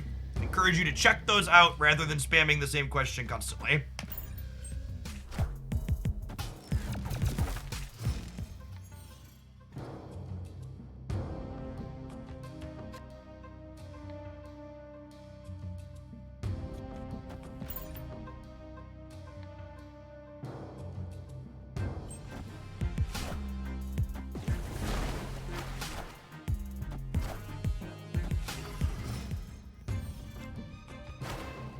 So we're gonna play center here because they're likely Galactus. I want my Rockhawk to put some rocks in their deck. My Rockslide to put some rocks in their deck. They're just death. Interesting.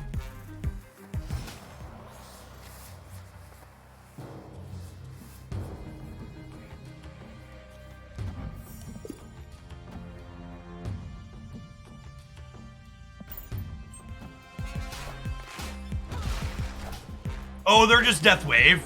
They're Death Wave with an awkward drop.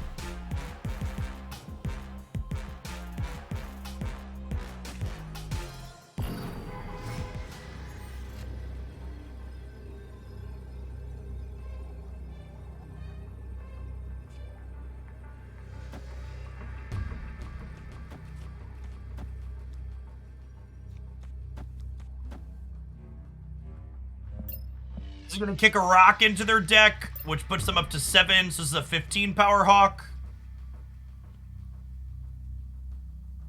This is a 28 power Mystique on the right.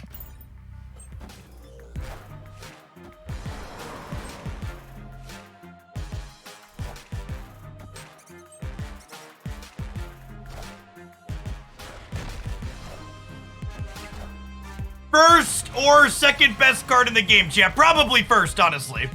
Probably first best card in the game. Speaking of best cards. Speaking of best cards, Bennett, thank you for the 10 months. Appreciate it. Welcome back.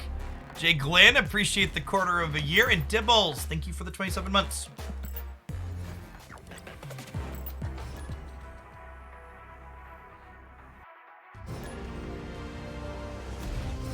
The first series downgrades will be happening at the end of the month, the January 31st batch.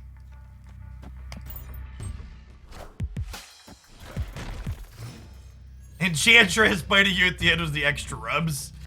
Big true, big true.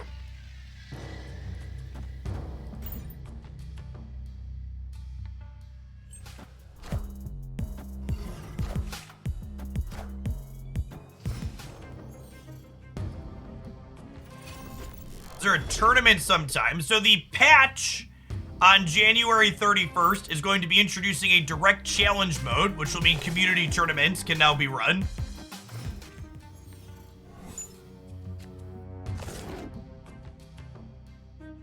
I think I'm just supposed to soak here because copying these doesn't really do anything for me. And if I draw Hawk or She-Hulk, I want to copy them. So, I think Arrow's design is fine. I think she probably just needs less stats. Will I play in tournaments? Probably not. Playing in tournaments when you're a large content creator like myself tends to be a pretty negative EV proposition, expected value. Tournaments tend to be slow and have a lot of downtime, which makes them not great for streaming. Which generally means I'm better off just like playing regular games.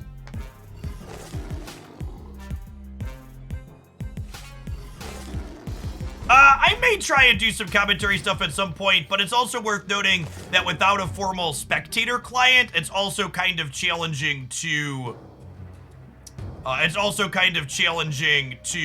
have spectator stuff as well.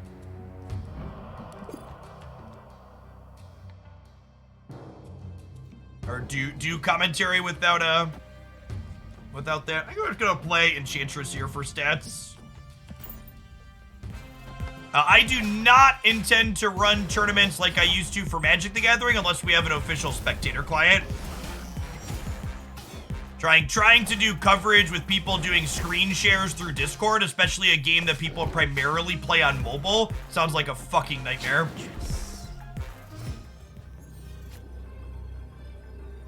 The view on tournament EV is pretty short-term oriented IMO. So instead of telling me IMO, and telling you think my opinion, someone that's worked in the industry for over a decade, is wrong and has a fuck ton of experience with this, explain yourself. Don't just say, in my opinion, Jeff, you're wrong. Say, Jeff, I disagree with that because, and then roll your face across the keyboard and explain yourself instead of just being a fucking dick. Jeff, why were you so rude to that person? Because they were just rude to me, chat. They disregarded all of my experience in the industry from a fucking decade and just said I was wrong.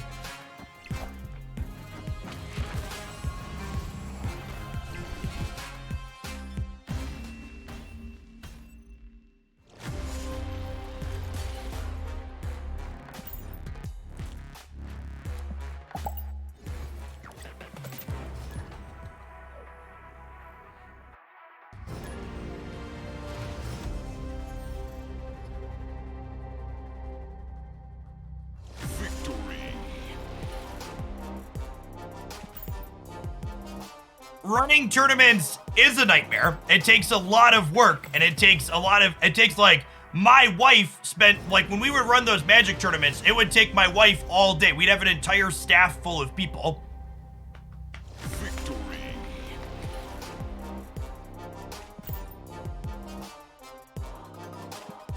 And the product that we would put out would still be mediocre because we had to do screen shares. We didn't have a real spectator client.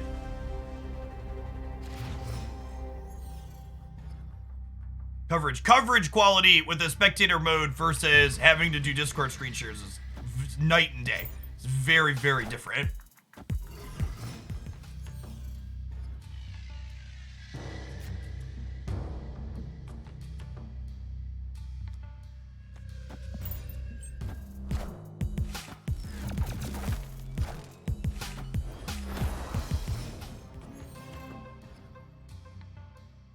So the quick nature of Marvel Snap games make it more possible and reasonable to do tournament alongside streaming than it would be for something like Magic. So the problem with playing games in between tournament games is that my tournament gameplay will be worse if I am trying to play games and continue to make content in between. So if the goal is to make content, I should just make content. And if the goal is to play in a tournament, then I would want to focus in playing on a tournament. Splitting the difference ends me up in the worst of both worlds in my experience. I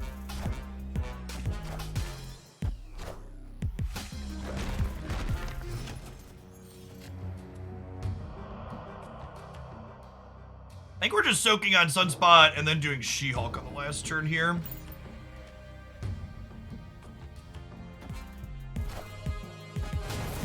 All systems go. All systems go.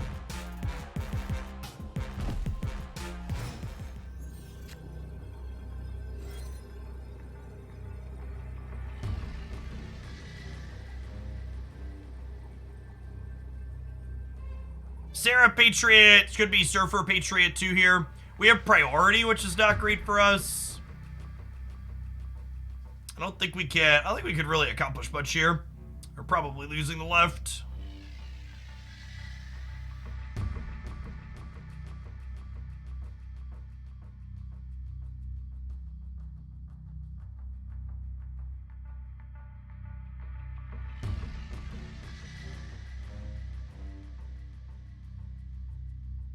I can, like, put She-Hulk here and, like, soak 5 more of it, but it only puts us to 22, and Surfer's just burying us.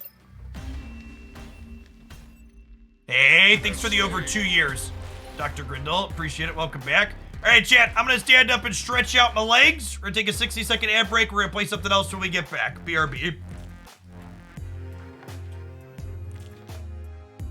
I mean, the problem isn't winning the path where She-Hulk is at, though, half and half. The problem is we're never winning Stark Tower. Is the issue. Like, we're winning, we're basically winning wherever we put She-Hulk, and we're likely losing the other two.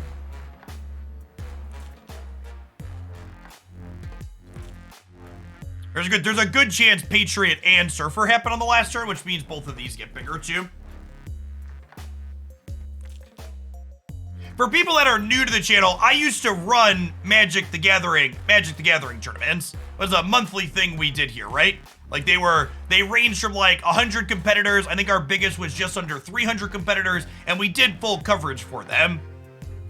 Like it was like a 7 to 10 hour tournament day doing coverage where like I was doing coverage. We had a commentator, sometimes 2 extra commentators working with me. Magic the Gathering arena tournaments. But like trying to coordinate, you know, hundreds of people all around the world, half of whom didn't understand how to use Discord or the expectation that they needed to share their screen, or if they did know how to share their screen, their internet was laggy or their hardware was bad, so there were constant frame drops. And then you also had to have people logistically on the back end to do other things as well.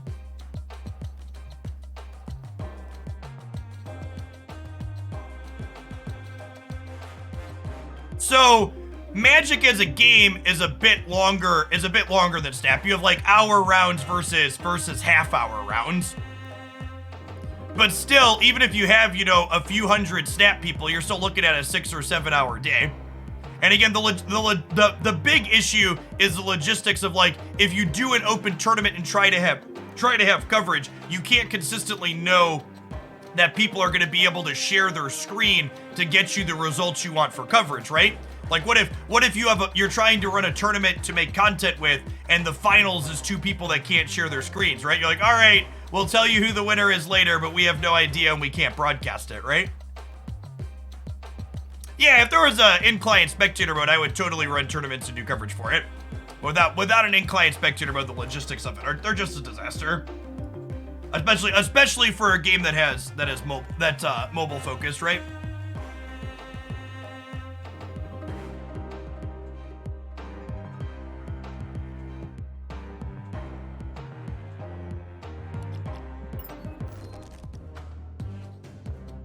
All right, We've got a viewer submission for a specific deck. Let's take a look at this. Pile of hazmat cards. Do enjoy me some hazmat.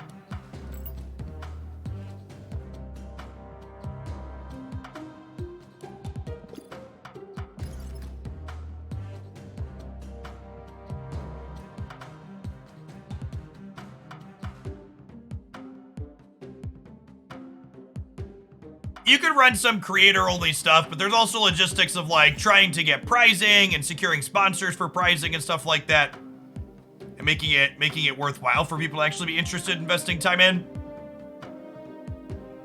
But you'd also be speaking as someone who's worked with creators in other games. You would be wrong if you would say someone streams on Twitch, so they're going to understand how to share their stuff on Discord and it will go more smoothly.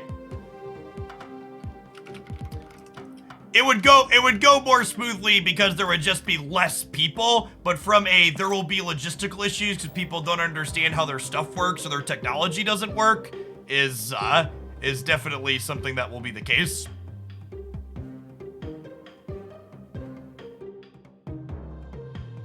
All right, so we've got hazmat and absorbing man with hazmat. And we've got ways to send people cards with green goblin and debris and absorbing man for debris, I suppose. And Titania can do stuff. Then we have arrow and doom. Sure, let's give it a try. So people are asking about Polaris. I would assume Polaris is a way to help pile up one path. Could you use their Twitch streams as a backup? So the problem with that is everybody that streams Marvel Stat basically has a different non-standardized overlay the way everything is cut up, right? So you'd also have to require people then to like stream in the same way, and then different people stream on Twitch with varying latencies. Crazy Duck, thank you for the 38 months. I've worked through the logistics on a lot of these things, both in theory and with firsthand experience, chat. When I say it would be messy and I've considered the alternatives, I promise you I have.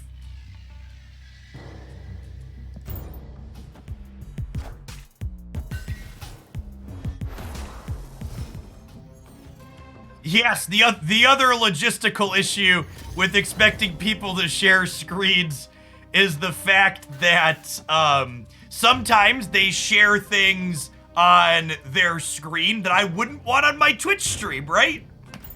Which is that one's not an issue when you're playing with other content creators, but it is a generic issue. Well, I wouldn't put their webcams up, Crazy Duck, but like, you know, maybe they have adult content that pops up on their computer screen.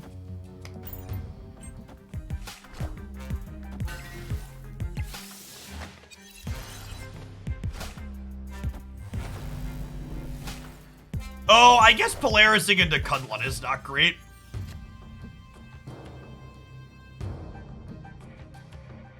Did that happen? So, for people that are new, during a Magic the Gathering, was it Pro Tour? During some big Magic the Gathering event, there was a competitor who had an ad for sexy singles in his area pop up in the corner of his screen because they were running the Magic Pro Tour via screen fucking shares because the Magic Arena client doesn't have a spectator mode. And they were doing esports stuff without a spectator mode. Another gem that happened on the Magic, this is because someone else, yeah, so they also did one where they were sharing player webcams, and whoever the producer from the event was didn't check webcam backgrounds, and there was just a dude taking a leak in a bathroom with the door open and the webcam background of a competitor at one point. So it's just like... Yes, Luke Cage reverses all penalties after the fact when he hits the board. All right, I'm going to play Arrow on the right, and we'll lose to leader.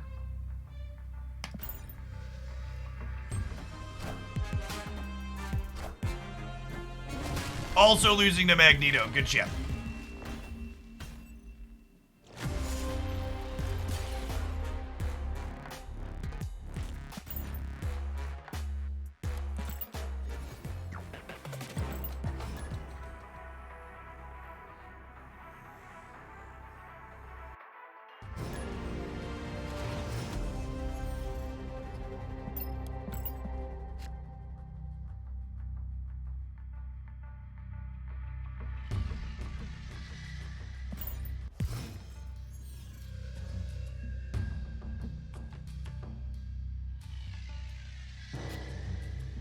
If we were playing for keeps, I would snap Green Goblin into the Space Throne here.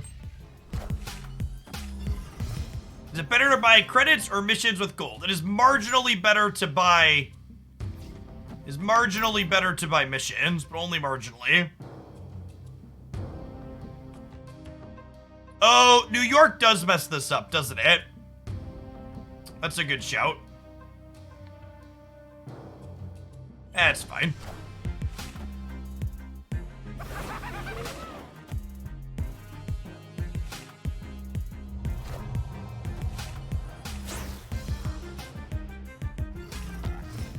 Yikes! Yikes! Well, Hazmat is not playable now.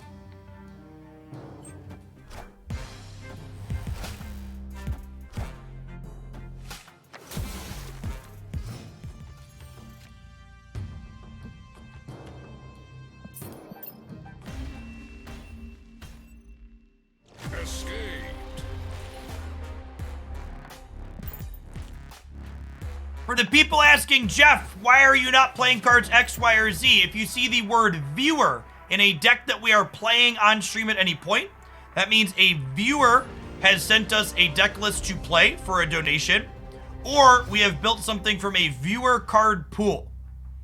This is the former.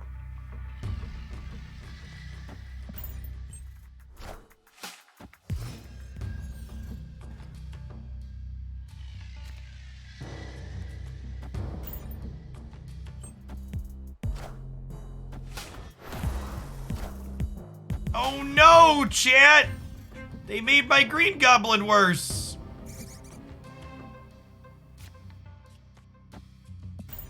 Probably snap here if you're playing for keeps.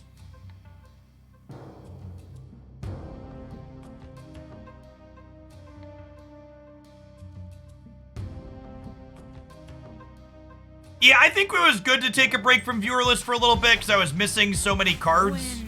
It feels good to be back. Good for a little variety. All right, we don't get to draw cards, but we should win the left, he says, before losing to Silver Surfer.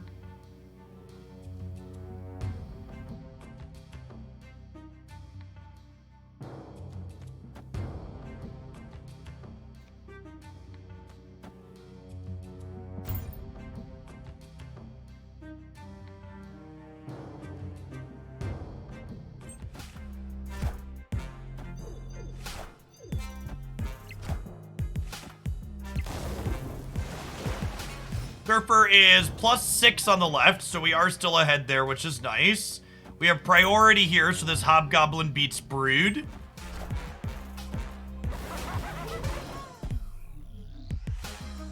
Victory.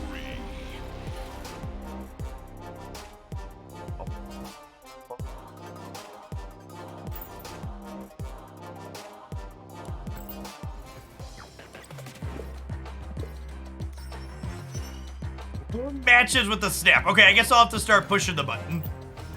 We'll have to push the button at least once, so.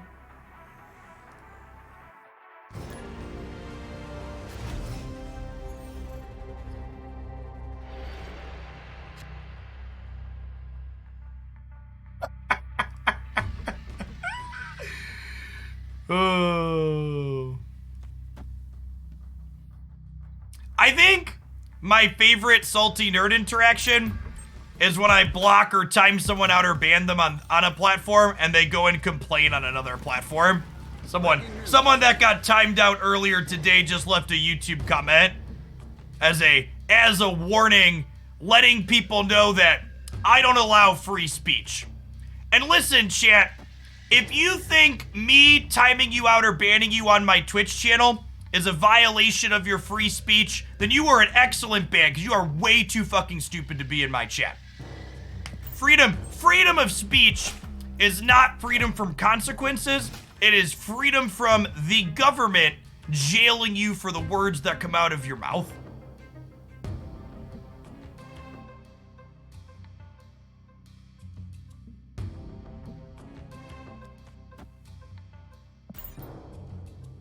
Alright, well, we're done playing in the center because of Bifrost and Fist Tower, so we're gonna chill on that for a second. We'll play Green Goblin on the left here.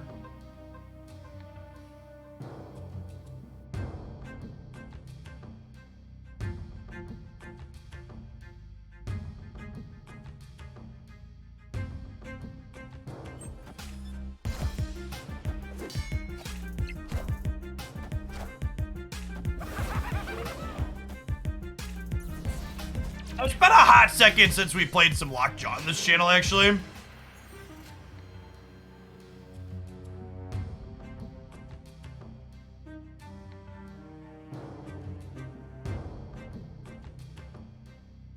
I think I'm gonna Debris and Demon here. We'll see where we go. Wongers, eh?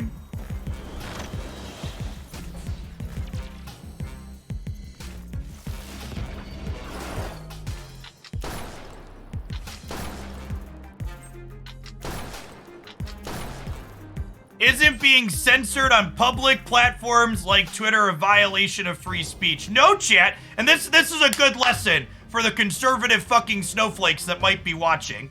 When you get censored on Twitter or another private company like that, that is that company removing your ability to post on their private platform because they think your posting will make them less profitable, because nobody wants to advertise on a platform full of Nazis and bigots. So they take down your Nazi bigoted speech because capitalism dictates that they don't want that to exist on their platform.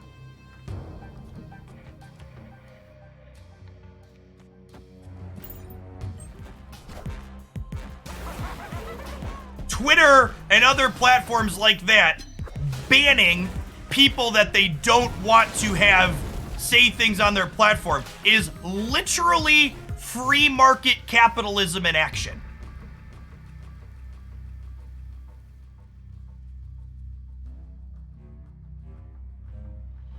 And listen, if you're upset that you can't post random hate speech and whatever else on a platform, you just need to leverage your sats and spend $44 billion to buy the platform so you then can have whatever speech you want on there. And if you don't have money like that lying around, I'm sorry, capitalism just isn't for you.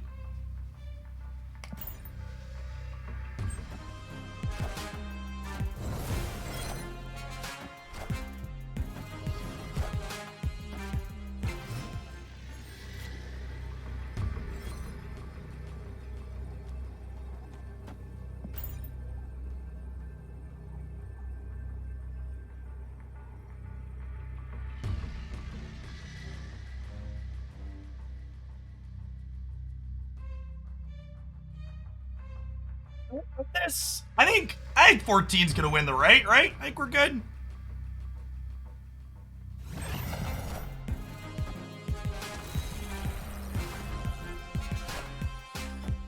Oh no! Oh no! Oh, Monka Rogue, chat. Monka Rogue.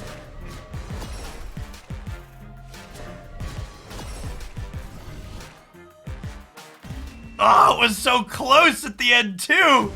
It was so close at the end, too. Oof. Berserker. Berserk, thanks for the 2 months. Welcome back. This one's on me, chat. I should be thinking about Rogue, and I should have put Luke Cage in the middle. If I would have put Cage in the middle, we win this. Yeah, Rogue's a really solid card. One of the better tech cards in Marvel Snap. Dedicated to the person the other day that said Rogue was bad. Yeah, we violated their rights to free speech after they said Rogue was bad. Definitely sent them packing.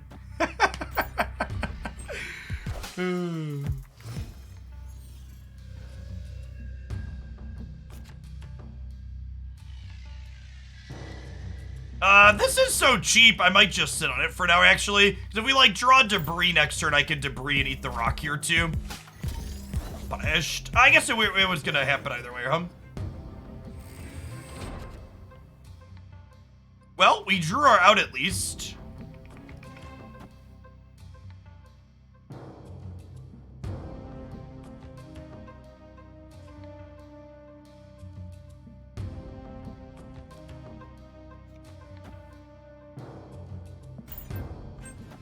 Yeah, I don't know that I'm in love with the lack of Viper in this deck, is a good take. Ah, punished for not playing the demon.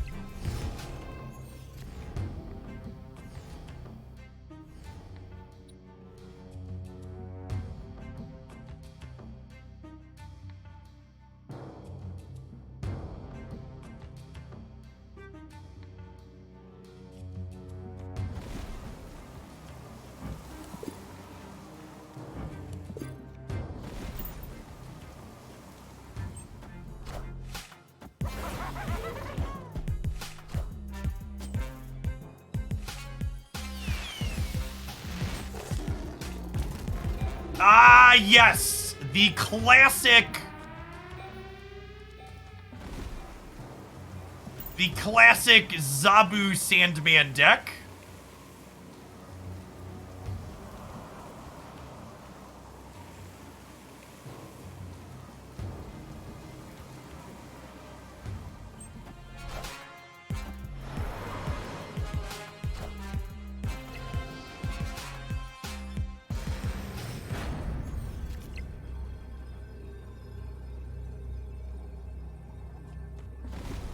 This puts us up a good bit, right?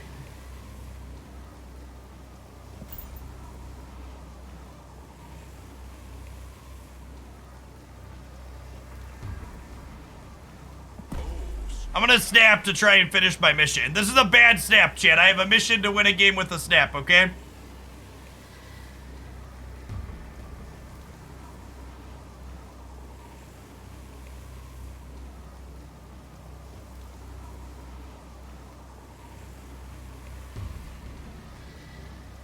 Tried the Coulson Diner deck, but I had to sub for Marie Hill, so I don't have her yet. I would sub Hood if you have it there.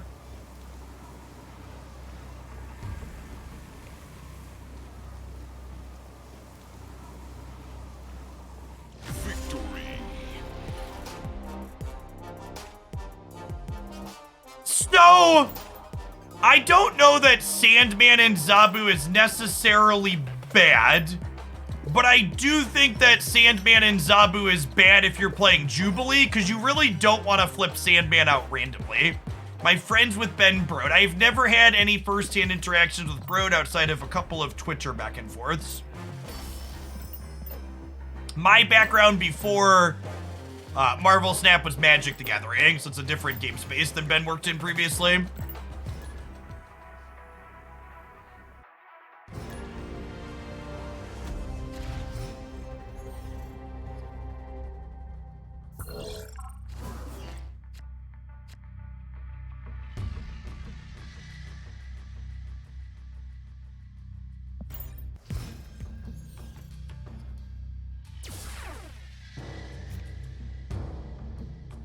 Okay, that's a piece of candy.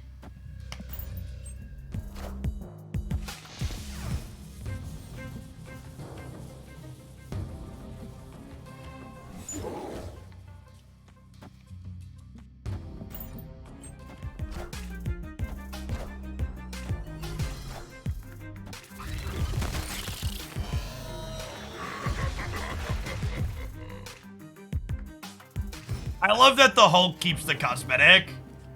That always looks great there.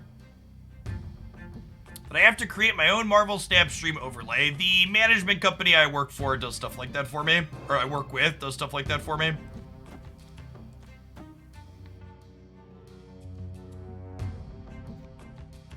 I think we do... Sorry, let's order this better.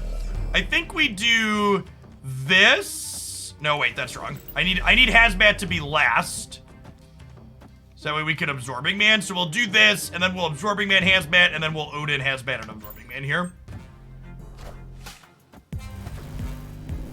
That doesn't matter.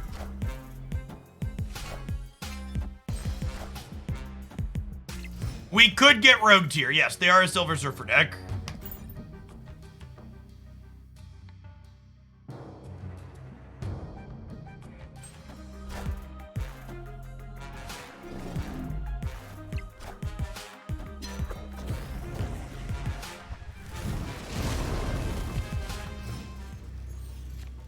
Opponent snapped.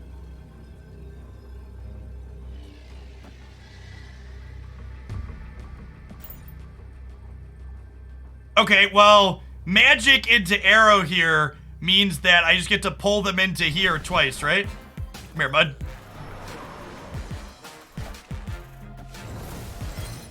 Okay, and then we're still winning, so I get to do this again.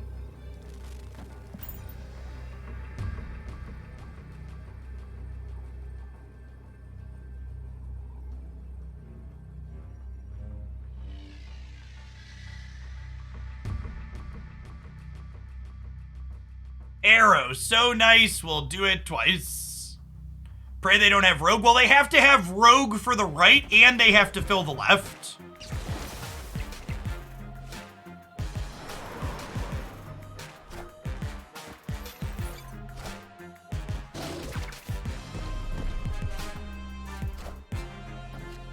Oh no, we're losing the center by 1. Oh, what a tilter. What a tilter. Such a close game.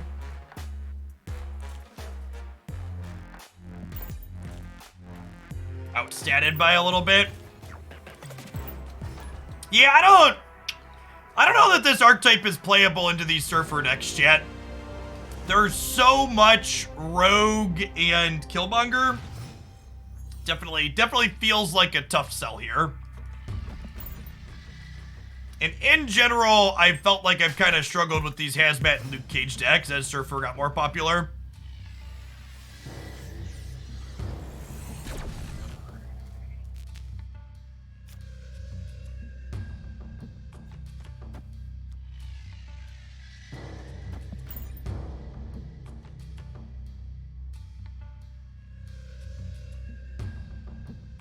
So, there's a couple in the chat said it's hard to compete with the stats Surfer provides. That's not the problem.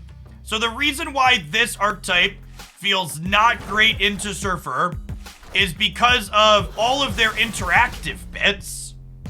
So, it's the Killmongers, it's the Cosmos, it's the Rogues. These are the reasons. These are the reasons that this archetype feels hard-pressed into the Surfer decks. It's not just the raw number. The raw numbers get you sometimes. But in general, the problem...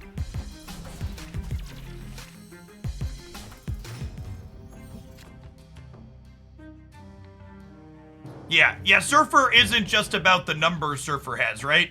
It's about the kind of everything else that goes with it. I've talked about this on stream before, but I really think that if they want to nerf Surfer, they should probably consider taking stats or changing the cost of some of the three cost interactive cards. Would be my call out. Gun, thank you for the prime, appreciate that.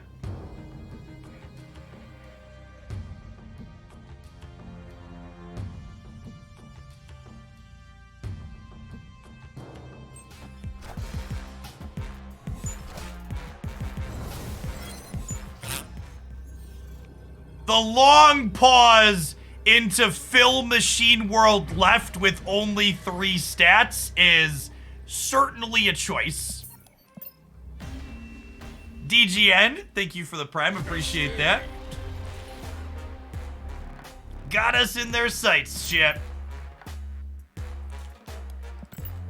Got us in their sights.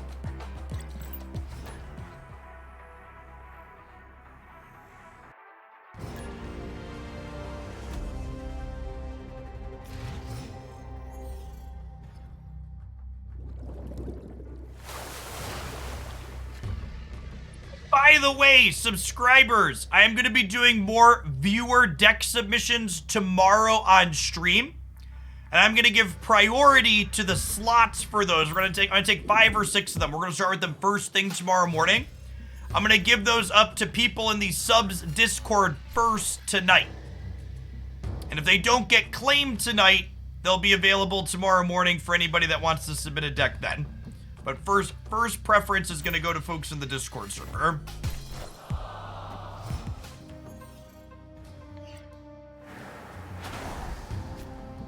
What is the primary reason I ban people? Oh, chat. I mostly click remove people from my chat if they say anything that makes me feel mildly annoyed or angered. Because this is my job, and I should be allowed to remove people that make me feel annoyed or upset from my job when I have to be here for 8 to 10 hours in a day. And basically, every reasonable person that says, Jeff, will you unban me in any sort of neutral or polite way, gets unbanned. And anybody who throws a fit does not get unbanned. It's really just that simple. Yeah, I mean, most of you would kill to be able to do that at your jobs, right? I'm just, I get to do that.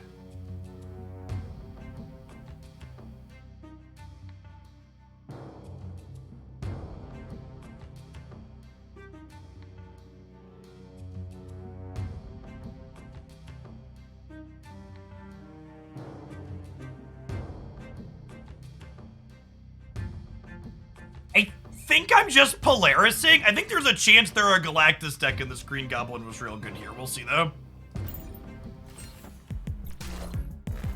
Hey Drake, thank you for the 16 months. Welcome back. All right, well, glass half full. They didn't pull our Carnage.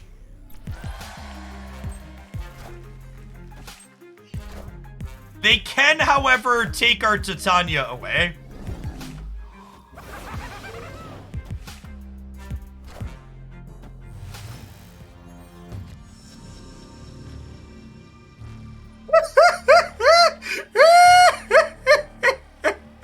Now that's funny right there. That's funny right there, chat. That's hilarious.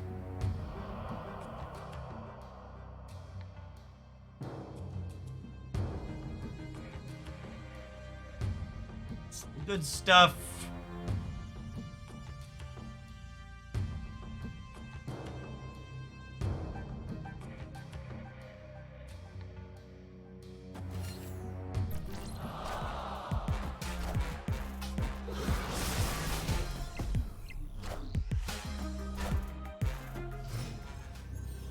Mr. Baku? Excuse me? What?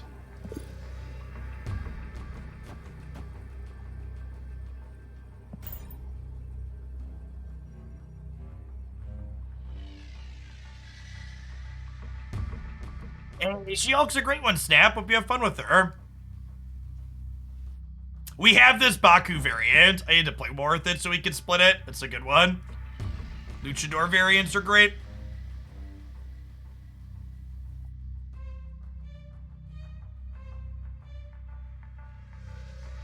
So for those that aren't following super closely, our Absorbing Man got Dr. Octopus into play after we Green Goblined. Oh, so close. Missed it over here by 1.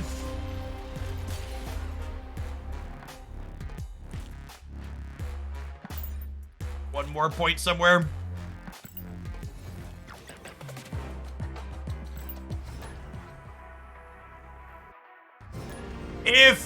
the absorbing man had flipped before hazmat, we'd have won because he'd have been one less shrunk by the hazmat, right? Demon right would have been a victory. No, because the Titania would have jumped to their side of the board. There was a Titania on the right.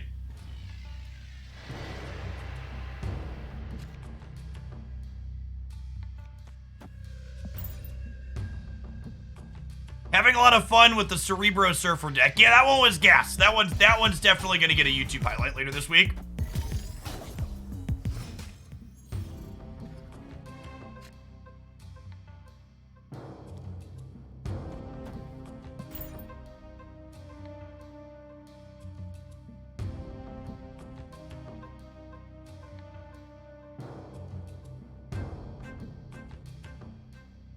People will still skip the deck 100%. I fully expect that video's comments to be full of cards suggested that don't work with the deck because people don't get it. It's a very, very narrow subset of cards you can play to meet all the requirements.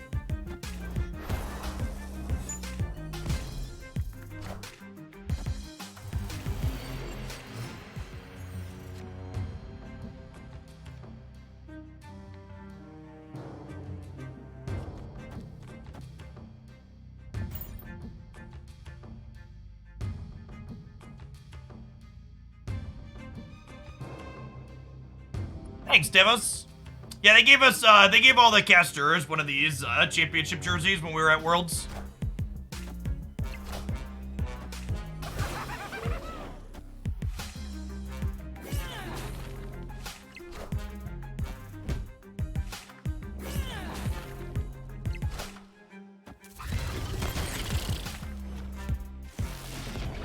Okay, so we get to draw here.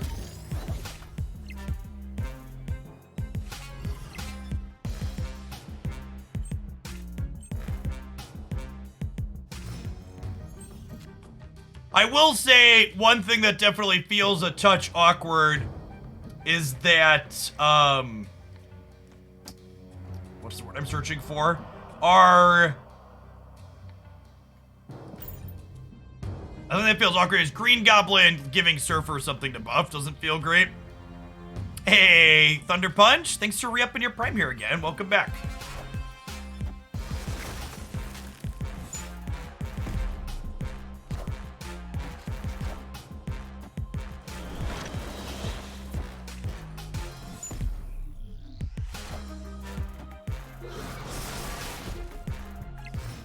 All right, so Surfer is giving them +9 in the middle.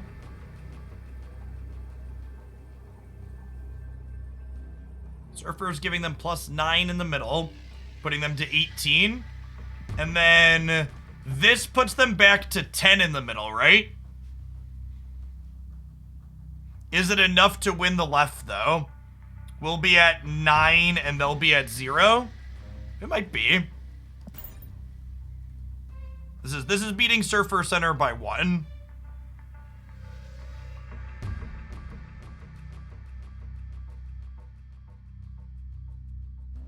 Few of the chibi variants are fine. I don't know that I like all of them, but some amount of them are reasonable.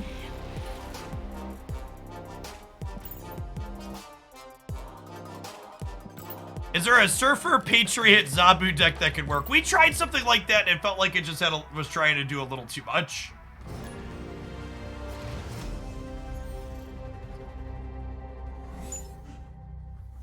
I lost Dr. Doom. They lost Infinite. Mike Powell. Thank you for the Prime.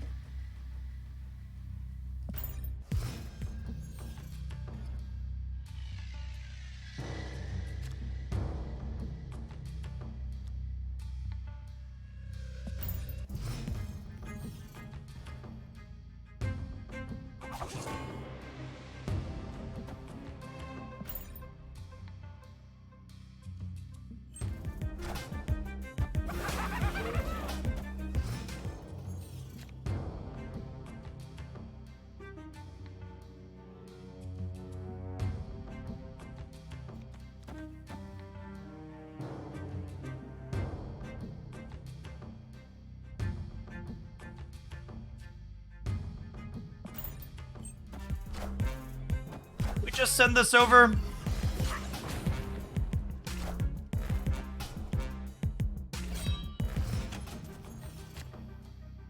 Smells like hella. Probably just did to that. Were the season pass cards in the beta? Wave, Thor, Daredevil, Nick Fury. Opponent snapped. Escaped.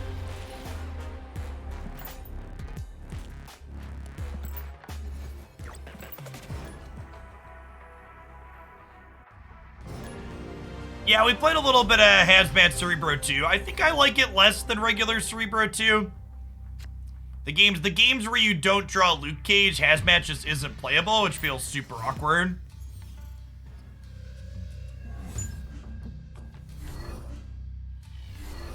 Mystique and Debris.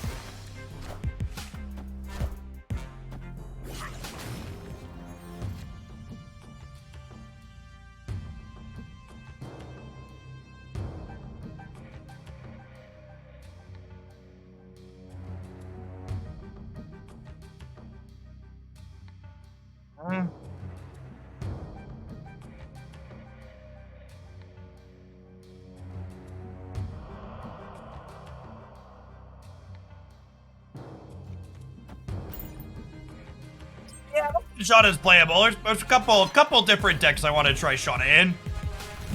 I plan to buy Shauna when she shows up in my shop, and we'll be playing with her on release for sure. As soon as I can get my hands on her. Well, Hobgoblin was great into them playing Magic for sure. Just like, give them even less space to work with. So our Doombot gets +3 in DC because it has no abilities. They played 3 cards. Are they about to get rid of their own Limbo? No way, right?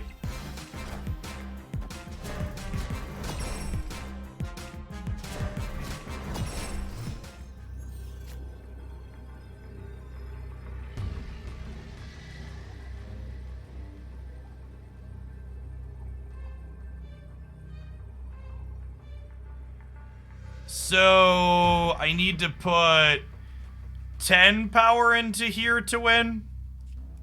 So this wins the game.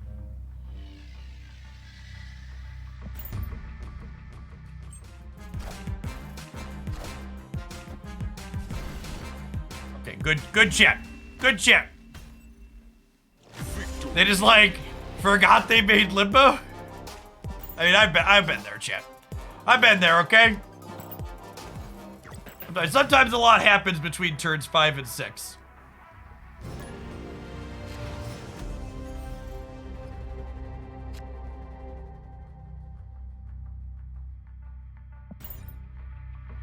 Mr. Cage makes us not afraid of Necrotia, which is great.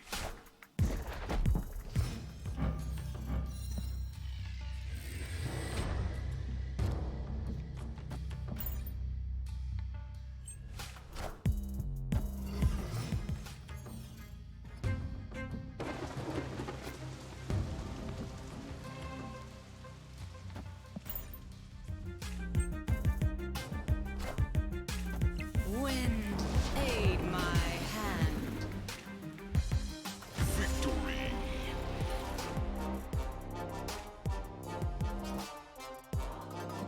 No, that's a person. No, they must have had something in real life come up, right?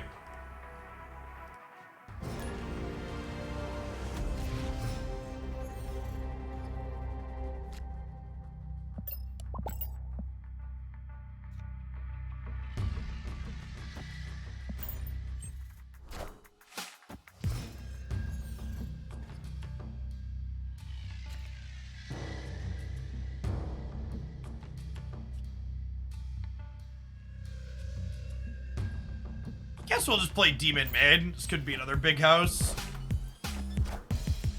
You see me do that, you can be sure my toddler is the reason. Yep, feel you on that one.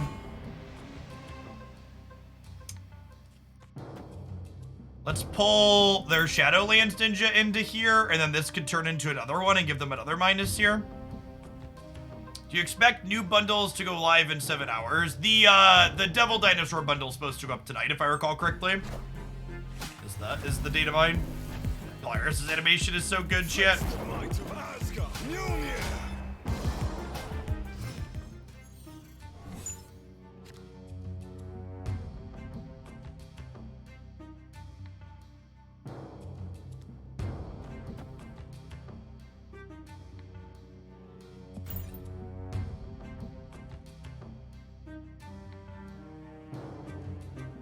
Kinda hoping to draw Carnage.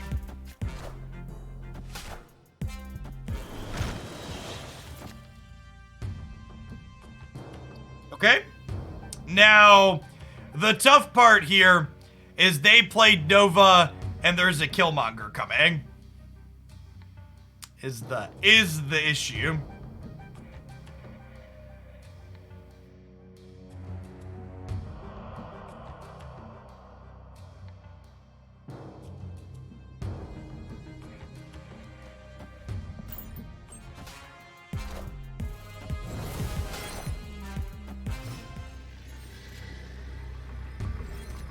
When you record your YouTube intros, do you mostly go by a script? Usually a rough idea going into the video. Just a rough idea going into the video, typically. We're just so into Killmonger here. I typically shoot anywhere from 5 to 10 intros when I'm recording, as I get a feel for what exactly I want to say. And all of the intros I do in one straight shot. So if I like flub a word or fumble something or say something that I don't think really fits or I didn't mean to, I just reshoot. And they're only like 2 to 3 minute intros, right? So even if I shoot 10 of them, it's like 20 minutes.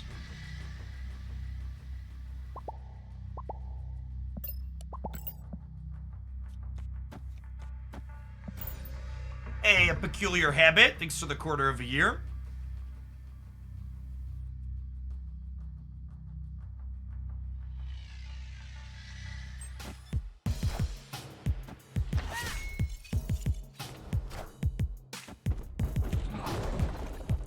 Deal.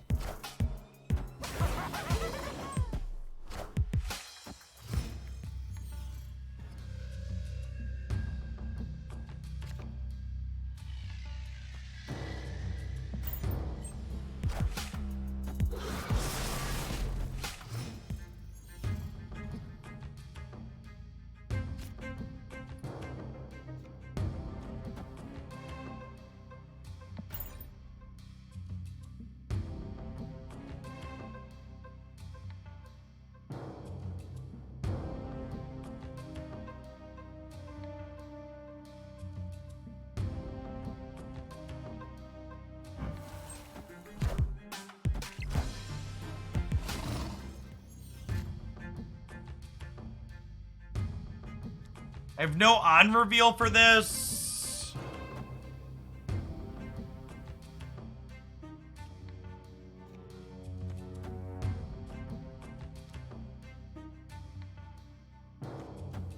Grid is playing this for tempo here in the middle. Try and fill here for Lizard.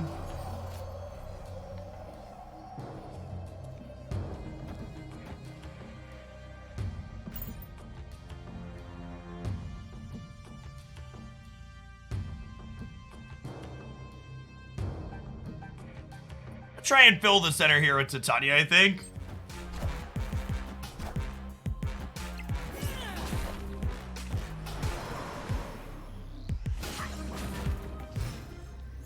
Wow.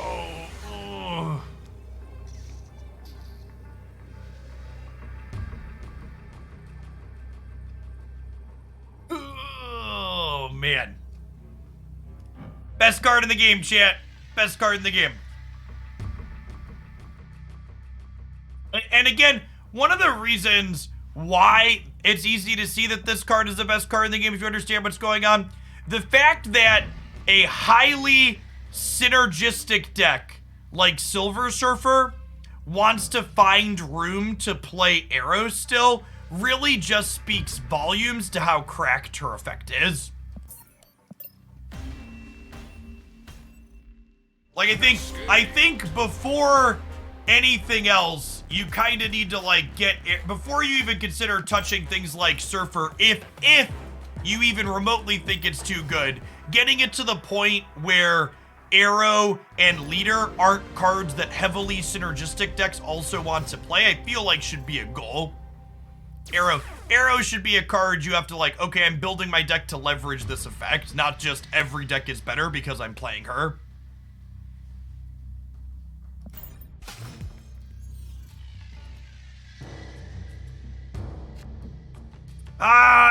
If I'm being completely honest, my opinion on Hazmat currently is that she's probably not very good.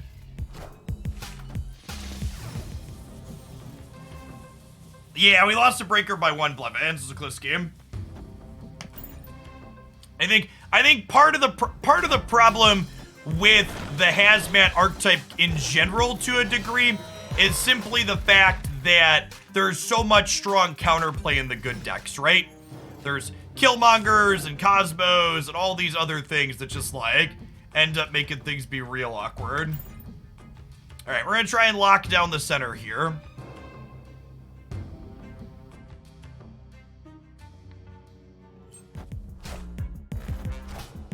Opponent has a Shang-Chi almost assuredly. I would have edged it here.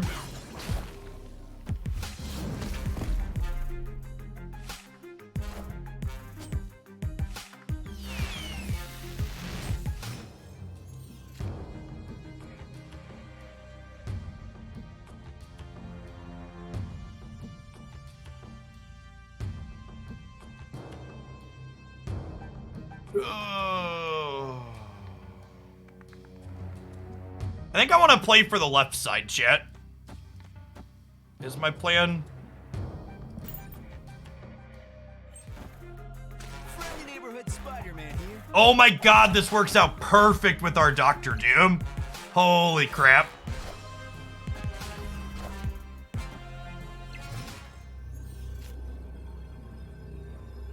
And if they just soak into Sunspot here, we win the right side with the Monster Metropolis bonus coming over to us.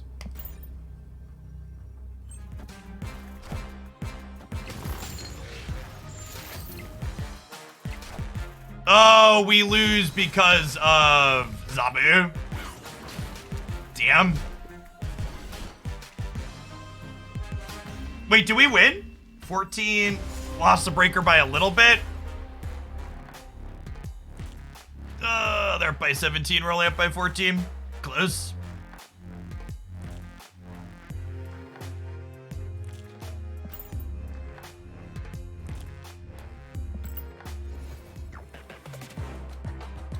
All right, chat, I think it's time to change decks again. I'm gonna take a seat. We're gonna take a 60-second ad break. When I get back, we're gonna take a look at another viewer pool and see what we're building up for someone here. Thanks everybody for hanging out today. Hope your Monday's going swell.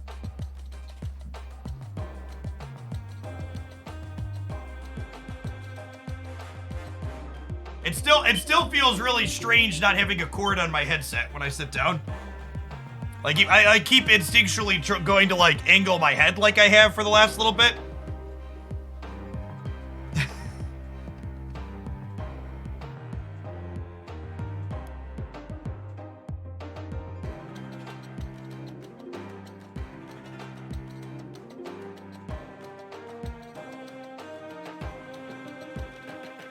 I think rather than really buffing anything, I would like to see a couple of the top cards brought down. I think there are a handful of cards that are probably much above. These are Arctic Nova's Pro. Yes, Arctic Nova 7 wireless from Steel Series. My only real comment on them to start is not a positive one. They like feel fine, and I think the audio quality's fine. I don't know that the audio quality is like meaningfully better than my old headset for how much I paid. They were like 200 bucks. But they have a little bit of a delay on them compared to my wired headset, which means I'm not able to use my loop back on them, which is unfortunate. I can't listen to my live stream mix because my voice is delayed and it throws me off too much. All right, this is almost a full card pull, actually.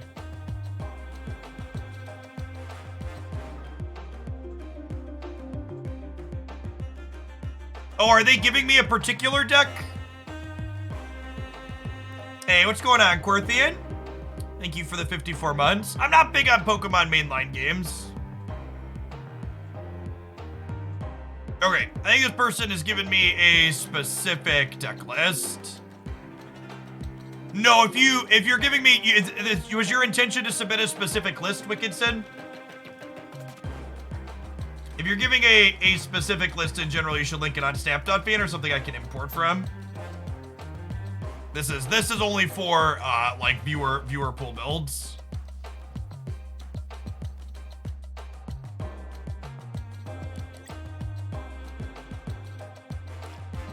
That's fine. It only takes a second to type 12 cards in, as long as I had it written down somewhere.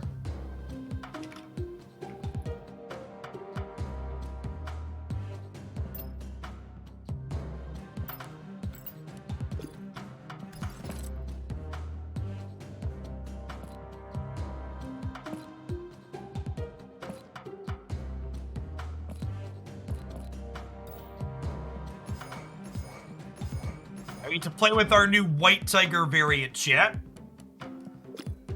It's exciting.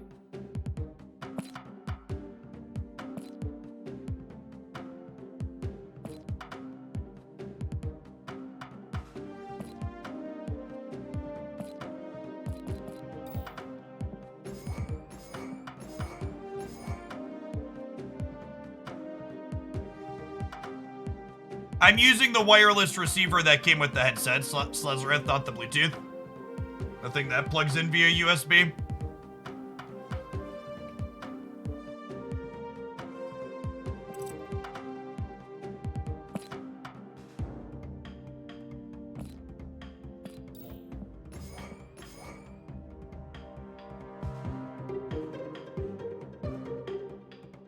Crit, hood.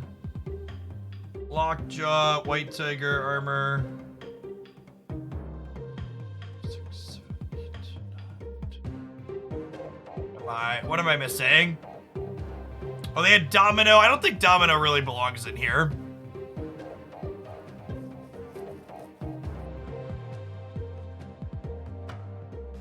Oh, I'm missing armor. Yeah, armor's a good card.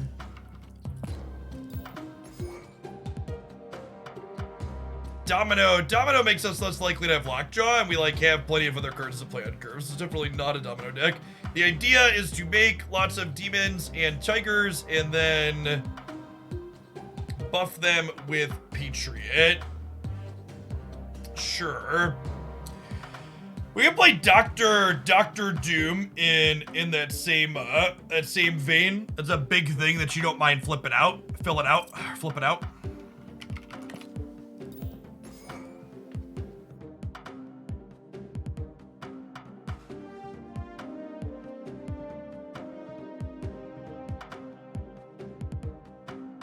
Yes, wireless headsets get more latency with the inability to plug directly into the audio interface is correct. We can change Falcon for Mystique. I don't think I want Mystique in my Lockjaw deck. Odin's probably a good idea, especially if we're adding Dr. Doom. I don't hate that. I think randomly getting Moon Girl is probably not good. I think I'd rather have something big there. Or Falcon. Yo, let's keep Moon Girl. Let's get rid of Falcon. That one flipping out randomly is also not great.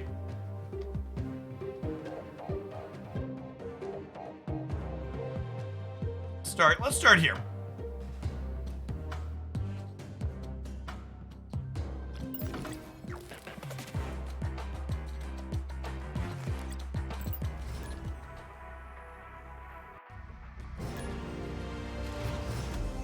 Yeah, I'm curious to see if magic feels like something we have the space to leverage. Oh, I put Falcon back in and took out Moon Girl. I totally did. You're right. All right, let's fix that. Escape.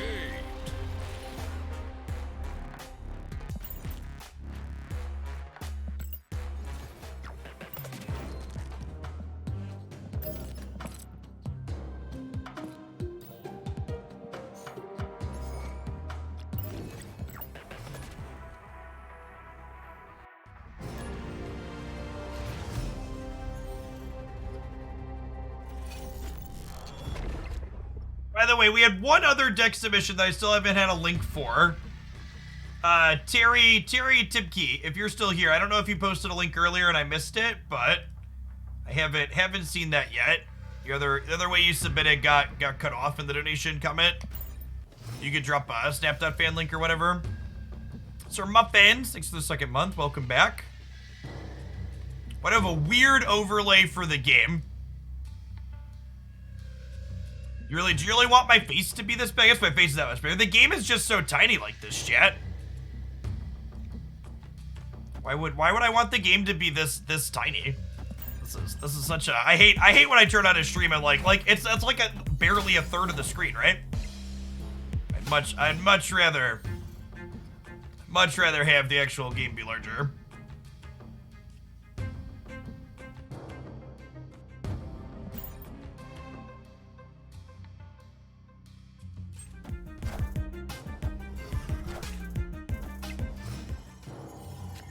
Please, for the love of God, the good overlay. Oh, you know what? Maybe I'm supposed to put Patriot here, so that way when we draw Lockjaw, we have the most space open with him. I guess I could just YOLO him here. Let's do that, actually. Let's YOLO him into Hollow.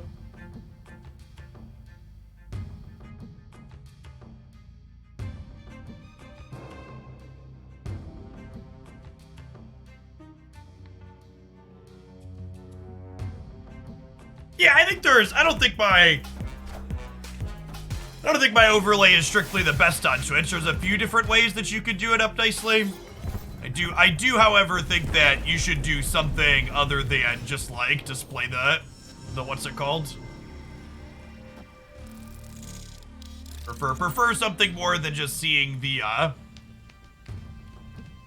thing with nothing cut up.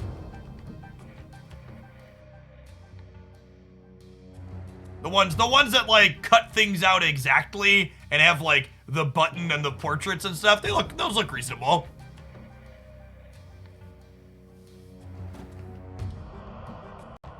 This is good enough, but I'm not fixing or spending time and energy on something that already works. Can you play Magic on turn 7? You can actually, yeah.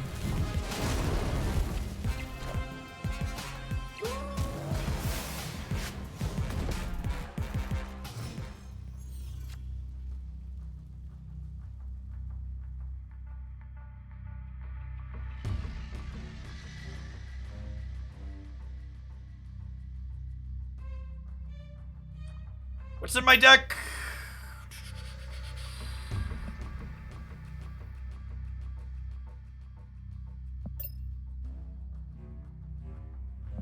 We have Odin. We have Quinjet. We have Wasp. None of those are super exciting. I think this is actually just like Doctor Doom in the middle. They each had 21 power, technically, right? Because the Doom bots get buffed by Patriot. It's a Sweet Angela variant.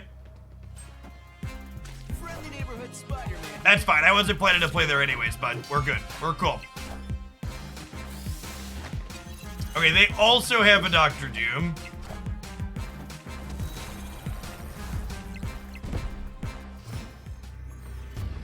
We are dead to their Doctor Doom, right?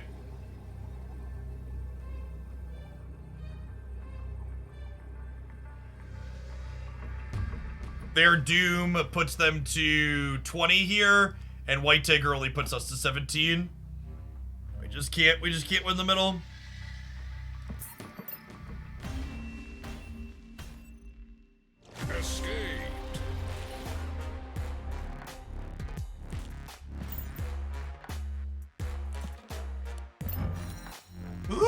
getting closer to gold. Gold on gold armor, chat. Animated. Animated. $300 collector tokens. What's that put me up to?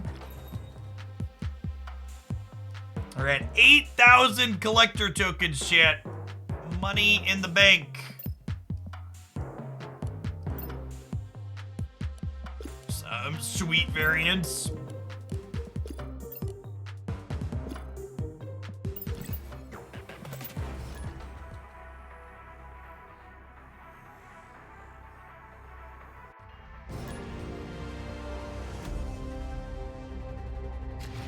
Am I waiting for Sauron? No, I'm buying Shauna tomorrow when she releases.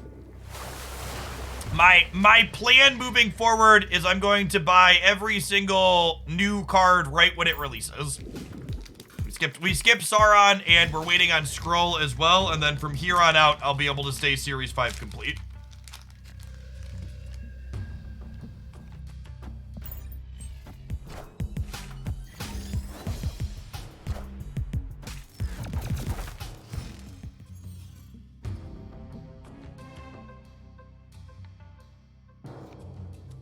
Oh no! Not a widow's bite.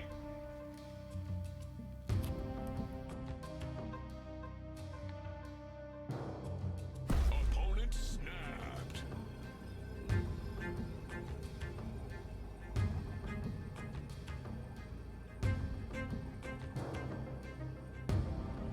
I think Sauron's a fine card. It's just very narrow and doesn't have any interesting decks to build around it. Like, I sat down to make a top 3 or 5 decks or whatever to try with Sauron video, and racking my brain, it was just like, there's really only one deck here, which is just like not particularly exciting, right?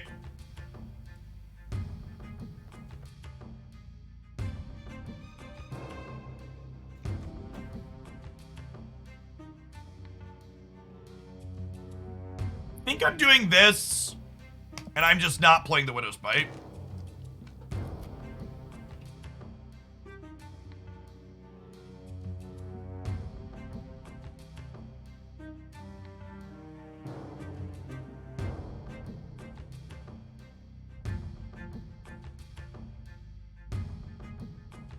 How much will it cost me to keep up with Series 5?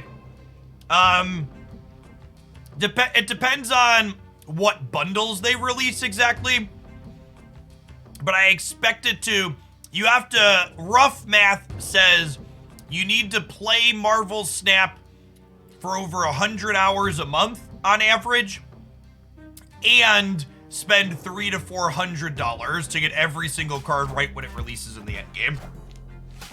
So you have to both play and spend a good amount.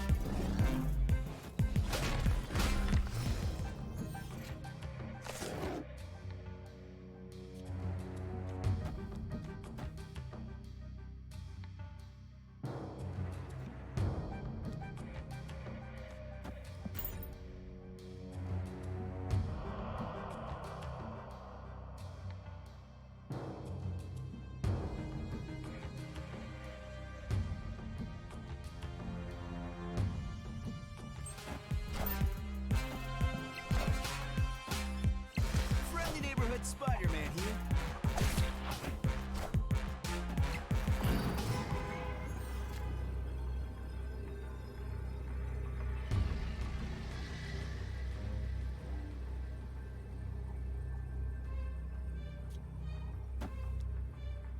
I can't predict the future, Urza. The answer to that question is depends on what you're willing to wait for. Gonna hope for the best with these Widow Bites, but I assume we're dead here. Mystique in the center puts us in the ground.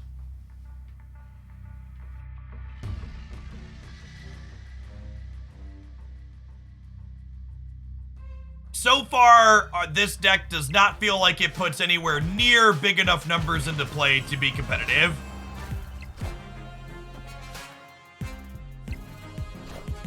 We could have played Odin left. Yeah, that's fair.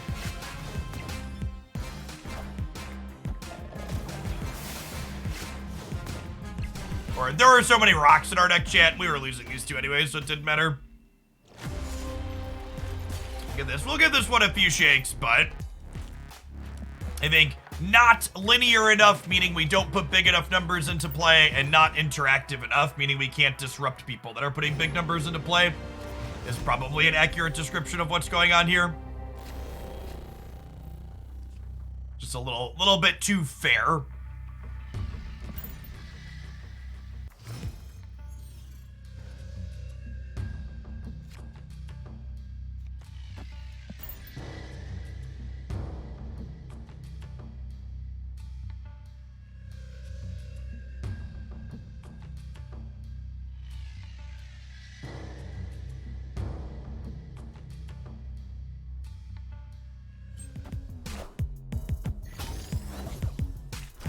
We have not played Lockjaw Surfer on stream.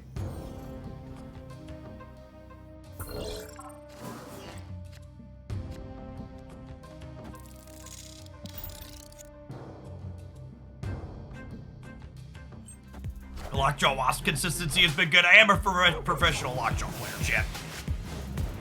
He's a good boy.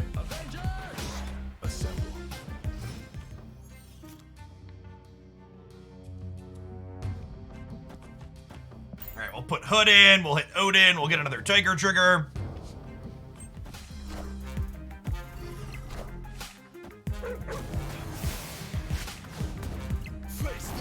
Not the droid we were looking for. In theory, I have one other viewer deck left for today, but the person that submitted it hasn't responded and didn't give me a functional URL for it. But I choose viewer decks. Subscribers can send a donation for me to play their deck when those are open. Usually fill them at the start of the stream, though.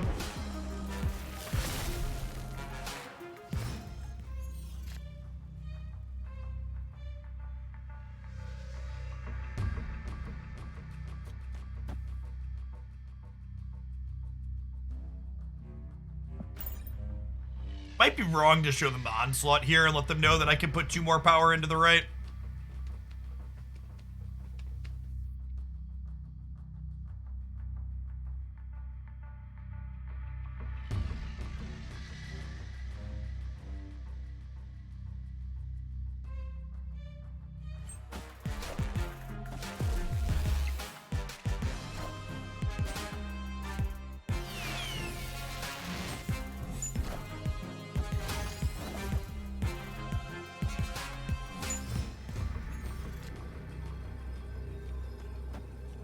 Win this. This is 10, 15 in the middle, and it's another 8 over here, and we're up by, it's another 9 over here, and we're up by 6 over here. They do have Mjolnir, is worth noting.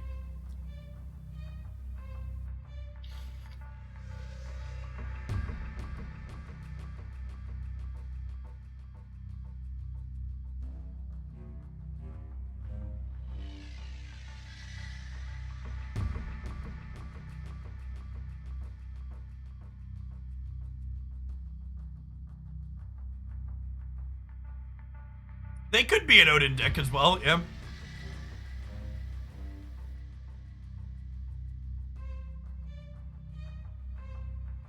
If they Mjolnir plus Odin without putting any more stats into here, though, they're only going to 20, and our Doombot is 9, so we'd tie here, and then we'd go to Breakers, and we're gonna have a pretty good Breaker in the middle, right? Because we're adding 15 here up to 26. I don't know, feels like we're in an okay spot here.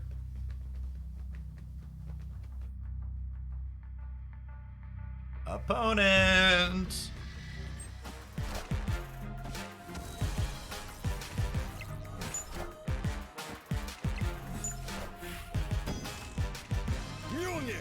To me. They must have timed out, right? Or maybe they thought, maybe they were just soaking on the sunspot and they thought that was their best chance to win. Victory. They were hoping that I would play hard for here and they'd win left and right.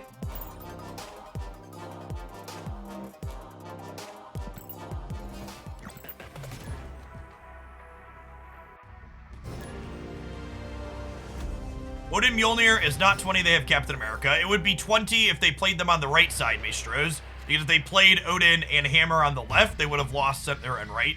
So we still would have won. Maybe they were playing around leader. Yeah, I could see that.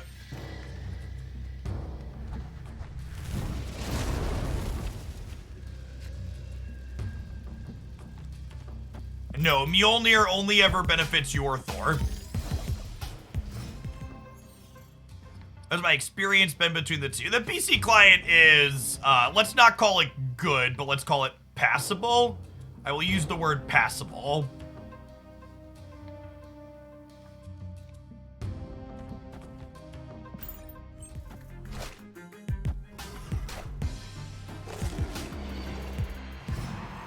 Mostly functional.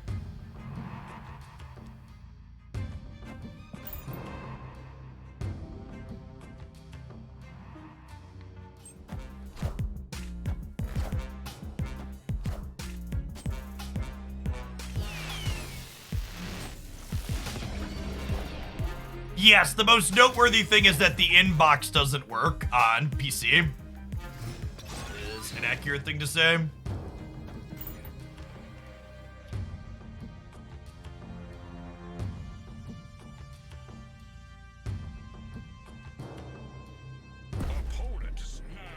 The PC client better than Magic Arena. I mean, it doesn't crash. The big problem with the PC client, chat, is it's just feature incomplete. It's missing a lot of stuff. It's a very, very raw, direct rip of the mobile client.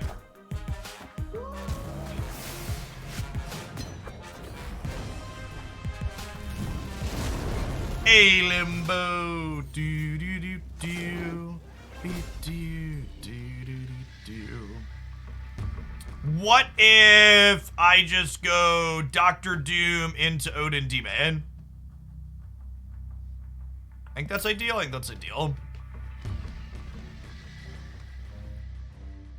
They're about to play something doubled with Shuri, though, which is kind of scary. I'm gonna add 14 left and 14 right.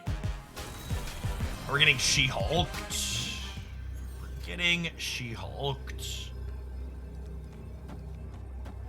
Oh, sorry, this is less than Odin. This is 8, or I think 16 here, going to 24.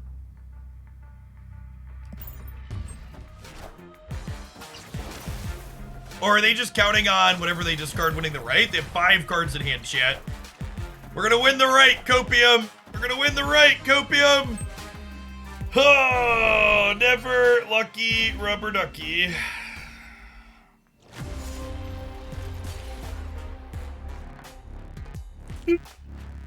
Yes, if you link your Marvel Snap account to Google or Apple, you can log in with Google or Apple on PC.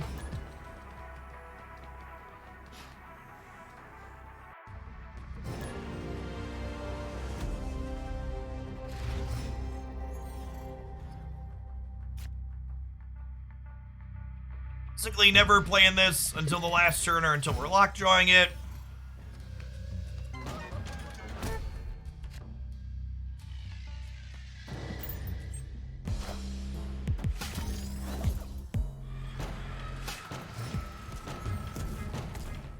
To the people in chat lamenting how can they accomplish the win a lane with 1 card quest. You have 3 weeks to do that. Just ignore it, and it will incidentally happen while you play the game.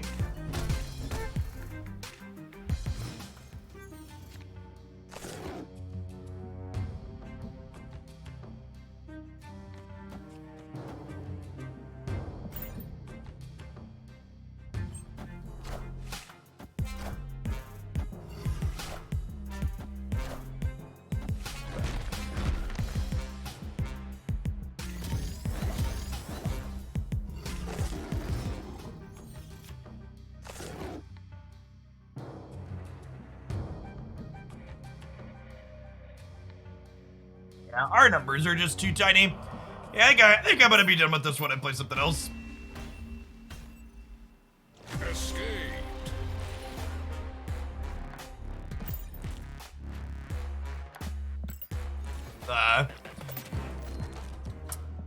In Marvel Snap, your deck needs to be able to do one of two things. You either need to be able to put really big numbers into play consistently, or you need to be able to disrupt your opponent from putting their very big numbers into play. And this deck doesn't really do either of those things, right? Like that last game where we just kind of were unable to beat the 24 power on the right was a good example of like, oh, we just don't have the output to be competitive here. We like kind of spread our power out across all 3 lanes, and it was like okay-ish, but a more linear deck that was better at making bigger numbers just went way up over the top of what we were able to do. Okay, so we had like 2/3 of a viewer deck get submitted because they didn't follow up with an actual link like I asked. But I think I wanted to work on this archetype anyway, so we'll start with the 8 cards that they sent in, and we could go from there.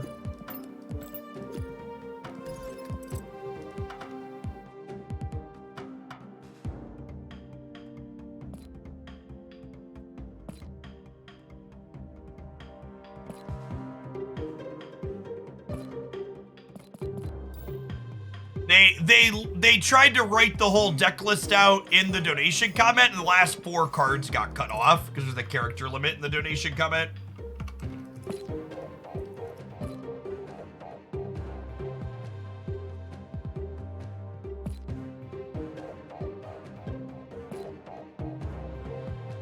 How do you link your Twitch account to get into the Discord server? You can find written instructions with pictures, step-by-step here on my website.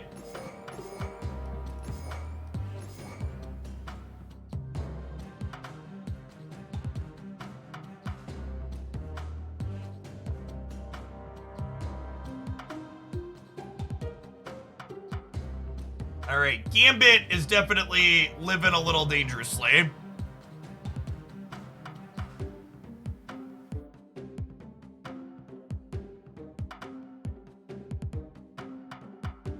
Nah, you're fine, Wicked Sid. Something that I very much understand that a lot of other people don't seem to get is you got a lot of the decks people make are going to be bad. So I don't mind trying things that end up being bad. Most decks, myself and everybody else builds aren't good. You gotta get through a lot of things on the cutting room floor to find out what's reasonable.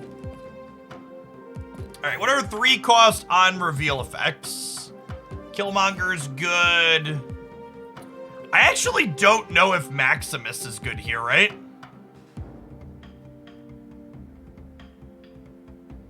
Juggernaut's probably a generically fine card. Nakia could be okay. Nakia sounds good. Oh, Thor is probably good too, right? Because he gives us a hammer.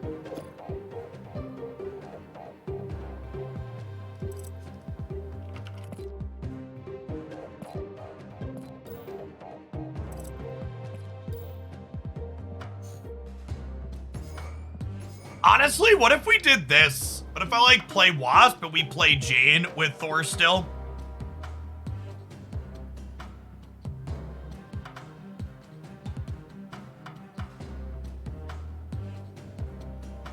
I kinda don't hate this.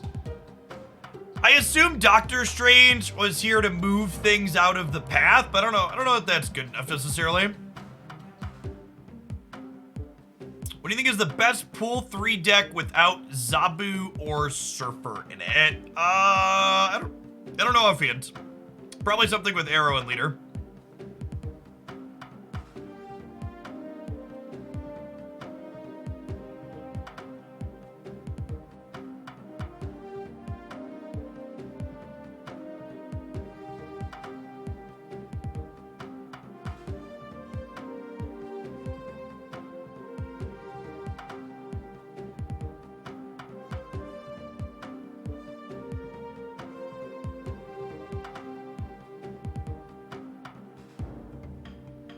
Yeah, flipping Strange randomly doesn't seem great. You want to play Sarah instead of Jane? I like Jane drawing my zeros, though.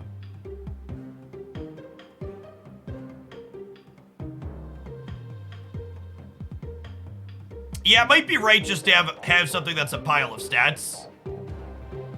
Black cat could be good. She's just like something good to flip out.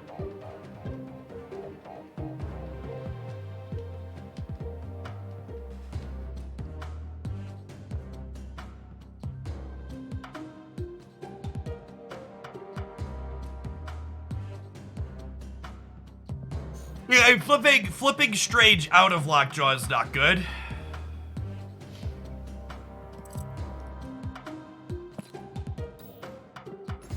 Nah, I think Gambit sounds hilarious, chat. I wanna play Gambit. Let's try and get some more Gambit boosters so I can split this wonderful lad.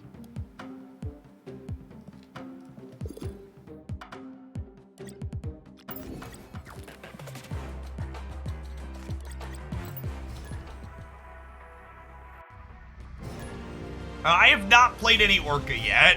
I'd be kind of surprised if that card is good.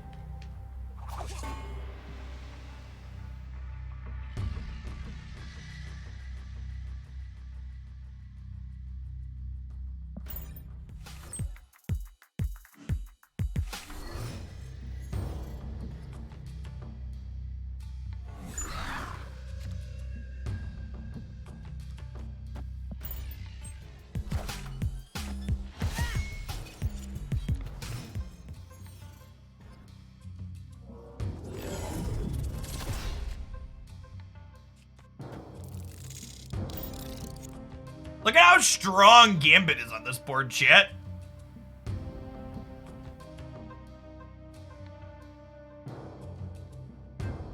Card's busted. Wish you were half as strong as Gambit and his abs.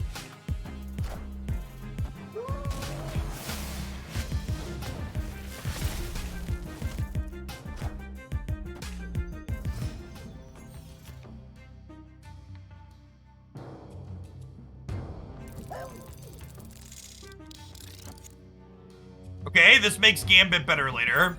We play it somewhere other than the Nexus.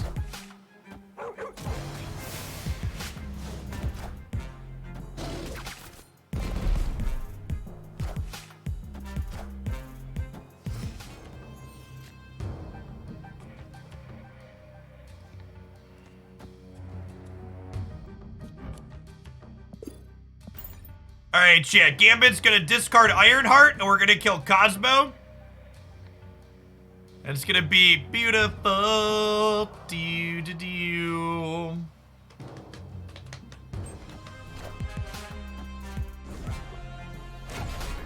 Alright. Nobody panic. This could have gone much worse. Everything is fine. Everything is fine. Nobody panic.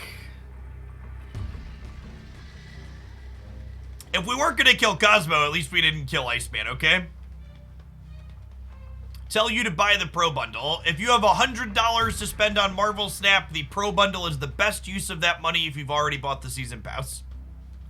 It says, that's as much as I'll give you. Victory.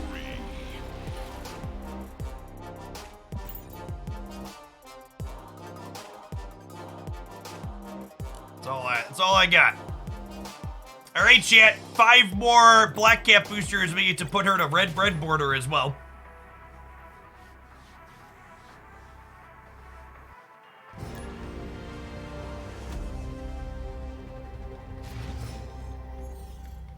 Wasp was the definition of put me in, coach. She really was.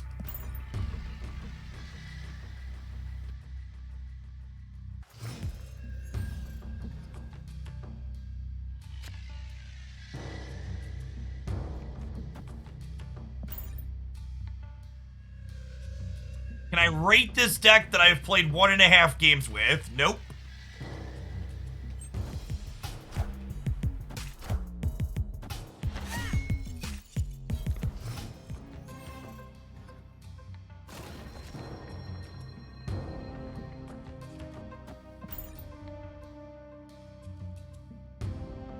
Thor is kind of fun with cloning mats, yeah. The Chukugulia is pretty annoying, though.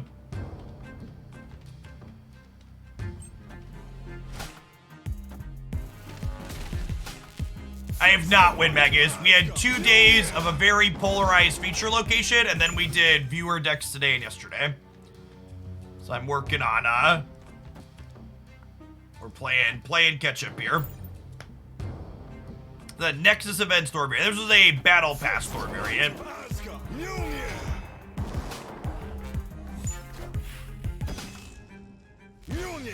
To me. To me. A Naked Carnage implies a bot. Not at all. That's so good for us, chat. Maybe. I think that's good for us. I can't decide. I'm torn. Was that good for us? Somebody tell me your opinion.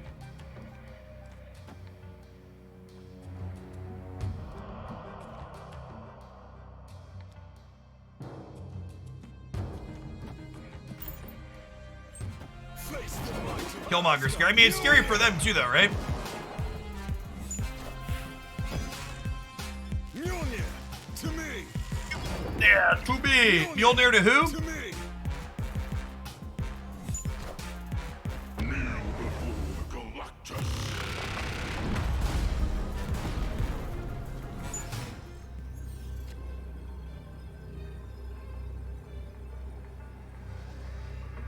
Opponent snapped. Escaped.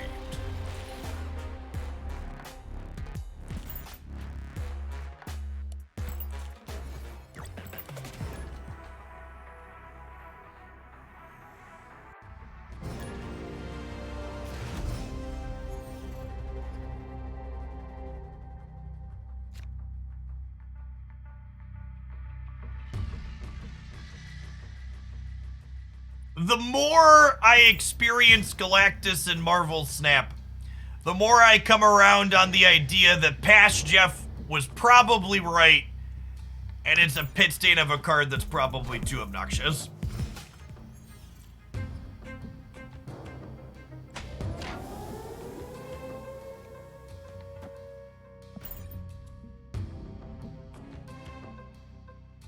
Yes, when you split a card, it looks at all of the splits on all variant arts of that card. So if you split a base negative artwork 4 times and then you split a variant for the first time, it rolls your split possibilities as your 5th split.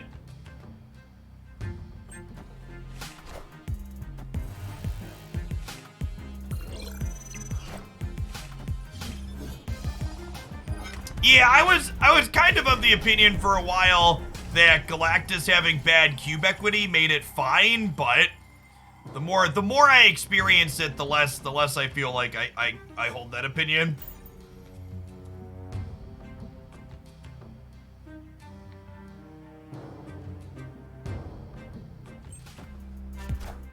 So I think one thing to consider with the bundles is 1, we don't know, but 2, the thing that stands out to me about the bundles is I would wonder how many people were hoarding gold because of the bundles, and that's behavior that they don't want to encourage.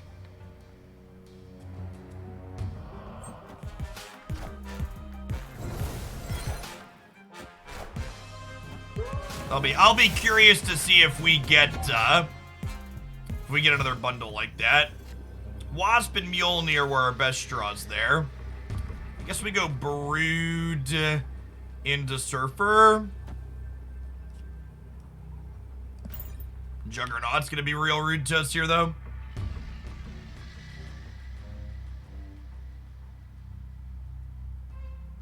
Yes, I agree with that, Hedge. Galactus made World Ship go from novel gameplay experience to, oh, I just got Galactus, and they weren't even Galactusing.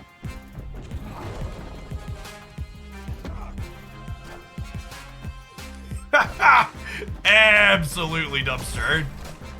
I hear there's a good chance the better Surfer variant won here, Chip.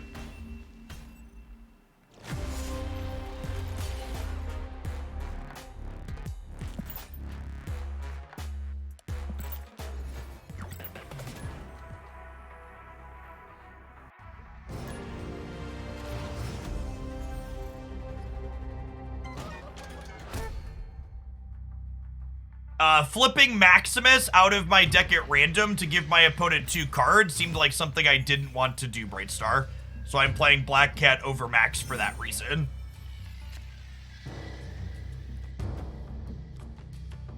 I'm gonna play Okoye to the right, just in case this is a location where I don't want to play Lockjaw. Opponent snapped.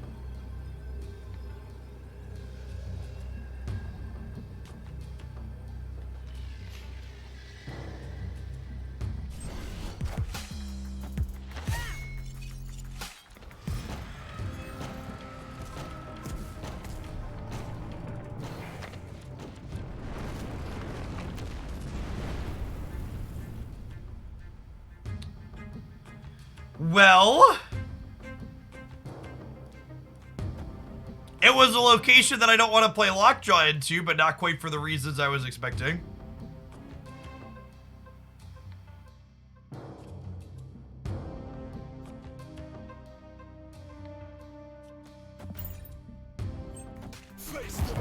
Our hand's pretty good though, right? I have Thor into Brood into Mjolnir.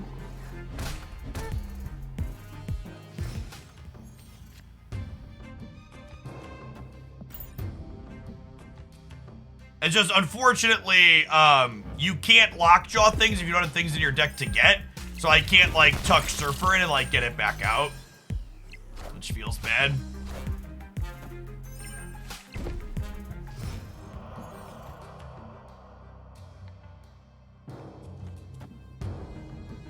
Snap. I'm gonna snap them back here before Killmonger flips up. Victory.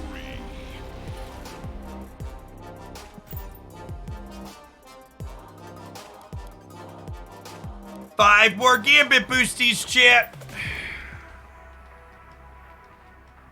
Could Nakia be played in Cerebro too? Do you want to buff the power of cards in your Cerebro deck? Please explain why you think that's a good idea.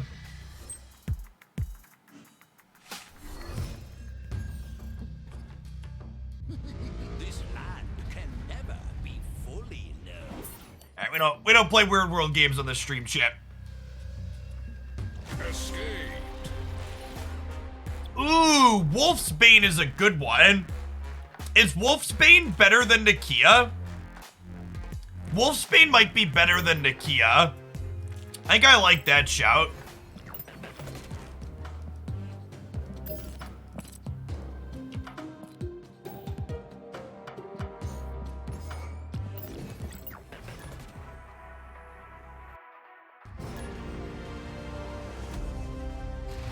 I mean, if Nakia lets you pick who you buff, Nakia to buff Cerebro and Mystique would be fine. But you very much don't get to pick. Better than Gambit? Gambit is high rolly. Listen, your Gambits might be high rolly. My Gambits are experienced sniper rifles. Sounds like a skill diff to me.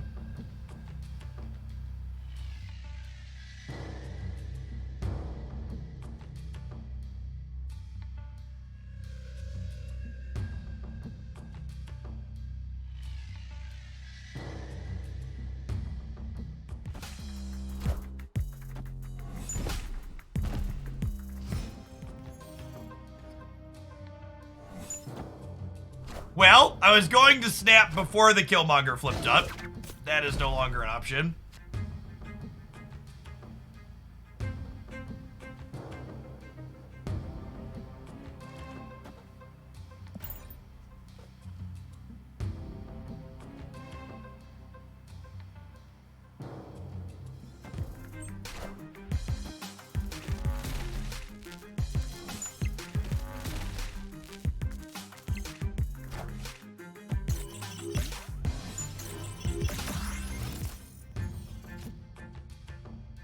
Yes, this is definitely a Gambit plus Surfer on 6 angle.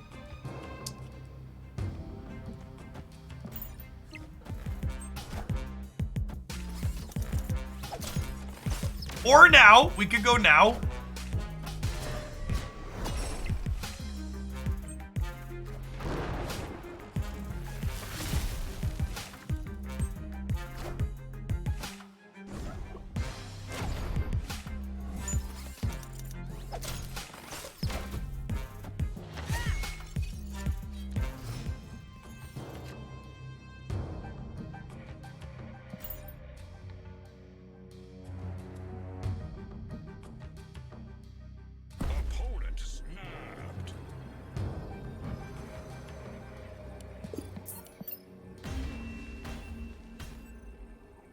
I mean, if they're a Galactus deck, they don't have Galactus in hand, obviously.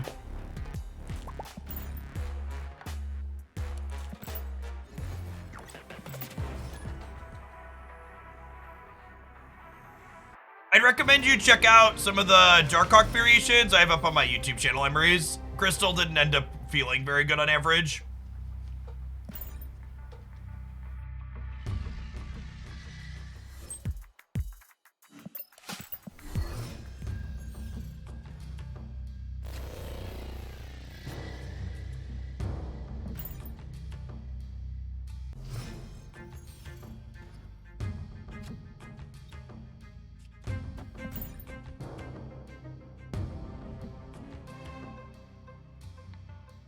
Is Sinister London featured? Only in my heart. Crossbones and Ghost Rider.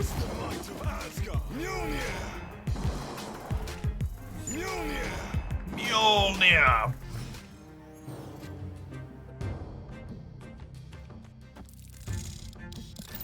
Man, our Lockjaw Wasp powers have been unparalleled.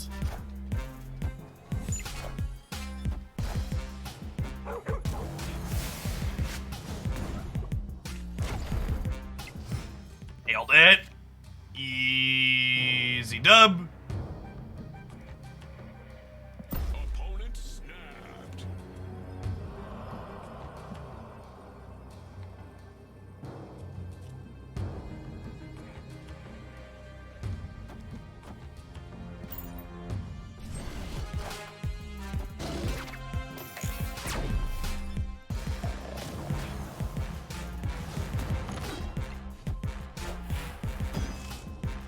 Mjolnir, to me! Mjolnir, to me!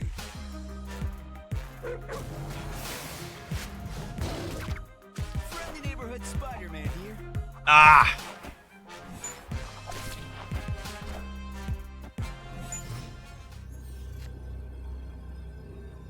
Well, I still get to Surfer on the right. We're adding 12 in the middle. We might be fine here.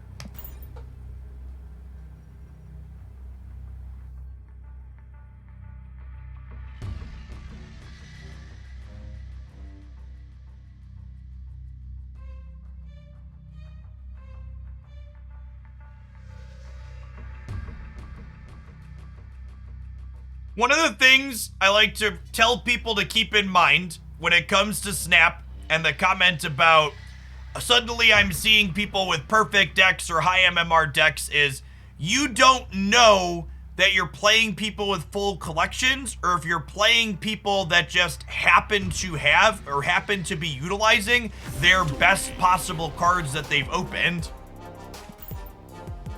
Unless you're queuing into someone like me who is streaming, who you know has a full collection, the reality is most people playing Marvel Snap are ones that are just working with what they have.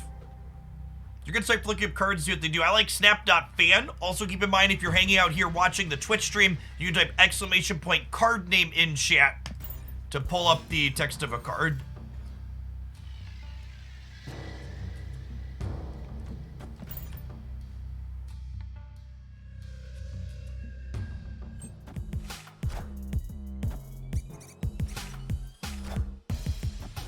Have I finished my Pixel variant collection? I have not. There's so many of those things, chat.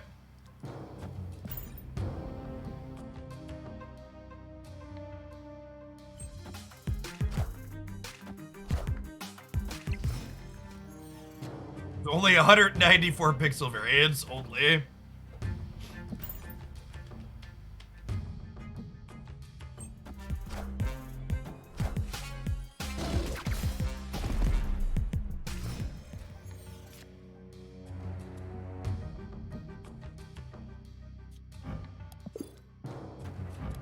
Late, Mr. Thor. The part where we get waved and die.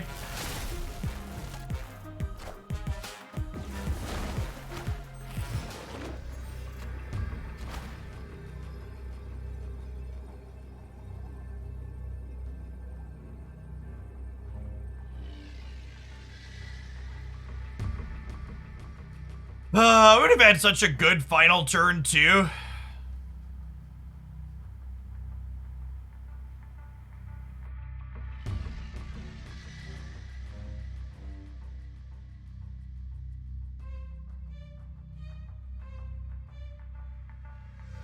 Because we're having an out-of-place arrow would come in handy. Yeah, we'd win the game if we had an arrow.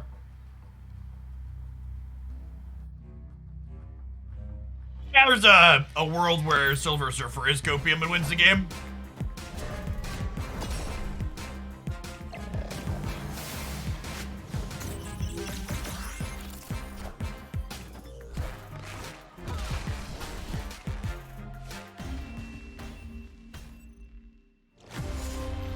We'd have actually won the game if Ironheart hit Okoye.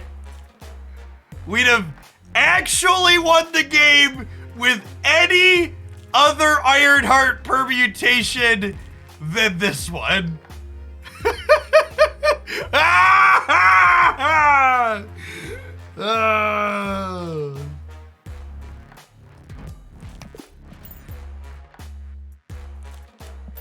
Alright, I got my black camp boosties, so we can wallow in that. Alright, Heishin, another successful carryover from Magic. Keep up this content. Really enjoying the YouTube channel. Thank you for the 1.5 years.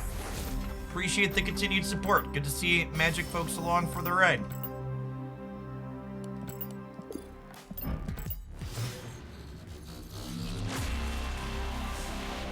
Animated frame. Animated frame.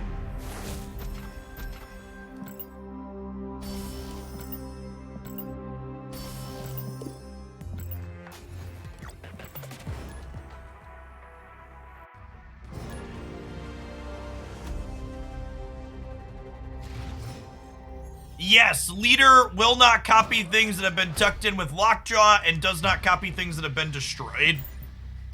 So Lockjaw in general tends to be pretty reasonable into leader.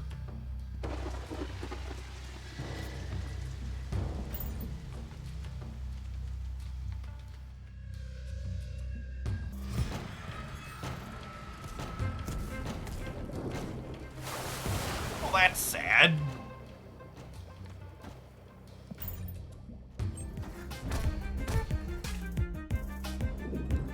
I feel you on that, Ramaset. Feel you on that.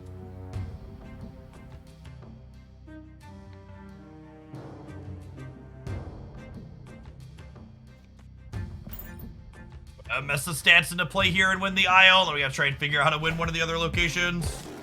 Friendly neighborhood Spider-Man. Ha! Joke's on you!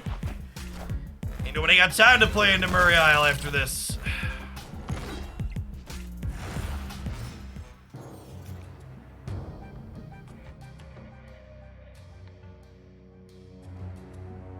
I guess we do this.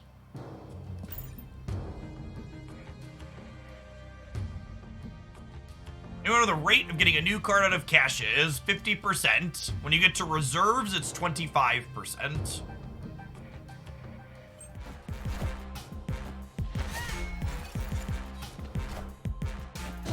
I think Polaris is a pretty generically good card that if you wanted to play it in here, that's fine. Okay, so they're losing middle, so I just need to win left or right here. Because we're adding 12 here with Mr. Surfer.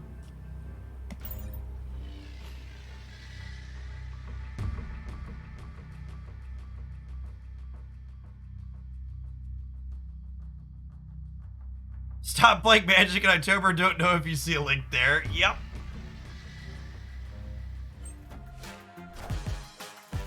My 2023 is off to a pretty good start, chat.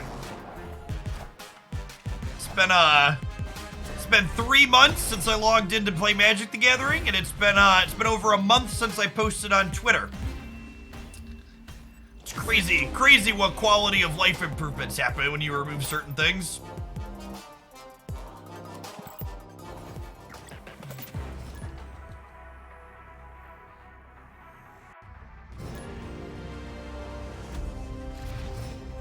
Six years ago, yep. Long time ago. Yeah, so I can't fully delete my Twitter account because if I delete my Twitter account, some other asshat will take my handle and post certainly offensive or terrible things with it, making it look like it is me. I log into my Twitter to check for business opportunities in DMs maybe once or twice a week, but I know myself and what I am capable of doing and not doing. So I unfollowed everything other than the official Marvel Snap account on Twitter. So I can't even if I log in, there's nothing to scroll. I took the keys out of my own hands and I was like, no, we're just gonna put these over here, okay?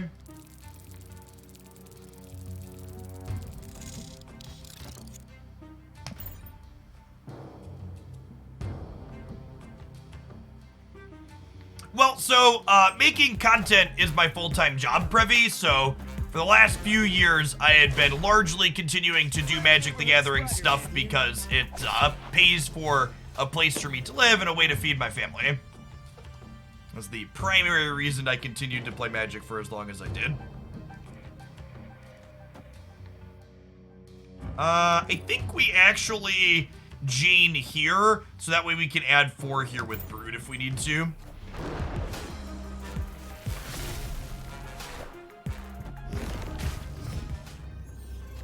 Can 12 win the middle? Maybe? We're probably just gonna get destroyed, right? I think we bounce. Escaped. Climbing the season is a nightmare. I'm ranked 91 and hard stuck because there's so much stuff. I mean, if it makes you feel better, climbing is not easy for anybody. I don't know if that helps you at all. Like, there are a lot of content producers that have been rubber banding that I watch in between like 80 and 100 all season. The last couple of seasons, it has gotten notably harder to advance from 80 to 100 in my anecdotal experience. There are far less 8-cube wins in those last 20 ranks than there were in the first month or so and during the closed beta. Players are slowly getting better and understanding. There's less bots too. Less bots and more players that understand how to leverage the mechanics appropriately. Has definitely been my experience recently.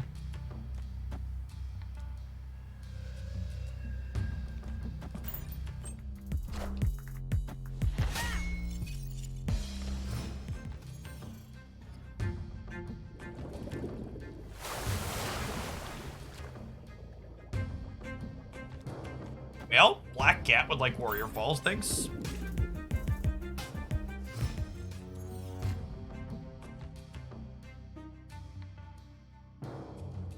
Huh.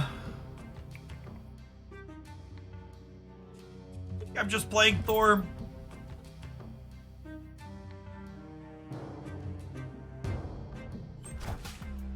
Face the might of Asgard. Mjolnir. Wind, aid my hand. Yili, they didn't play their Brood into the Flooded. That seems good for us.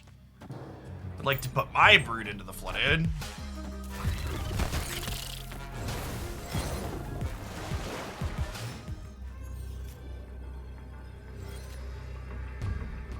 I think Mjolnir was the best draw in my deck, huh?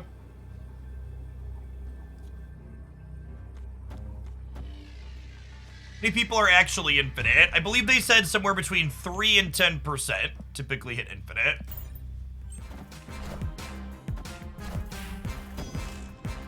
Mjolnir, to me. Don't want to lockjaw mid for 2 chances. Yeah, maybe I'm supposed to. I don't know. I like putting stats on the right here. With the Iron Heart, there's a chance we just win left and right, right?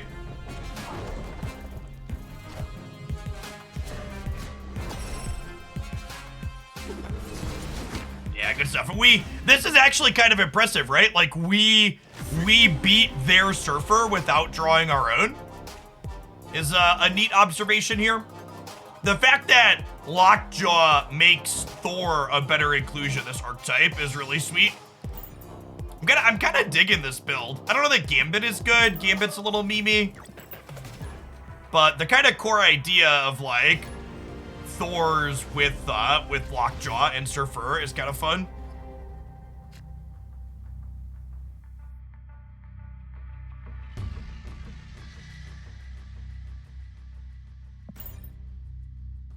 Opponent snapped. Is there a replacement for Wasp? Yellow Jacket, kinda. Hey, we're definitely staying with Thor and Sinister London here. Gambit might also be fine just because Gambit is, good beats. Sometimes lucky, chat. Just because Gambit on turn 6 is actually kinda okay. So I could see leaving Gambit being fine. I do not have enough space to Okoye. Sinister London, I don't think. I don't know that we have room to play Sarah and Jane Foster, and I think Jane Foster is better. Face the might of Asgard. Mjolnir.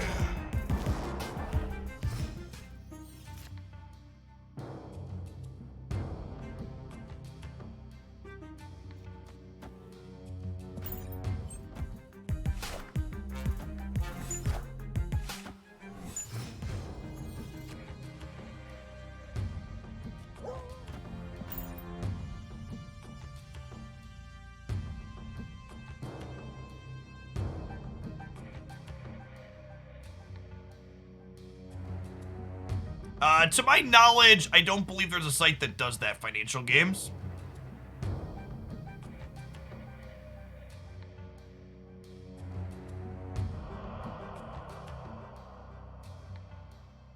I think Okoye is fine. Juggernaut. Juggernaut's an okay card. Juggernaut's just like not a good card to play into your Lockjaw path is the thing. Like Gambit. Gambit's a card that gives value into that. They really need their last coin flip to go middle.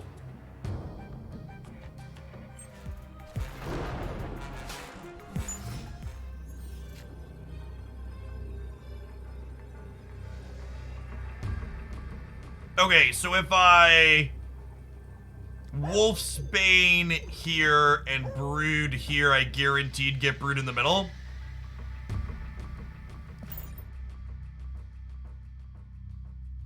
They could also guarantee something in the middle. I don't know. I think they just pass because they only have one location to play at, chat, kind of.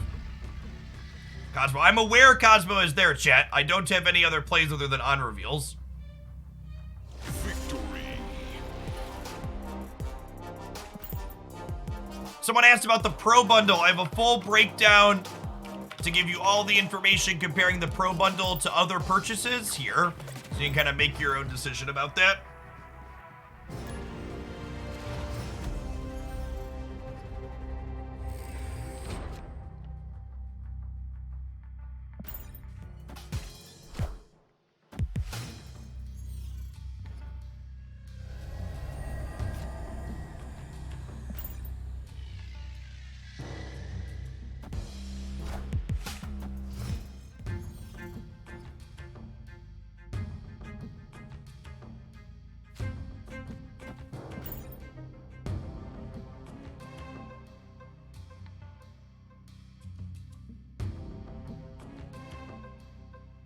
Might be a Brood into Vormir angle. Yellow Jacket, Punisher, Hood, Daredevil. Are they a Valkyrie deck? Yellow Jacket and Punisher makes me think Valkyrie. Well, with that draw, we're gonna go ahead and Mjolnir this turn. Mjolnir to me. Hey, like it? Thanks for the prime. Appreciate the support. That was not the Jane Foster I wanted for Christmas. Ooh, that's a nice hit.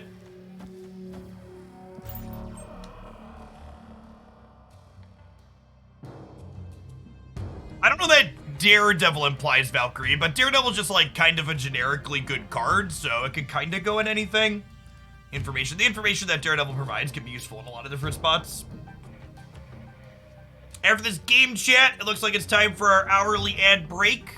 I think we're gonna keep playing this deck because I'm kind of vibing with it, but we're taking 60 seconds. I'm gonna run to the restroom.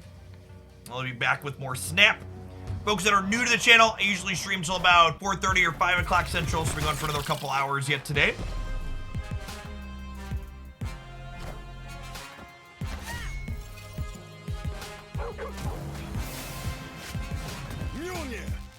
To me.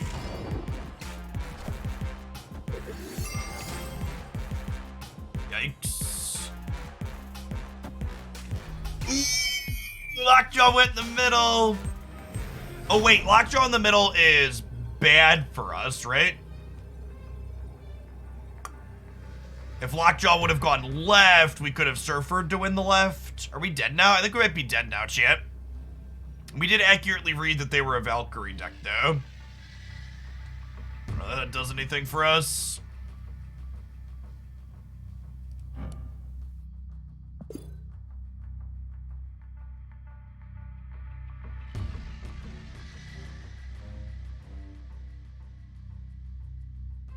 We can only get up to like 6 power over here, right? We're losing the left. We bounce. Escape. All right, chat. I'll see you in 60 seconds. BRB.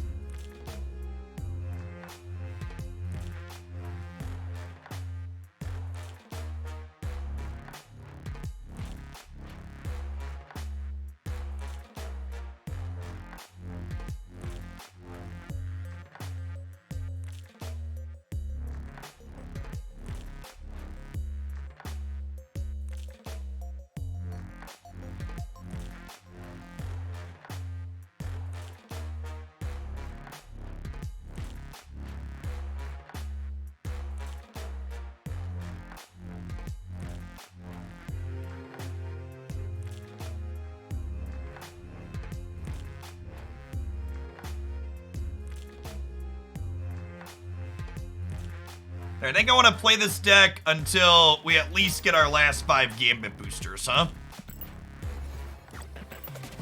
Get him splitting off our checklist.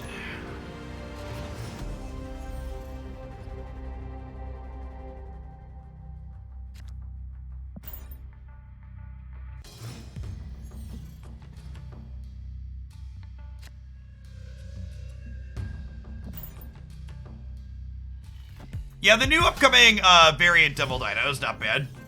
I think I like the one with Moon Girl in the artwork a little bit better, but definitely subjective. Well, this is a set of locations.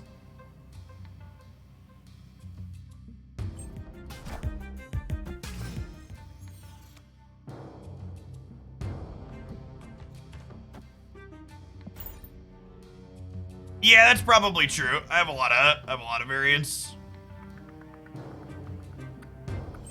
Face the might of Asgard. Mjolnir. Oh, you know what? Because Clintar is here, maybe I'm supposed to have played Brood there, huh? Ooh, that's actually a great draw, right?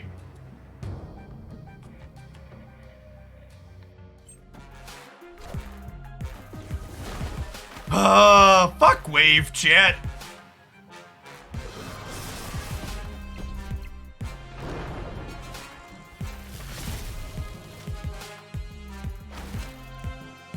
Such a stupid card.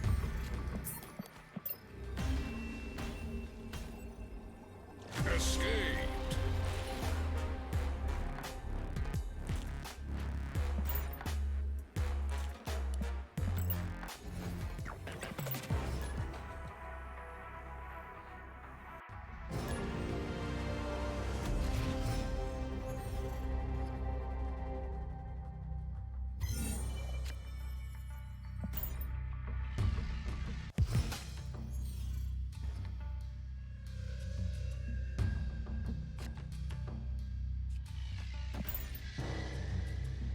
I've lost far too many cubes to wave. Yeah, cards with that much disruptive power really just should not be combo enablers.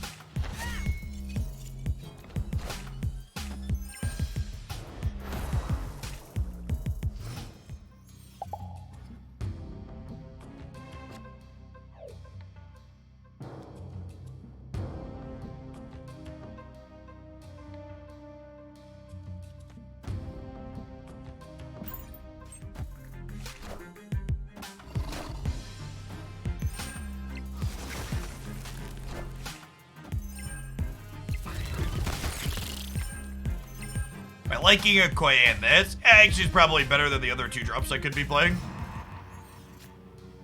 She's probably fine.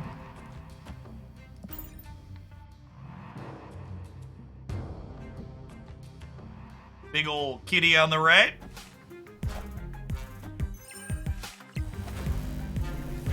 Makes my Wolfsbane a little worse, but it means we're still winning the right, so God bless.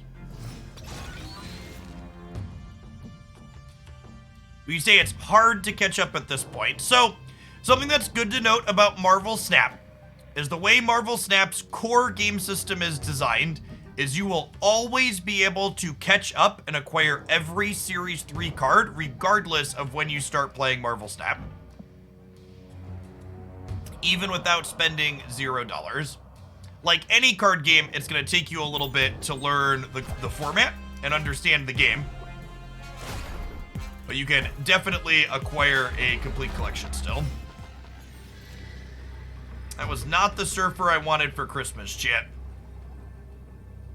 Opponent snapped.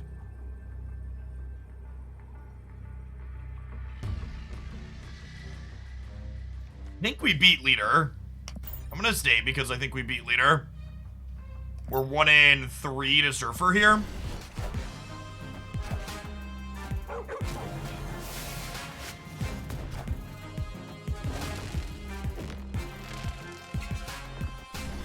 We also beat that. Thanks for the cubes. Victory.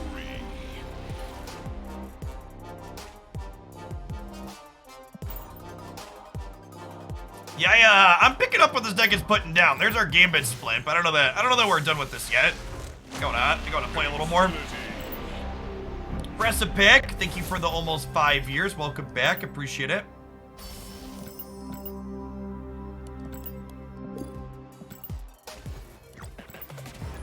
I am using a standing desk, yeah.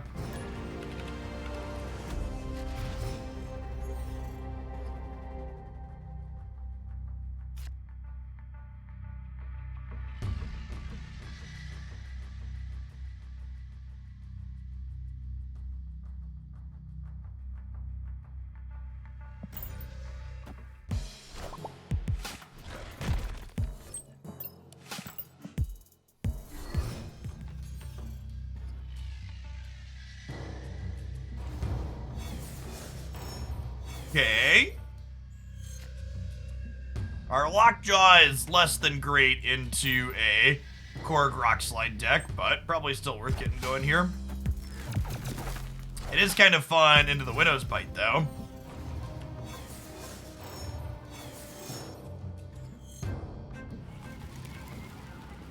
Please give them a Widow's Bite back. Alright, so we'll Wolfsbane into Widow's Bite here. Wolfsbane counts face down cards now as well, so she'll go up to 5.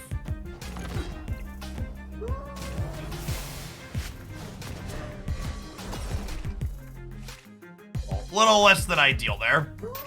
They're 1 in 8 for that to happen. Holy fuck, chat. Thank you, sir. May I have another? Thank you, sir. May I have another? So we want to Okoye before we Killmonger here.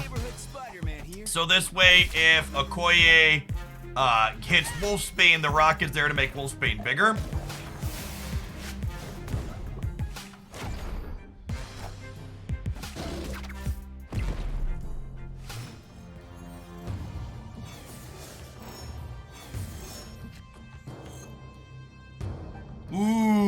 That's fun.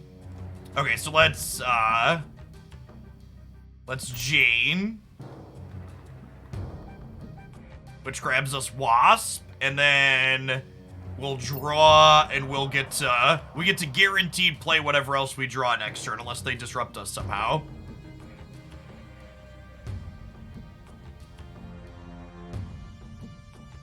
Oh, we're gonna get a Widow's Bite. That's fine. I think that's fine. We'll see. maybe it's less than fine. I think this is still the play.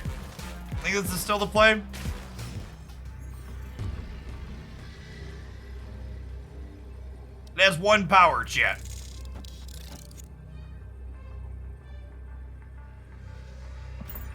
This is gonna hit Wolfsbane, and it's gonna be huge, okay? The Ironheart's gonna let us win middle, and then Wolfsbane's gonna win us left. Oh, yeah. See, chat, you just gotta believe. You just gotta believe. Easy game. Calculated.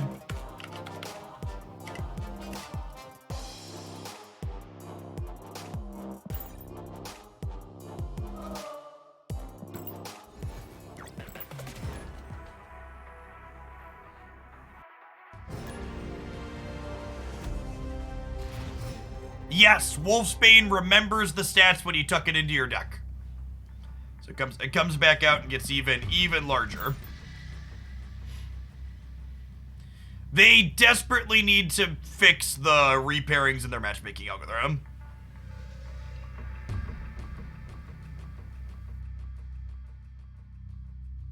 I think Groot or Polaris are probably fine over Black Cat. I've liked the stats from Black Cat. I explicitly do not think you can play Maximus in this deck because you don't want to randomly flip into Maximus and give your opponent 2 cards when you can't control it.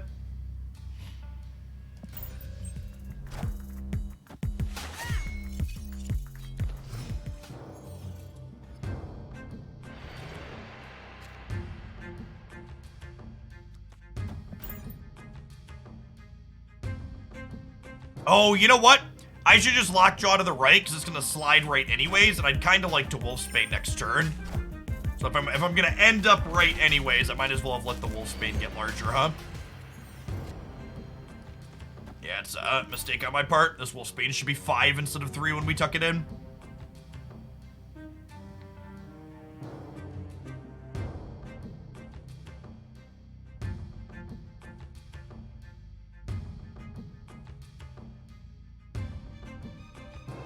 You sure you don't want to Gambit their Electro? Pretty sure.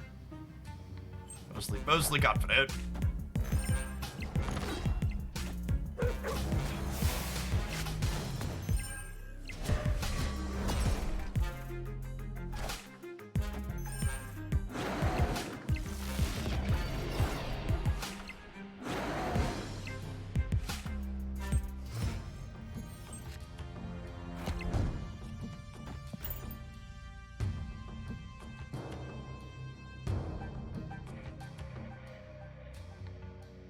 Nah, I want to Gambit on the last turn, chat.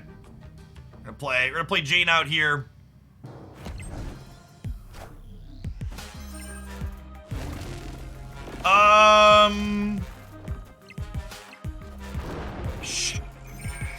Sure.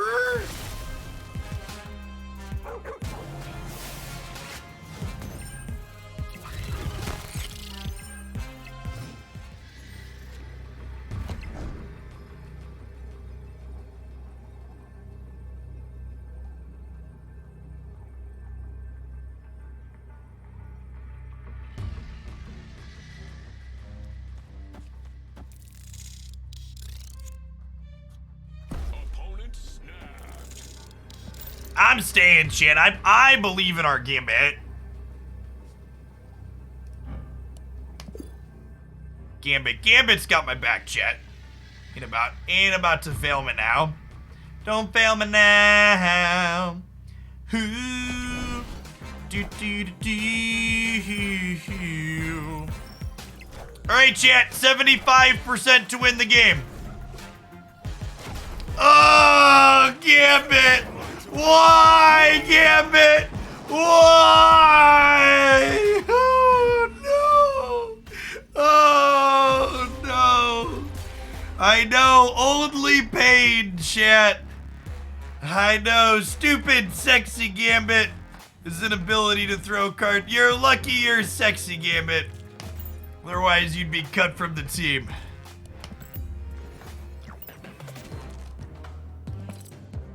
Never lucky rubber ducky.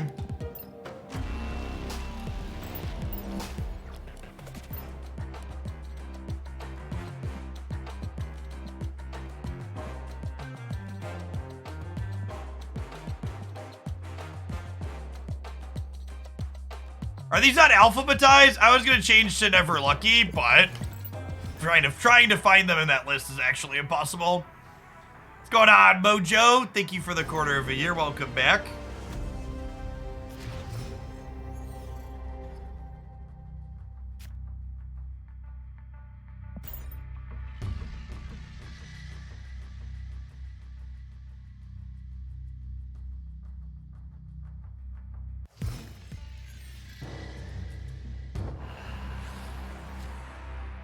Ten out of 10 would love a never lucky rubber ducky title. Yellow Jacket is a budget wasp, yes. It is worse, but it is the only card that can really replace it, yeah.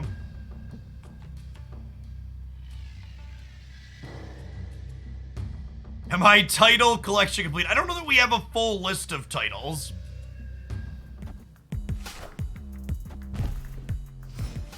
If we were playing for keeps here, I would make a point to snap before I Killmonger this Sunspot. We're making content here, so we're just gonna vibe.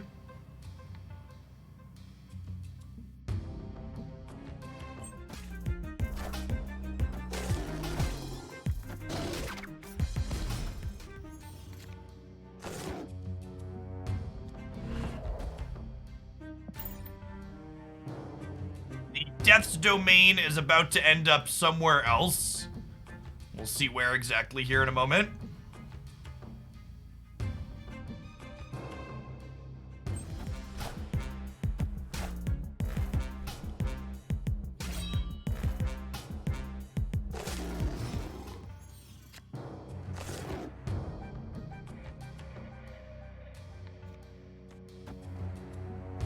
Jane grab the Wasp, and then we can Lockjaw Wasp Gambit on the last turn altogether. All together now, all together now, all together now. Do do do do do do do do do do.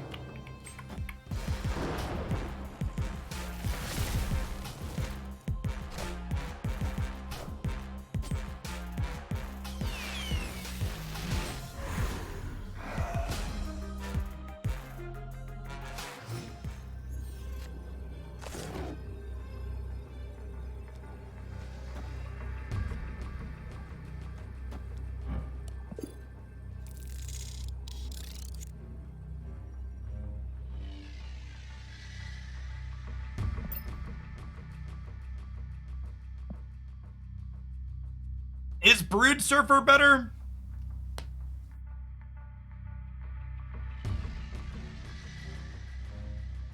Is Brood Surfer's only 15, right?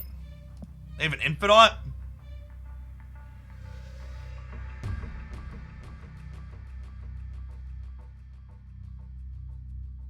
What are the remaining cards in my deck? They are Okoye and what else?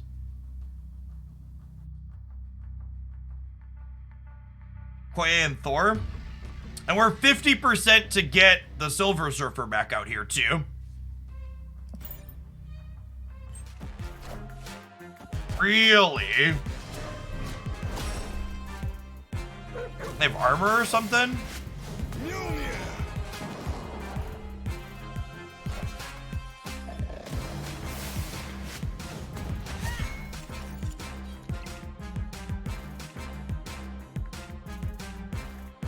Oh, I guess when we get Mjolnir, we're technically only 33% to get Surfer back out, huh? This is Thurfer here. We're having a little bit of split personality. Jeff, I'm hard stuck at 85. Any tips? With ladder anxiety as I bounce 2 levels up and down? It's really just something you gotta learn to just like not worry about the specific ranks, which I know is tough. You've got 3 weeks to get there still. The season's not even half over. Just chill and do your missions and play the game. Be my #1 piece of advice.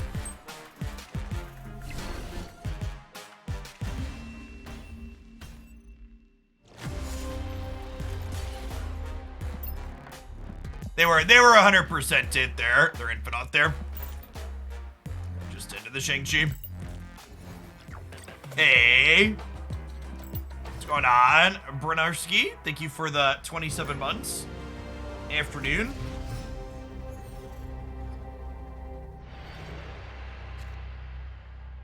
Can you rank current meta decks at the moment? A general commentary that I think is important to be aware of regarding Marvel Snap is we don't really know truly what meta decks are, nor do we have objective data sources to pull information from. There's no widely adopted deck tracker that we can pull some semi-objective data from, and there's no regular tournaments that we can estimate deck strength based on. I dropped a video up on my YouTube channel titled My Best Decks for January, which are decks that I enjoy playing that I found success with on the ladder this month. But by no means do I think they are guaranteed to be the best decks. We just don't really have that information available to us. Holy fuck, chat. Can our Lockjaw not pull Silver Surfer one time? One time, chat.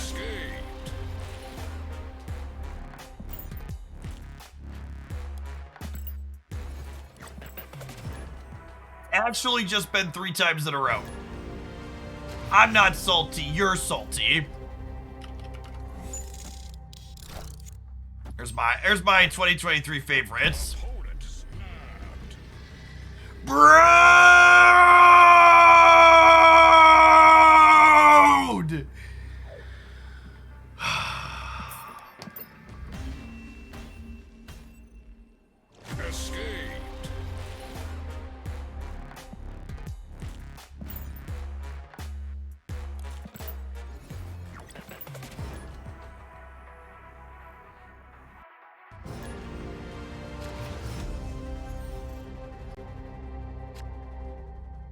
Down here, salt is a way of life. Obviously, the environment down here is all salt. The ceiling's salt, the floor is salt, the walls are salt, and to an extent, the air is salt. And you breathe that in, and you can constantly taste the salt.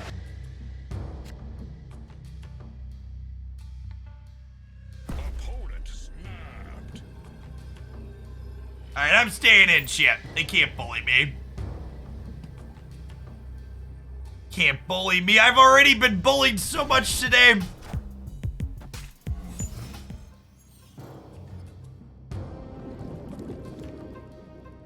Or get to Gambit mid, maybe.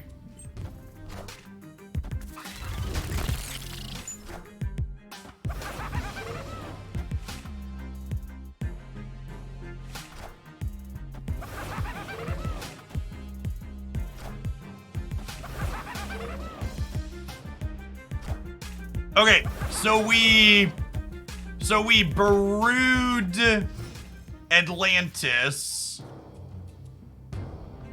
So we brewed Atlantis and then we surfer and surfer again, right?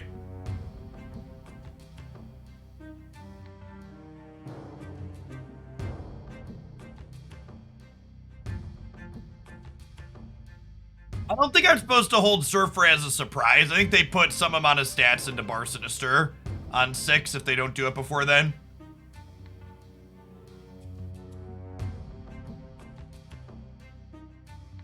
It might be wrong to play Brood early, though. Although playing Brood earlier makes the Surfer let it get bigger, so...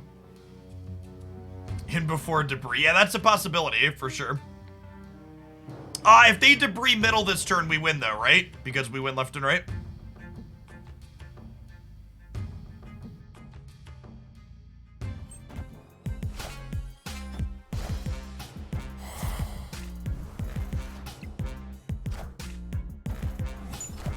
Holy crap, chat. Mercy. Mercy.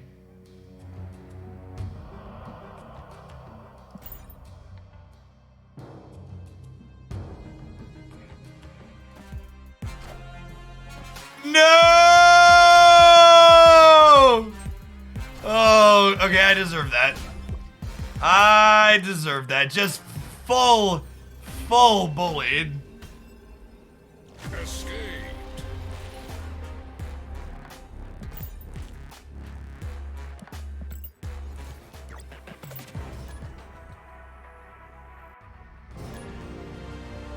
Hey, welcome to a live one, Slimity. Good to have you stop by. Glad you enjoyed the YouTube stuff.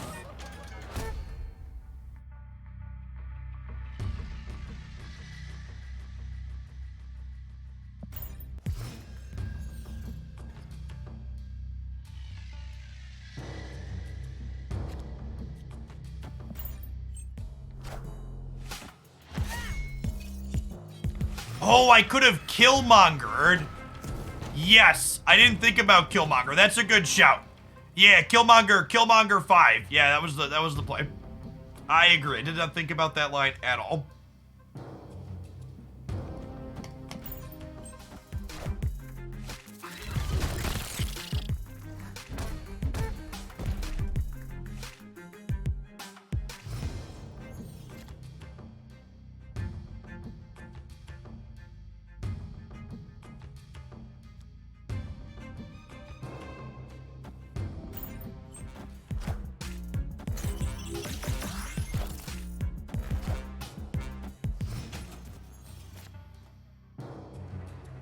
Hey, Slacker, good to hear it.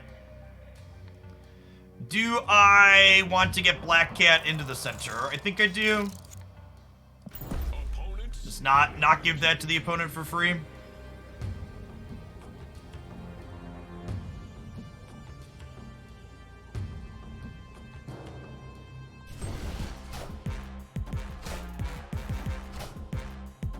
Should snap back because of Killmonger and the D-Man. Yeah, it's probably a good take. All systems go.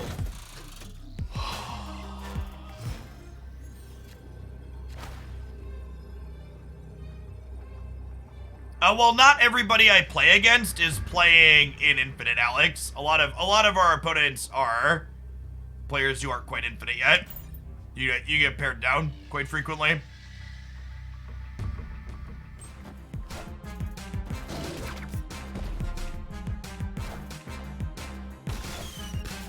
Out of here. Victory. Hey, Hawk, thanks for re-upping for the second month. Welcome back. Yeah, once you're like 70 or 80, depending on your MMR, you'll queue into Infinite semi-regularly. Your MMR, your current rank, and your collection level help determine your matchmaking to a degree.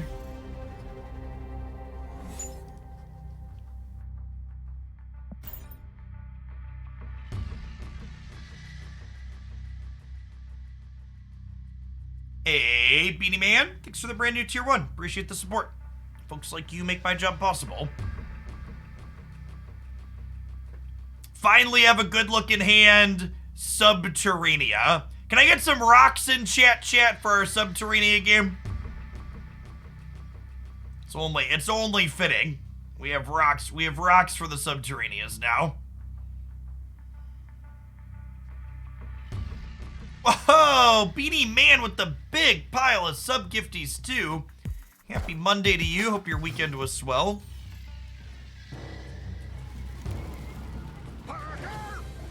Parker! How the games been? They've been alright. I've been liking this deck. We've been playing for like the last hour and a half or so. Maybe 2 hours now. It's been an amusing lockjaw variation. I think I Thor over here since we drew Jane Foster. Our hand's actually coming together really well.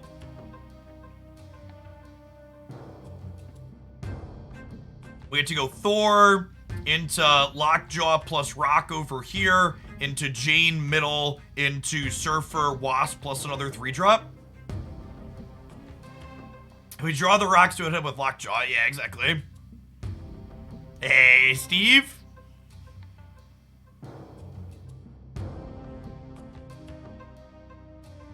Perfect hand for Rockjaw. That's what I'm saying. That's what I'm saying.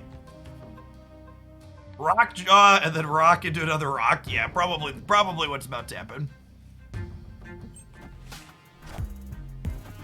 Face the might of Asgard. Mjolnir.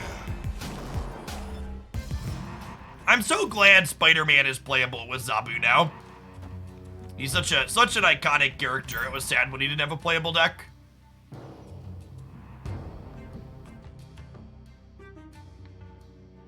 Yeah, Black Cat just gets to be a pile of stats now that she has a 7th point for 3 energy. They could be a Darkhawk deck. Not every Zabu deck's a Darkhawk deck. There's a few different flavors of Zabu.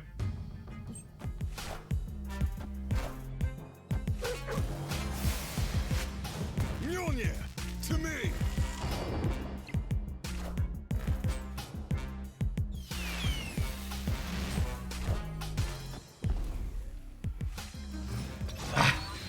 Come on! That's so lame.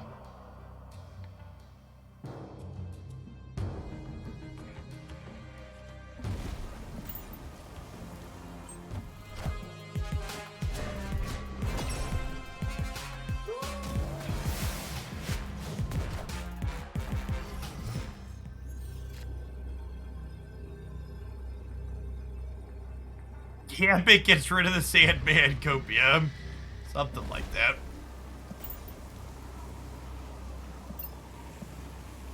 Their hand has to be just like basically nothing for us to win here.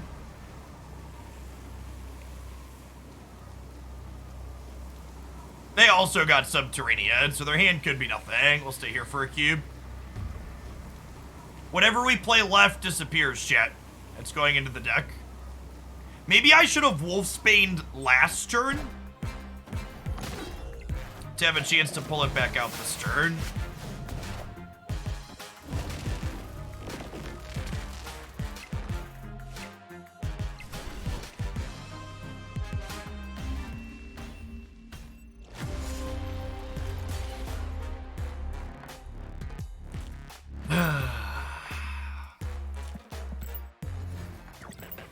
Oh, yeah, I guess if it's going into the deck, we should just Gambit, huh? That's a good call. Gambit, that was a Gambit on the last turn there. We could have won that with Gambit hitting Red Skull. But 1 and 6 there that I didn't take.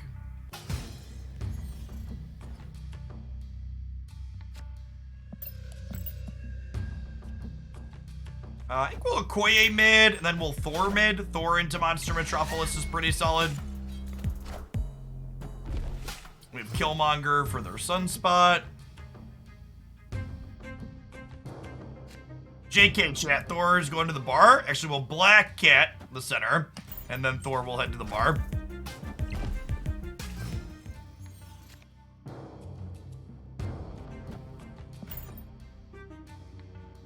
Thor is so good with the Sinister locations. Face the might of Asgard. Ever play the gems ever? You mean Thanos? Occasionally. There's a Thanos Lockjaw deck that I like. Looking forward to playing Thanos with Dazzler. Why Thor in the bar? Because it puts a bunch of hammers into my deck, and if I draw a hammer, each hammer adds 24 stats now.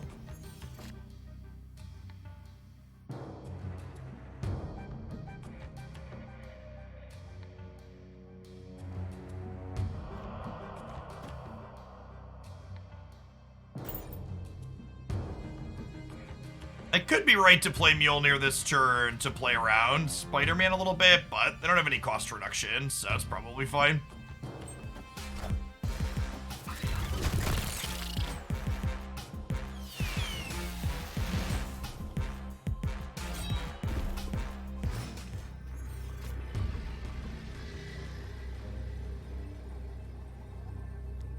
We go Wolfsbane here, up to 9. Killmonger here, Mjolnir here.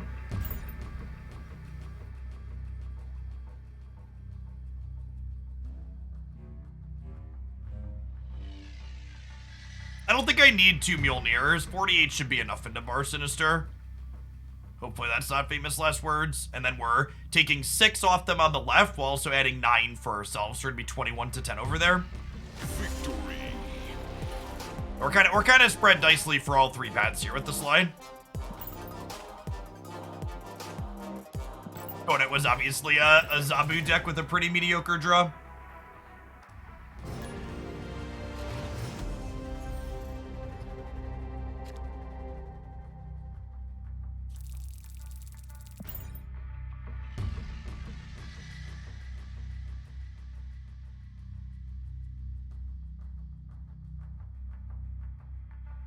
Is there a particular Thanos deck that you like, Beanie? We can close out on some of that today.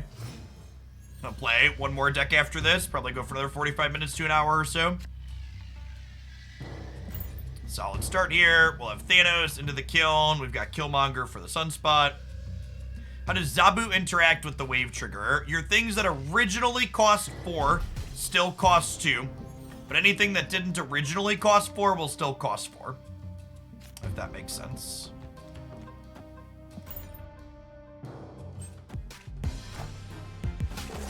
Face the might of Asgard. Mjolnir. Hey, Black Byron, thank you for the Prime. There's Zabud.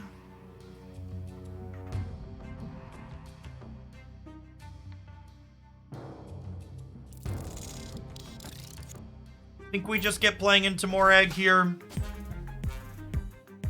Thoughts on Negative Galactus? I haven't really liked Negative and Galactus. Or Galactus and Negative, I guess I should say.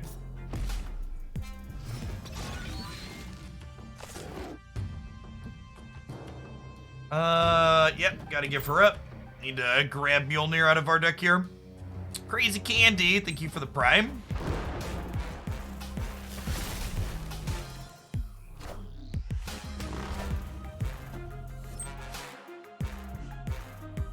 That's a Dracula.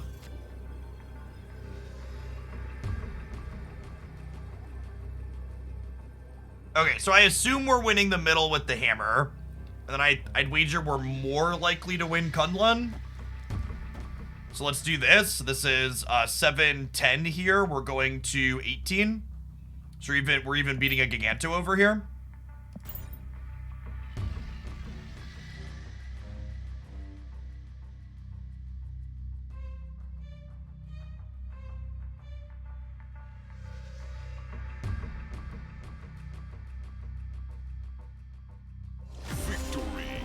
Stuff.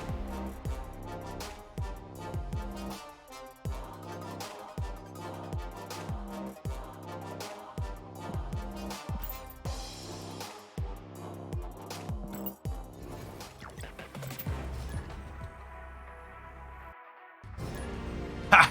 No worries, Doug. I just wanted to make sure it looked like a funny mix of characters, and if in case it was like a password or something, I didn't want it sitting in chat.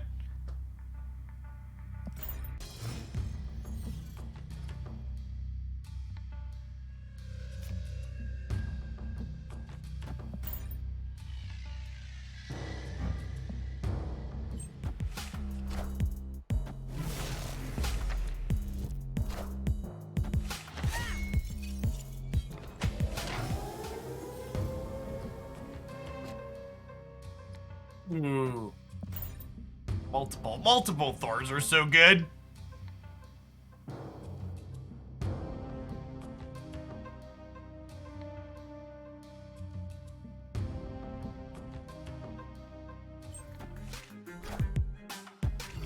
The cloning bats dies here. We'll have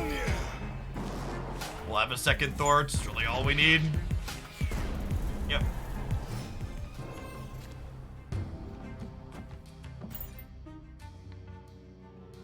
This is the Thor variant from the Season Pass and the Closed Beta, which they have not done a repeat on yet, but we're supposed to at some point.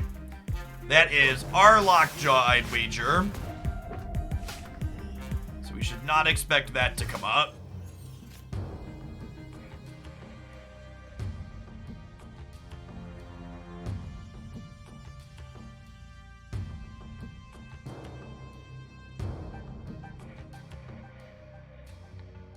We brewed middle, huh? And then we set up for Wolfsbane, Surfer, Mjolnir on the last turn.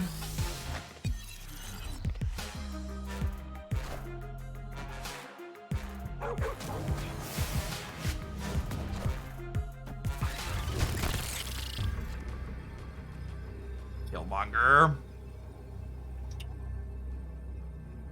I'd rather Wasp, right? Or just out, yeah.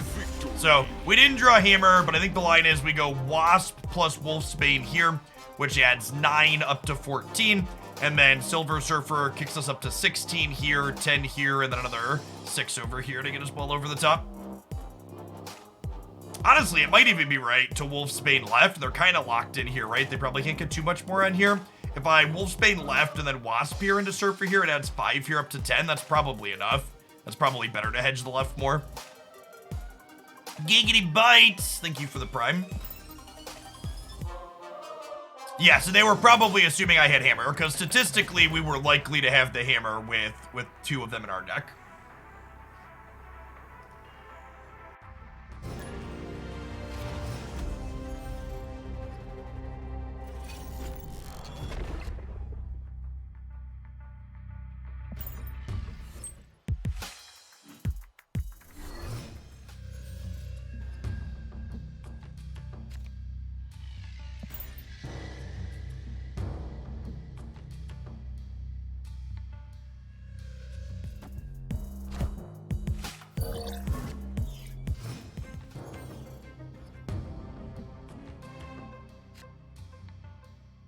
Well, you know when you start Pool 2. Pool 2 starts at a predefined collection level.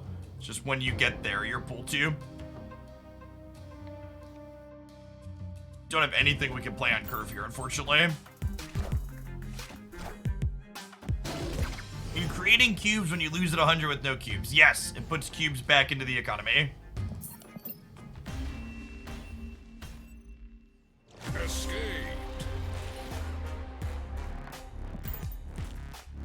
After you play Mysterio at Sinister London, you get a 0 power Mysterio somewhere else. It is always a clone, even if you put the real one into London.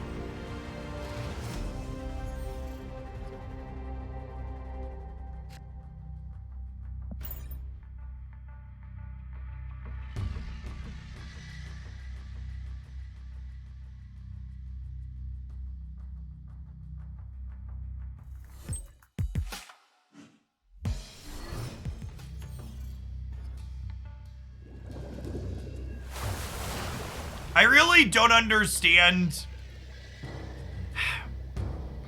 people's obsession with saying Iceman is too good. Really drives home how lizard brain focused people are, because they remember the games where Iceman hits their card and throws them off completely, and they completely ignore the games where Iceman was basically a 1 energy 2 power card with no text box. It's very easy to hyper-focus and only recall the instances where the card is good and completely forget about the ones where it basically did nothing. Play Okoye here.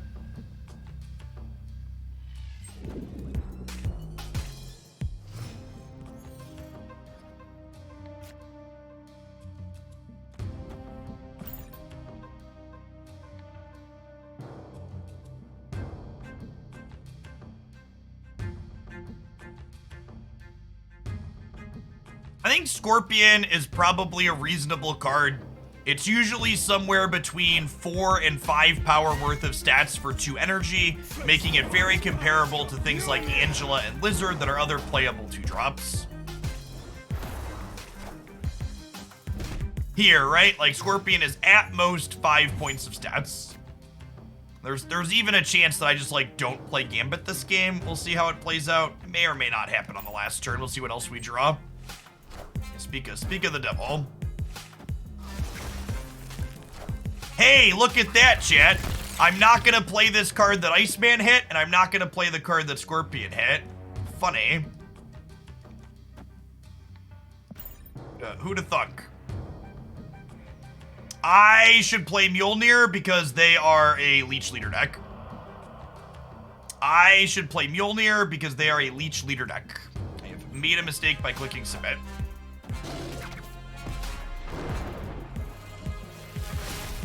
Sometimes lucky rubber ducky.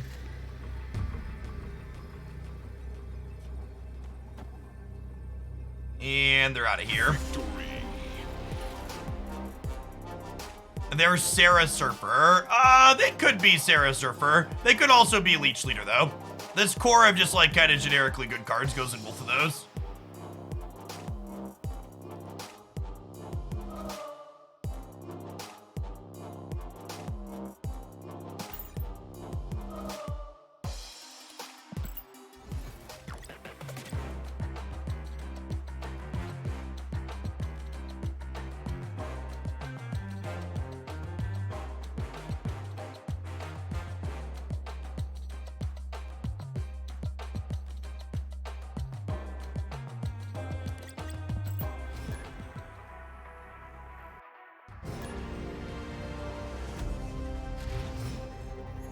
So, someone in chat just took offense and tried to use lizard brain in a way that I don't think you understand. For people that don't understand evolution and what I mean when I say lizard brain, is human beings, as we evolved to make it so we remember negative experiences more vividly than we remember neutral or positive experiences, because remembering negative and detrimental things more clearly helps us survive as a species. You remember the things that hurt you, so you remember less likely to do them again. So when I refer to something as the lizard brain, that's not me calling you stupid. It's me pointing out the fact that we have an evolutionary bias towards remembering things that hurt us.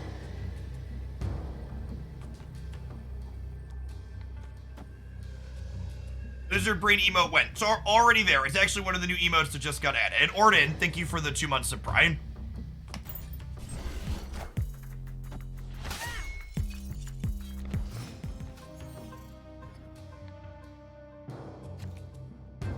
I think there's some, maybe that's not that's more of a science thing that maybe other people don't get. Maybe I guess it does sound insulting, but like that's the intention behind that chat.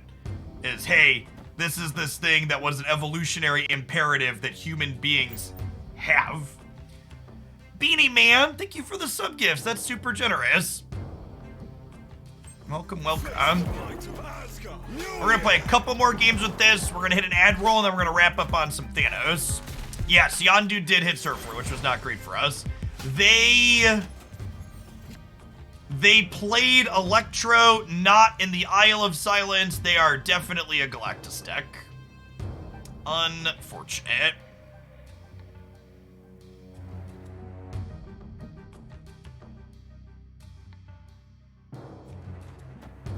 Our hand is so good, too. We just, like, can never beat a Galactus in a million years. Mjolnir, to me.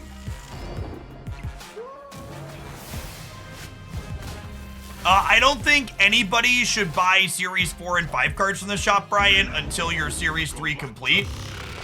But Gambit's definitely not a very powerful card. Would not recommend buying tokens on him. The slowest you acquire cards free to play from Series 3 is about 10 to 11 per month. Escaped. We have priority here, chat, so we can't even stand on the last turn with Gambit Copium. Because the Galactus nerf there was a buff for them. The fact that they took a point of power off of Galactus made them better against us in that game. Which is often going to be the case because Galactus is a deck that explicitly does not want priority on the last turn in most situations. Small number of edge cases where they prefer it, but it's usually further and further between.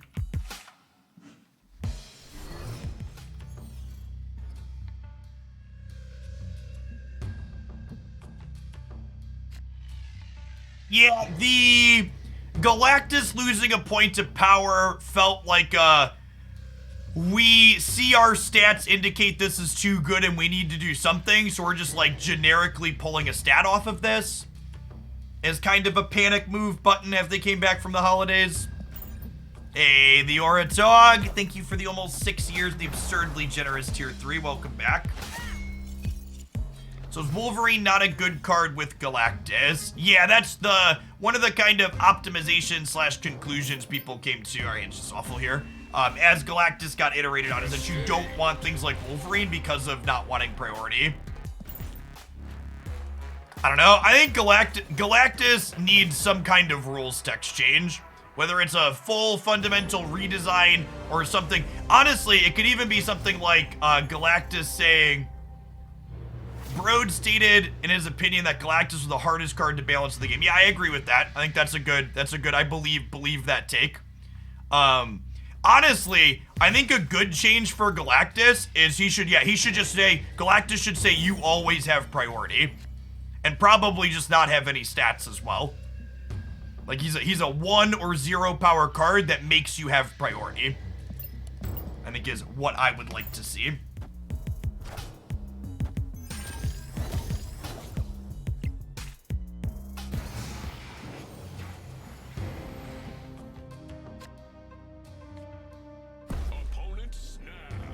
It's so sad that our hand is so good.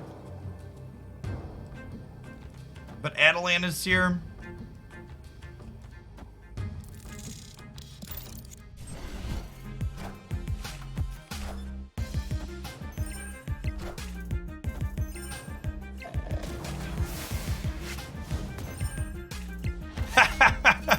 Well, I mean, we could have some of those cards in our hand in a second, I guess, but doesn't feel great. Does Black Cat discard before Adelan happens here? I think so.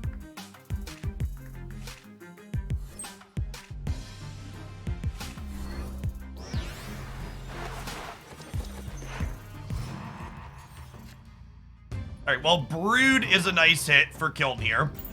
So if we redraw Surfer in our last 2 draws, we could be in an okay spot.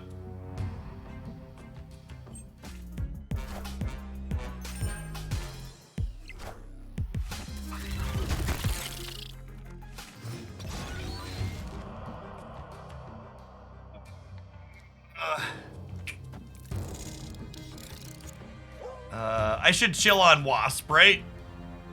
I should chill on Wasp.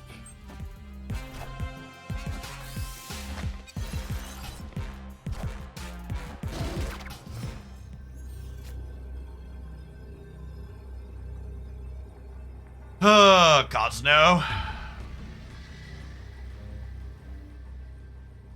They're leaving. God bless. What a true skill game, chat. What is the importance of Galactus having priority? Two of the things that make Galactus not have priority is if you have Shang-Chi as the Galactus player, your opponent plays their big thing, and then you Shang-Chi all their big things and win the game. Not having priority as the Galactus player also makes Null better because you can play Null on the final turn when you're going second and know that you're not going to get Shang-Chi'd, Enchantressed, or Rogued. So if you make it so Galactus player always has priority, Shang-Chi, Enchantress, and Rogue all become better against that archetype. And that archetype can't play those powerful cards themselves. I love Thor in Cloning Badge, chat. It's my favorite. It's my favorite.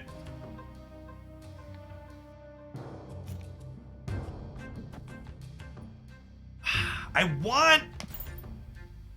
want to Lockjaw Wasp, but it's also hard for me to pass up Thor into Thor here.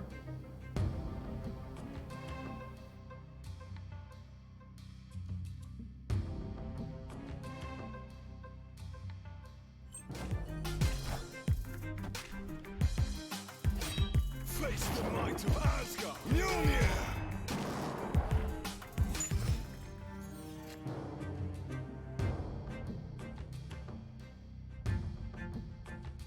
Gosh. Man, these are tough choices. I think this is right. I think we get second Thor going. Because if I draw, I'll be 2 and 7 to draw a hammer next turn. And if I could go Lockjaw, Hammer, Wasp, that's like kinda killer.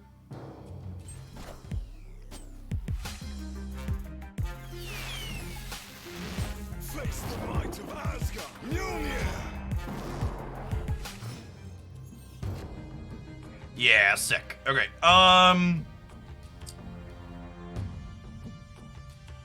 actually, do I just chill here? If I wait and play these out next turn after the Surfer? No, I think I wait and play these out next turn after the Surfer. I could Lockjaw, Hammer, Wasp all middle. Yeah, that's another line too. Yeah, actually, that's best, right? Yes? Yes. Okay, yeah, I've been convinced. And then next turn we go Lockjaw, Surfer, Hammer, Wasp on the right. Yeah. Yes. I'm convinced. I'm sold. Synth Arrow, thanks for being sold on subbing to the channel again. Appreciate the 20 months. Mjolnir to me. Mjolnir to me.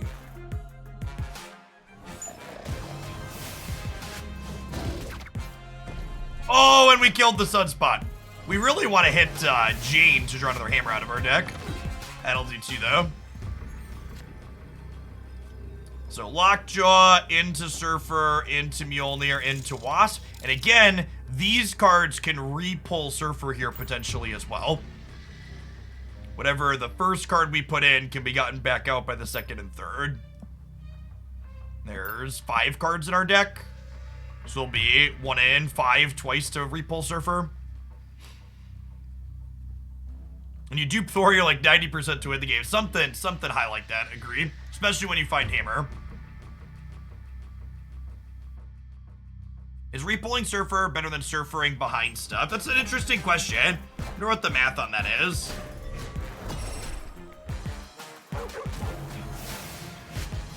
Mjolnir to me.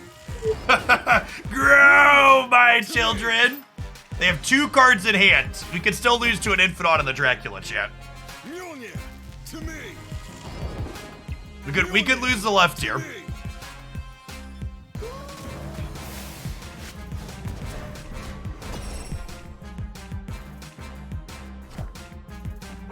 Okay, if we hit a hammer again, yes, we beat the Infinite left.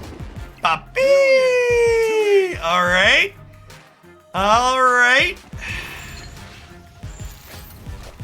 Oh, the Infinite was down already. Okay, that's fine. Well, we're beating like Giganto and stuff here.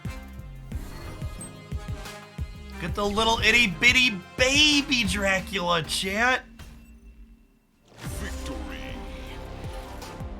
That's so good. This list was sweet. I love Lockjaw and Thor's cards. This is a ton of fun. All right, non-subs, I'll see you in 60 seconds. We'll be right back. We're going to be playing Marvel Snap for another 45 minutes to an hour, okay? Appreciate everybody hanging out. Yeah, this has been a ton of fun, Hoist. I like it.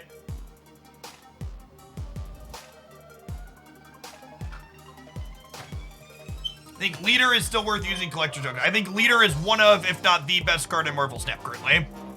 Hey, Smooth OP. Thank you for the Prime.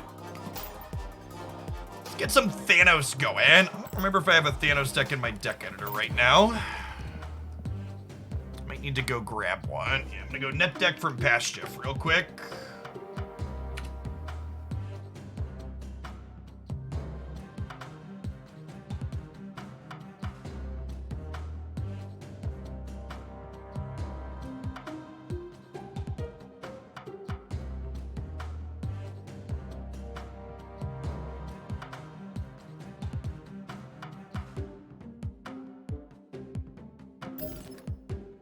This Thanos deck gets to farm Mr. Baku boosters too.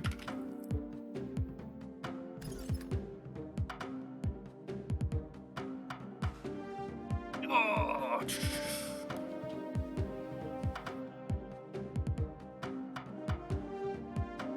I'm excited to get some more Devil Dino boosters with the bundle later. Hopefully get a good split on this. We've got 4 splits. I think I'm gonna use this artwork still. I like this Moon Girl Dino one better than the new variant, I think. Close on getting a gold background, gold border for a gold background armor.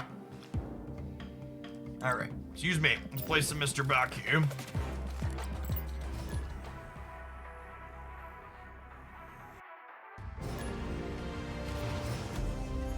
Yeah, Thanos is a sweet / very unique card. Kind of exactly what the Series 4 and 5 stuff should be.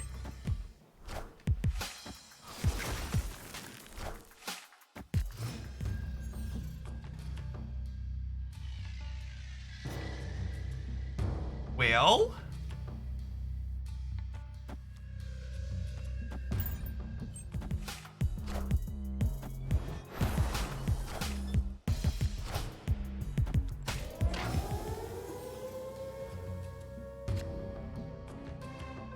Oh, Tittabike, are you the person that submitted the deck list without a link? I asked earlier in chat, and I didn't see a response from you.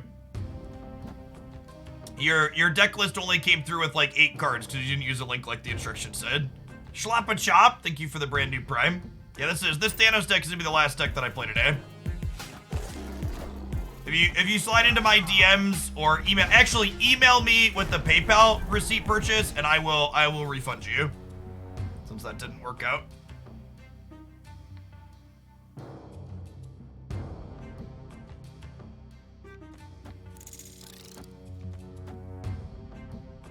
Spread out here a little bit.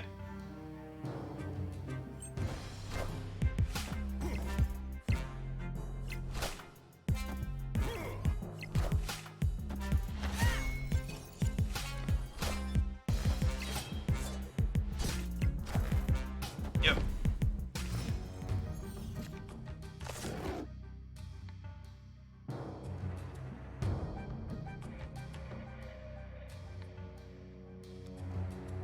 So if I Dino here and then Marvel here, this Dino is gonna be a 12. It might be enough.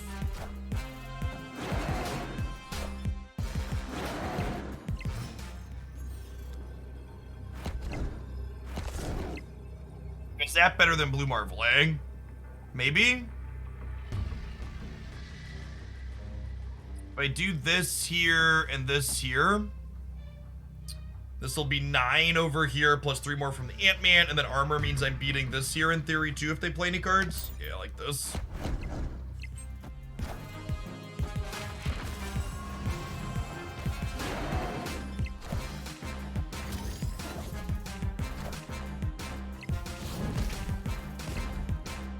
Don't be a Cable or a Sentinel.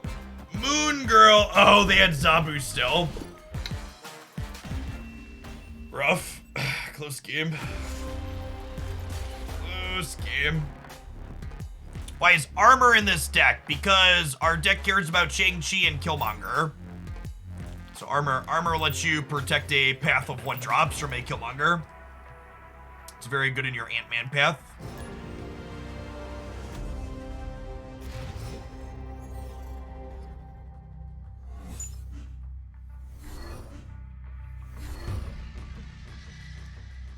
I think basically any deck trying to play Khazar should probably have armor in it.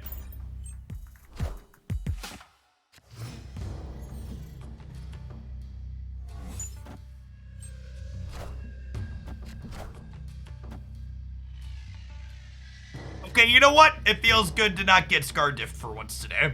Sometimes lucky. It's also nice to be able to put Quinjet underneath, what's it called? Underneath, armor.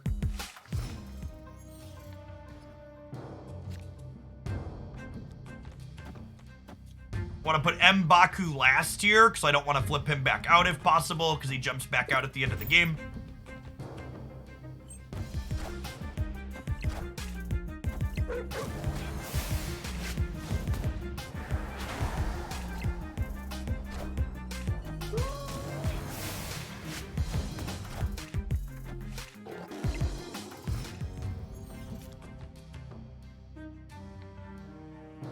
think we move the Space Stone, play Kazar. Might play a couple more things out into Lockjaw here. Next turn could be like Mystique and Nightcrawler and Ant-Man.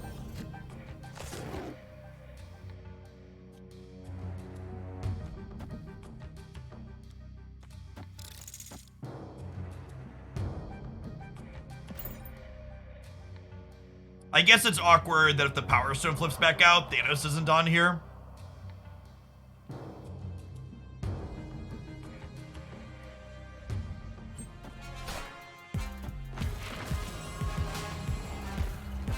Isle of Silence is really unfortunate. It might have been right to just move Lockjaw, honestly, even though I could have only got one more play with it.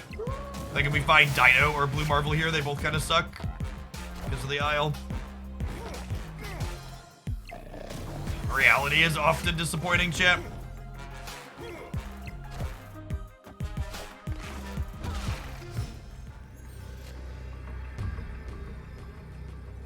Snap?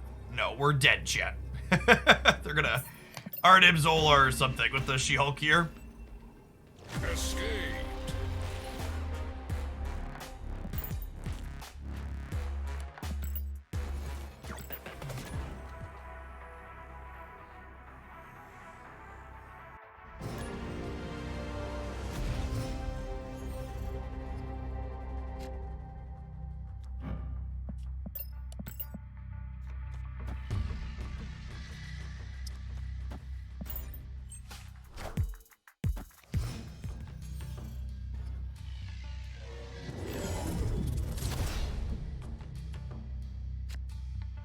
Well, the Nexus is actually going to end up somewhere other than here. I guess I could have reality'd to change that, but that's fine. Space Stone dying here is actually good for us, I think. Sorry, Space Stone.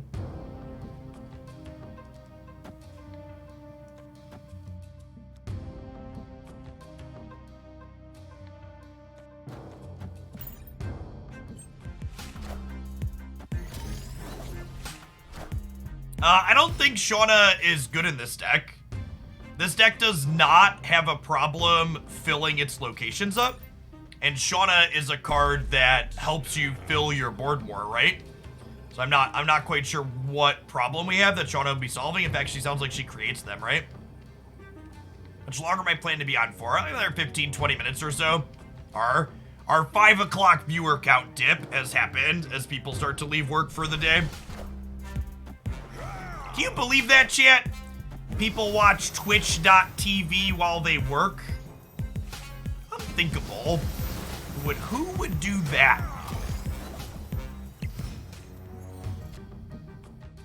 I think this deck would probably love Dazzler. I think Dazzler is likely a very good card in this core.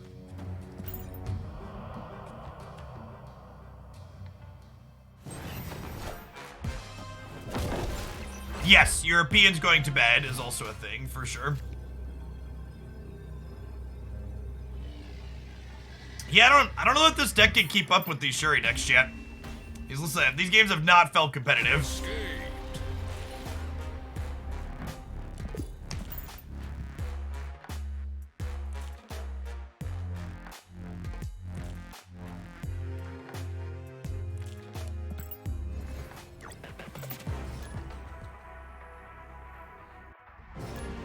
Evening, Blob.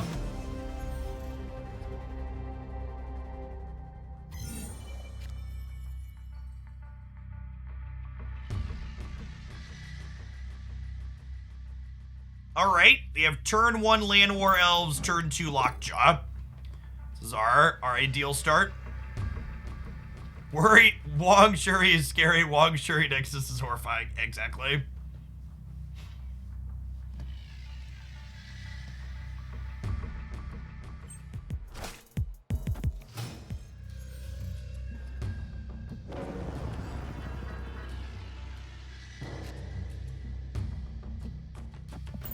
Stones, a nice pickup here too to give us plenty of fodder for Lockjaw.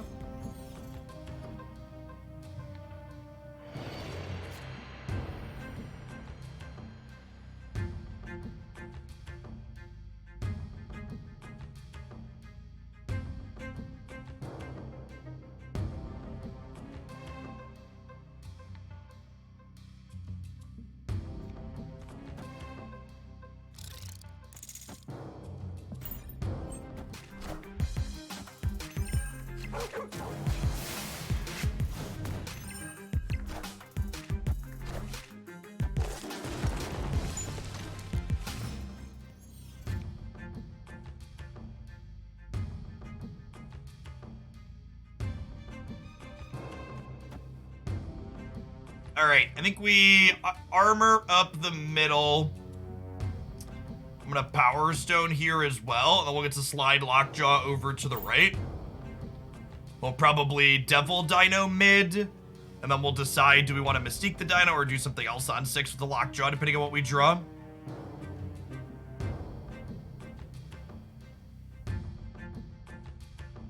Need help? I'm arguing with people online about why it's right to finish Series 3 with tokens before Series 4 and 5. Do you have a video that says this? So, we didn't have the numbers to compute one way or another on that until very recently. I'd also heavily discourage you from arguing with people online and block and walk away from them instead. Chat, you don't win discussions online. The only person that wins an online discussion is the person that's smart enough to fucking walk away from it. Most people don't walk into an internet discussion with the goal of having a discussion. They walk into an internet discussion with the goal of winning the internet discussion. It's been a few years since I was a regular here, and that's not the Jeff I remember. Correct. This is the Jeff who has years of spending way too much time arguing with people that want to do nothing but argue. It is a waste of your breath and your keystrokes.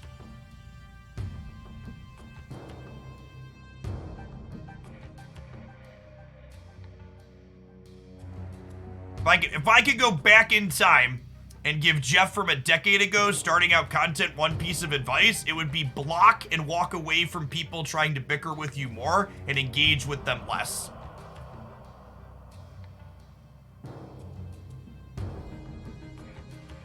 The idea that I could change the hearts and minds of people on the internet was a very foolhardy endeavor.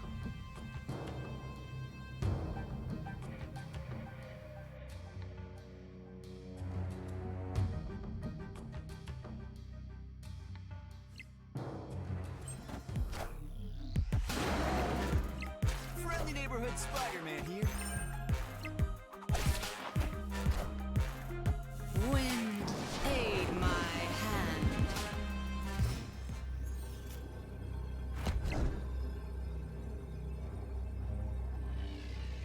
Okay, so we go Mystique, Power Stone, Space Stone, Reality Stone.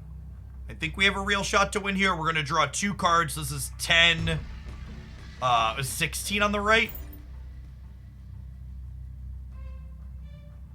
We could get Enchantress into losing the middle, but I don't have anything to play around that.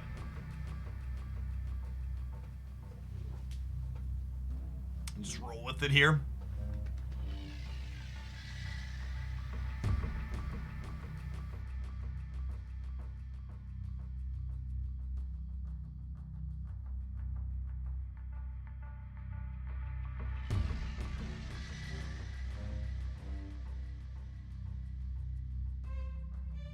Could Blue Marvel to tie the left? I think the odds of them playing nothing here are low. I think our odds of winning with 16 here are better than our odds of tying the right and having that be good enough. Or tying the left and be good enough. Zabu's more likely to run Rogue than Enchantress. Yeah, but they had Storm, which kind of implies that they could be like one of the Surfer Zabu amalgamations that have been running around. Just kind of like the good stuff mush people have been playing.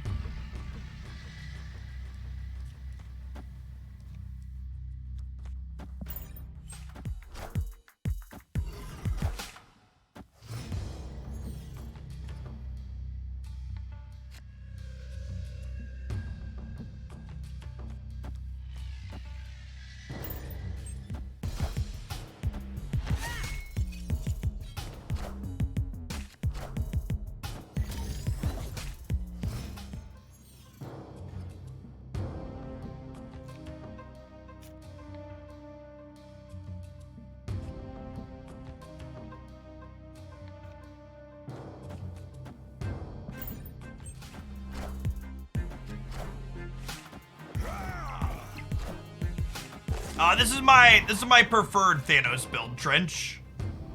We've played this list a few times in the past. Yeah, it's very reasonable.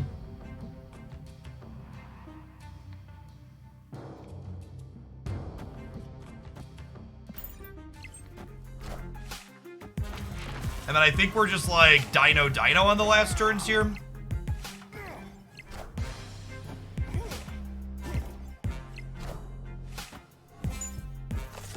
You want to armor right? I don't think I haven't seen anything that implies Killmonger yet.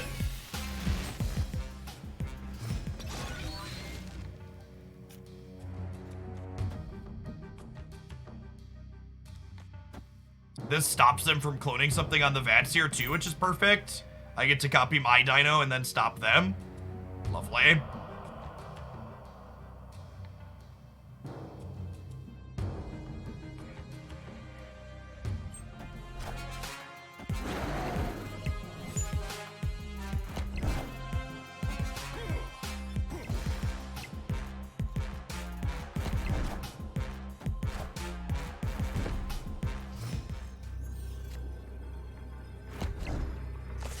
Huh?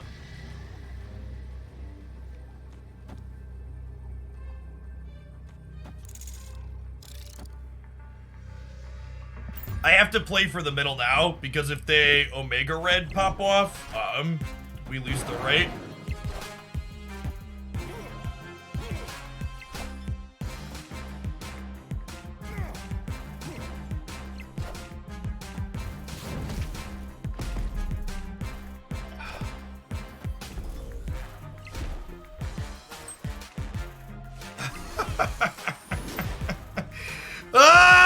It's always infinite, chat.